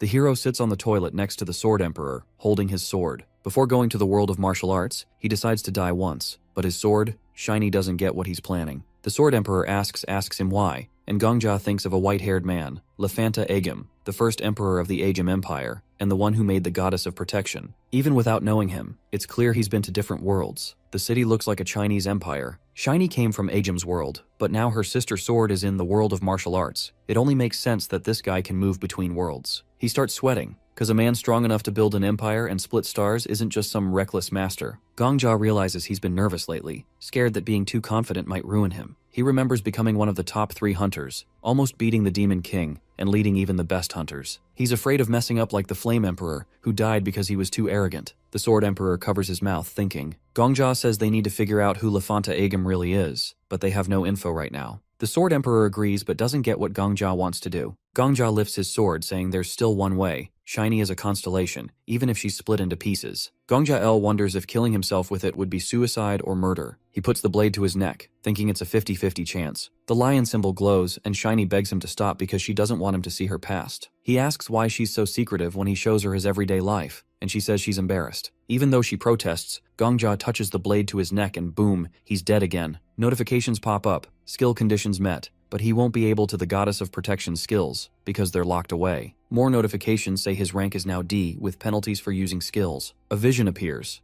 A winged girl, which happens to be Shiny, stands in front of a man on a throne, saying his journey is over, and the man agrees. Gongja appears next to the Sword Emperor again, unsure if the man was really Lefanta Agem. The warrior on the throne thinks about becoming an emperor. The Sword Emperor says it's clear he's the constellation assassin. He got his name by hunting constellations. Well, obviously. On the 50th floor, hunters start meeting challengers from other worlds, but Agem didn't go higher. He only cared about killing constellations. He's obsessed with them for some reason. The Sword Emperor says that Agem is a hunter too, but he just says it's surprising to see an old face here. Shiny says she feels like she's at the start of her journey, and Agem was once just a normal person. The Sword Emperor says they used to fight, but Agem never beat the him. Agem stands from his throne, looking at the girl. She asks what he'll do next. Since there are no more divine or ghost enemies left, he cuts her off, calls her a constellation. He says the world belongs to humans, not constellations. Agem raises his hand and sends out a red light. He says he won't kill her yet because she assisted him up until this point. Instead, he plans to split and seal her power so she can't get it back. She panics, but before he finishes, the scene fades, trauma reenactment done,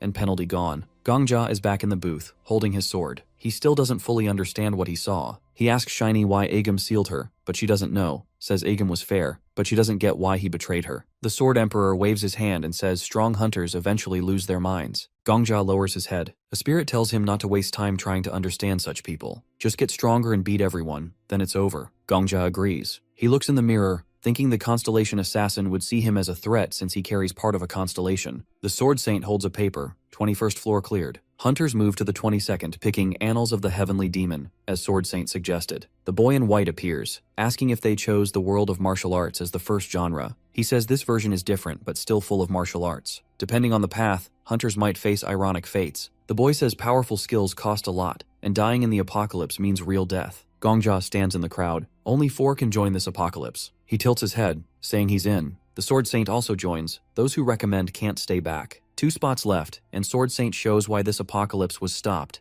A super infection wiped out the world. The disease killed the heavenly demon and others. So, a hunter who knows about diseases is needed. He calls out an old man with white hair, the king of medicine. Sword Emperor points he knows this man. He runs the clinic which Sword Saint visits. The battle will rely on Sword Saint, with backup from Death King. If any disease hits, King of Medicine handles it. Gongja says that he wants to bring in someone as well. He points at the pharmacist who's in disbelief and asks if he means her. He confirms it, saying yes, that he needs her. The pharmacist protests. She just got her alias like a week ago and is weak. Gongja takes her hand, says she's the best alchemist he knows. She stares at him, speechless. Using his SSS-ranked skill of gaslighting, he reminds her she once promised to help. Holding her hand, he asks again. She nervously smiles, sweating. The hunters are surprised that all 4 spots are taken and can't figure out who the pharmacist girl is. The Sword Saint says he's met her before, but the pharmacist hides behind Gongja. The Sword Saint tells her not to be afraid because he and the King of Death have cleared up any misunderstandings. But he warns that they're going to a very dangerous place. The constellation reminds them that dying in the apocalypse means dying in real life. Gongja agrees and says she's the best pharmacist he knows. The protagonist looks at the Medicine King doubtfully, saying he makes good potions but isn't the best, especially compared to the pharmacist. The Sword Saint repeats Gongja's words, calling her the best pharmacist he knows. He starts thinking she must be special since the King of Death recommended her. The Sword Saint decides to let the 2 young men connect with the King of Medicine. Gongja is surprised because the Sword Saint usually insists on using his connections,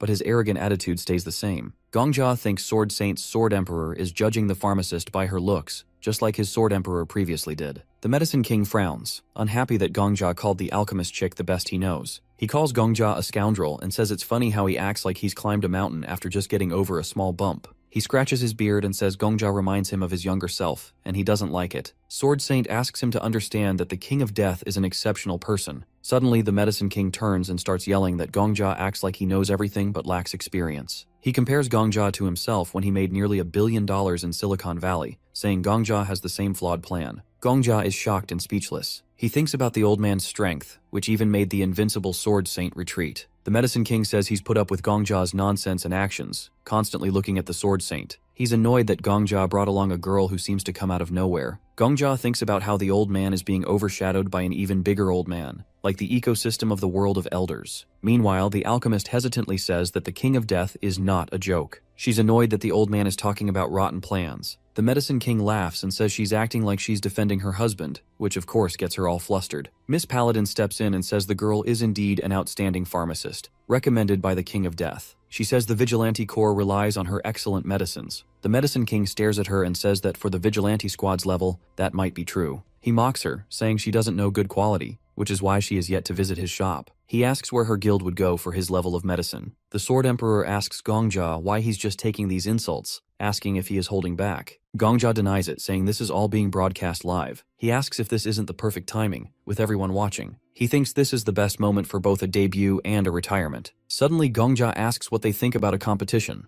The Medicine King laughs and says Gongja can't win with words and suggests they fight instead. But Gongja takes out a flask and says he's not talking about himself, and it's certainly not a fight. He says they should each brew a potion using the ingredients he provides, and they can compare the results to see who's better. The alchemist complains to Gongja, upset that the old man insults him but is still called the Medicine King. Gongja puts his hands on her shoulders and says he believes in her, so she should believe in herself too. The alchemist tightens her fists and says she'll try, then says she'll win. The competition begins. People around them talk about how the King of Death has gone too far, since the Medicine King's pharmaceutical skills are so elite that people book appointments a month in advance. The alchemist continues brewing her potion. Someone says that even though both are kings, the age difference matters. The countess takes the opportunity to start taking bets on the winner. The Black Witch asks our hero if he's sure of what he's doing, since the betting ratio is now 1-47. Gongja says that's good, and asks if she wants to make some pocket money by betting on the alchemist to keep the ratio from dropping too much. The Black Witch replies that Gongja is the one who said they're live. She warns that if his recommended pharmacist loses badly, his reputation will suffer. Gongja agrees and adds that the broadcast isn't just in Babylon but worldwide. He says he feels a little sorry for the old man called the Medicine King. Suddenly, the Medicine King shouts that his potion is ready. He holds it up and tells Gongja to bow before his great creation. He's made a special restorative potion, a sign of true mastery. People are amazed and start cheering him on, saying this is what they expect from the Medicine King. He stands with his arms crossed, head held high, as people fight to buy his potion. Then, the alchemist finishes her potion. It shocks everyone because it produces an unimaginable light, so bright it blinds people. The great library is filled with light as the pharmacist girl creates a potion near divine level. If stored right, it could even help regrow a lost body part without any problems. The King of Medicine and the pharmacist girl stand facing each other. The pharmacist girl now has this overconfident evil smile, checks the potion, and hands it back to the King of Medicine,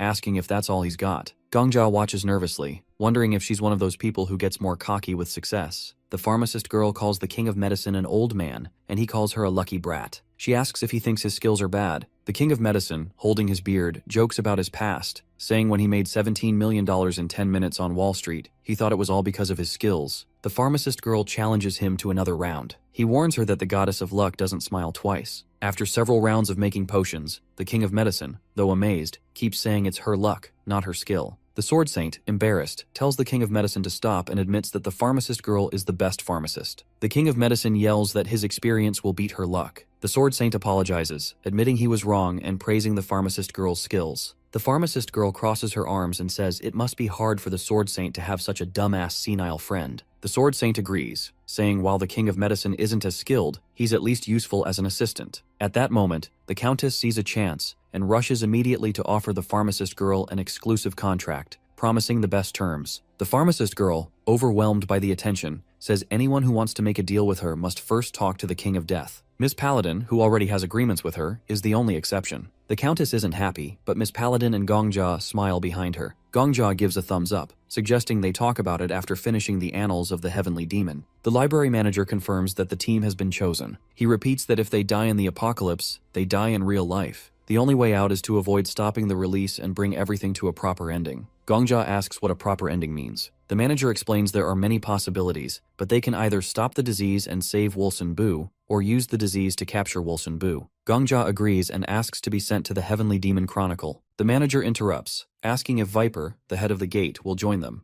Viper stands quietly, arms crossed. Everyone expects him to join, but he reluctantly agrees, questioning why his students want to send him there. He says while Maham is the homeland of his soul, it lacks basic comforts, which annoys him. Still, he won't go without complaining. The Sword Saint apologizes, saying the head of the guild should lead. Viper is tense but agrees to go, though he's not happy about it. Miss Paladin tries to reason with the Sword Saint, explaining he's already helped clear floors with the King of Death and the Black Witch, and starting the 22nd floor would be unfair. Viper's disciples are thrilled, and Miss Paladin says the head of the guild should take the lead, while the Sword Saint, a loner, doesn't have the same reputation to worry about. The Sword Saint straightens his tie and thinks about the situation. He says he doesn't care about the reputation of the 5 guilds, but thinks it's worth considering his conscience. He agrees to let Viper take over, though Viper, despite being satisfied, stays annoyed. The cult interrogator, impressed by Miss Paladin's ability to persuade the Sword Saint, suggests the Sword Saint should hug her, but the Sword Saint says no. Meanwhile, the Black Witch notices that everyone seems to be growing. The King of Medicine, tired of waiting, complains about the delays and reminds everyone he's still the best pharmacist, even after losing. The pharmacist girl confidently says she'll always be better than him, a fact as solid as Galileo's heliocentric theory. Viper, though reluctant, promises the civilians have nothing to fear because he'll handle the battles, but his thoughts show he doesn't want to go. The library manager opens the book and announces Viper, the King of Medicine, and the pharmacist girl as the new main characters of the Heavenly Demon Chronicles. He hands them the book, saying once they open their eyes, they'll be in a world 10 days before the Heavenly Demon Chronicle faces a tragic end. The manager says he expects them to create an excellent ending. In the world of martial arts, the martial arts genre is already losing its charm in Gongja's time. He can see it in the way the world looks. The visuals feel old, the energy is flat, and the seriousness that once made the genre great has turned into a joke. It's a world that used to thrive, but is now, it's just weird and ignored. To our suicidal boy here, it feels like a forgotten genre, now kind of buried under newer, rather cold trends. Still, he finds it interesting. It's not just a scene, it's a piece of a once great world. As they enter, heavy snow falls around them. The blizzard is thick and hard to see through. Gongja immediately releases his aura and tells the others to do the same. The cold isn't normal, it's dangerous. The pharmacist girl admits she hasn't learned how to handle this kind of environment. The Medicine King groans, saying he's about to freeze to death. Gongja turns to Viper and asks him to carry the Medicine King. Viper silently agrees and lifts him onto his back. Gongja reaches out to the pharmacist girl and tells her to follow. She hesitates, but he insists and asks her to trust him. She gives him her hand and blushes, saying it's embarrassing. Gongja admits he feels the same, but this isn't the time to be shy. In a world like this, there's no room for hesitation. He explains that what the library management constellation calls production and release isn't just storytelling. They're not in a scene or a chapter. They're in a real world, one that needs to be saved. The pharmacist girl realizes how serious things are. She admits she's underestimated everything. She promises to give it her all. Gongja tells her to focus on her role. He'll protect her, but it's up to her and the Medicine King to deal with the disease directly. As they walk, Gongja remembers the basic story of this world. A mysterious disease has killed the heavenly demon. After that, the whole world starts falling apart. The story is vague. It doesn't even mention snow or the extreme cold they're facing now. Gongja suspects there's more to it. The heavenly demon's death is just the start. He needs to figure out what really happened. Suddenly, the pharmacist girl points ahead. There are people visible in the distance. Gongja grows more worried. What kind of disease could bring down an entire martial arts world like this? As they move toward the figures, the Swordmaster says something feels off. It's too quiet. The Sword Emperor agrees. It's not just silence. It's the absence of any movement, any life. As they get closer, they realize the figures aren't just still. They're frozen, not by cold, but by something else. They stand as if caught mid-motion, stuck in place. The Medicine King is surprised. He asks why they're standing instead of lying down, as sick people usually would. The pharmacist girl checks one of the bodies. She removes a piece of glove and uses her diagnosis skill to check his condition. The man has died 2 years and 3 months ago. The cause of death: infection. But the disease is unknown, something not in the mobile hospital's records. The Medicine King says that it really doesn't make sense. No one froze to death, and no one seems to have died naturally. He says that if it were a normal infection, the bodies would be lying down. Instead, they're upright, mid-action, as if frozen at the moment of death. The pharmacist girl suggests someone has placed them like this on purpose. The timeline of deaths is inconsistent. Some died 2 years ago, others 3. Someone has dragged the bodies here and arranged them. Gongja opens the character window of one of the corpses. The screen shows the status of a dead person. He stares at it, and the only thing in its mind is light. He's wondering if this is some kind of monument. Maybe the light in the character window is the last thought the zombie dude had when it was alive. But why are they placed like this? As if in formation, Viper says they look like terracotta soldiers. Before they could think more, they hear some voices through the snow. A man and a woman are arguing nearby. The man shouts that he'll end the reign of the demonic path. The woman laughs and mocks him. A black-haired girl in dark clothes stands her ground. She says the demonic path will rule the celestial world as long as she lives. She turns to the man, Wolson Bu, and tells him his faction is finished. Wolsunbu refuses to back down. He claims the demonic cult is already destroyed, that he's killed their elders himself. He boasts of having 500 masters with him. She tells him to stop lying. Gongja whispers to the others to move closer and watch. The girl mocks Wolsunbu for sending his clan leaders on endless, secret missions. He replies angrily, blaming her for ruining the world under her leadership. She fires back, calling him worse than any demon. Their argument escalates until they stand face to face, each holding a simple wooden stick. The girl asks where Wolsunbu's famous jade axe is. He asks where her demonic sword has gone. She says her wooden stick is a new weapon she's made herself, the demonic heavenly blade. He mocks the name, calling it pretentious. She replies that it's just a rod. He laughs and calls it a demonic wooden whip. They argue over names while standing in the middle of a battlefield. Suddenly, it begins snowing again. The weather has changed without warning. Wolsunbu asks her why she said it would be clear. He says that even a street fortune teller is more reliable. She shouts at him to stop talking and get ready to fight. From the bushes, the heroes watch in confusion. The pharmacist girl asks why the two are acting like this, and our boy has no answer. Then someone appears right behind the heroes. The pharmacist girl gets scared and they all turn around at once. Something has arrived, something worse than they'd expected, so they all run away. This is a world where martial arts rules everything. The heavenly demon has tried to unite the martial world under one banner. The demonic path and other factions have been on the brink of war, but before battle can begin, something else strikes. A super epidemic. A plague that doesn't just kill but changes everything. What destroyed this world isn't war, it's a zombie virus. The group continues to run, and the Medicine King points at the zombies coming closer, shouting he's never seen anything like this, not even in Silicon Valley. Gongja cuts off a zombie head and says that this really is the apocalypse. He quickly realizes the zombies don't die unless their brains are destroyed. He turns to the head of the demonic cult and Wolsunbu, yelling at them to run. The demonic cult leader squints, unsure if her eyes are tricking her. She sees 4 people running and asks if they're real.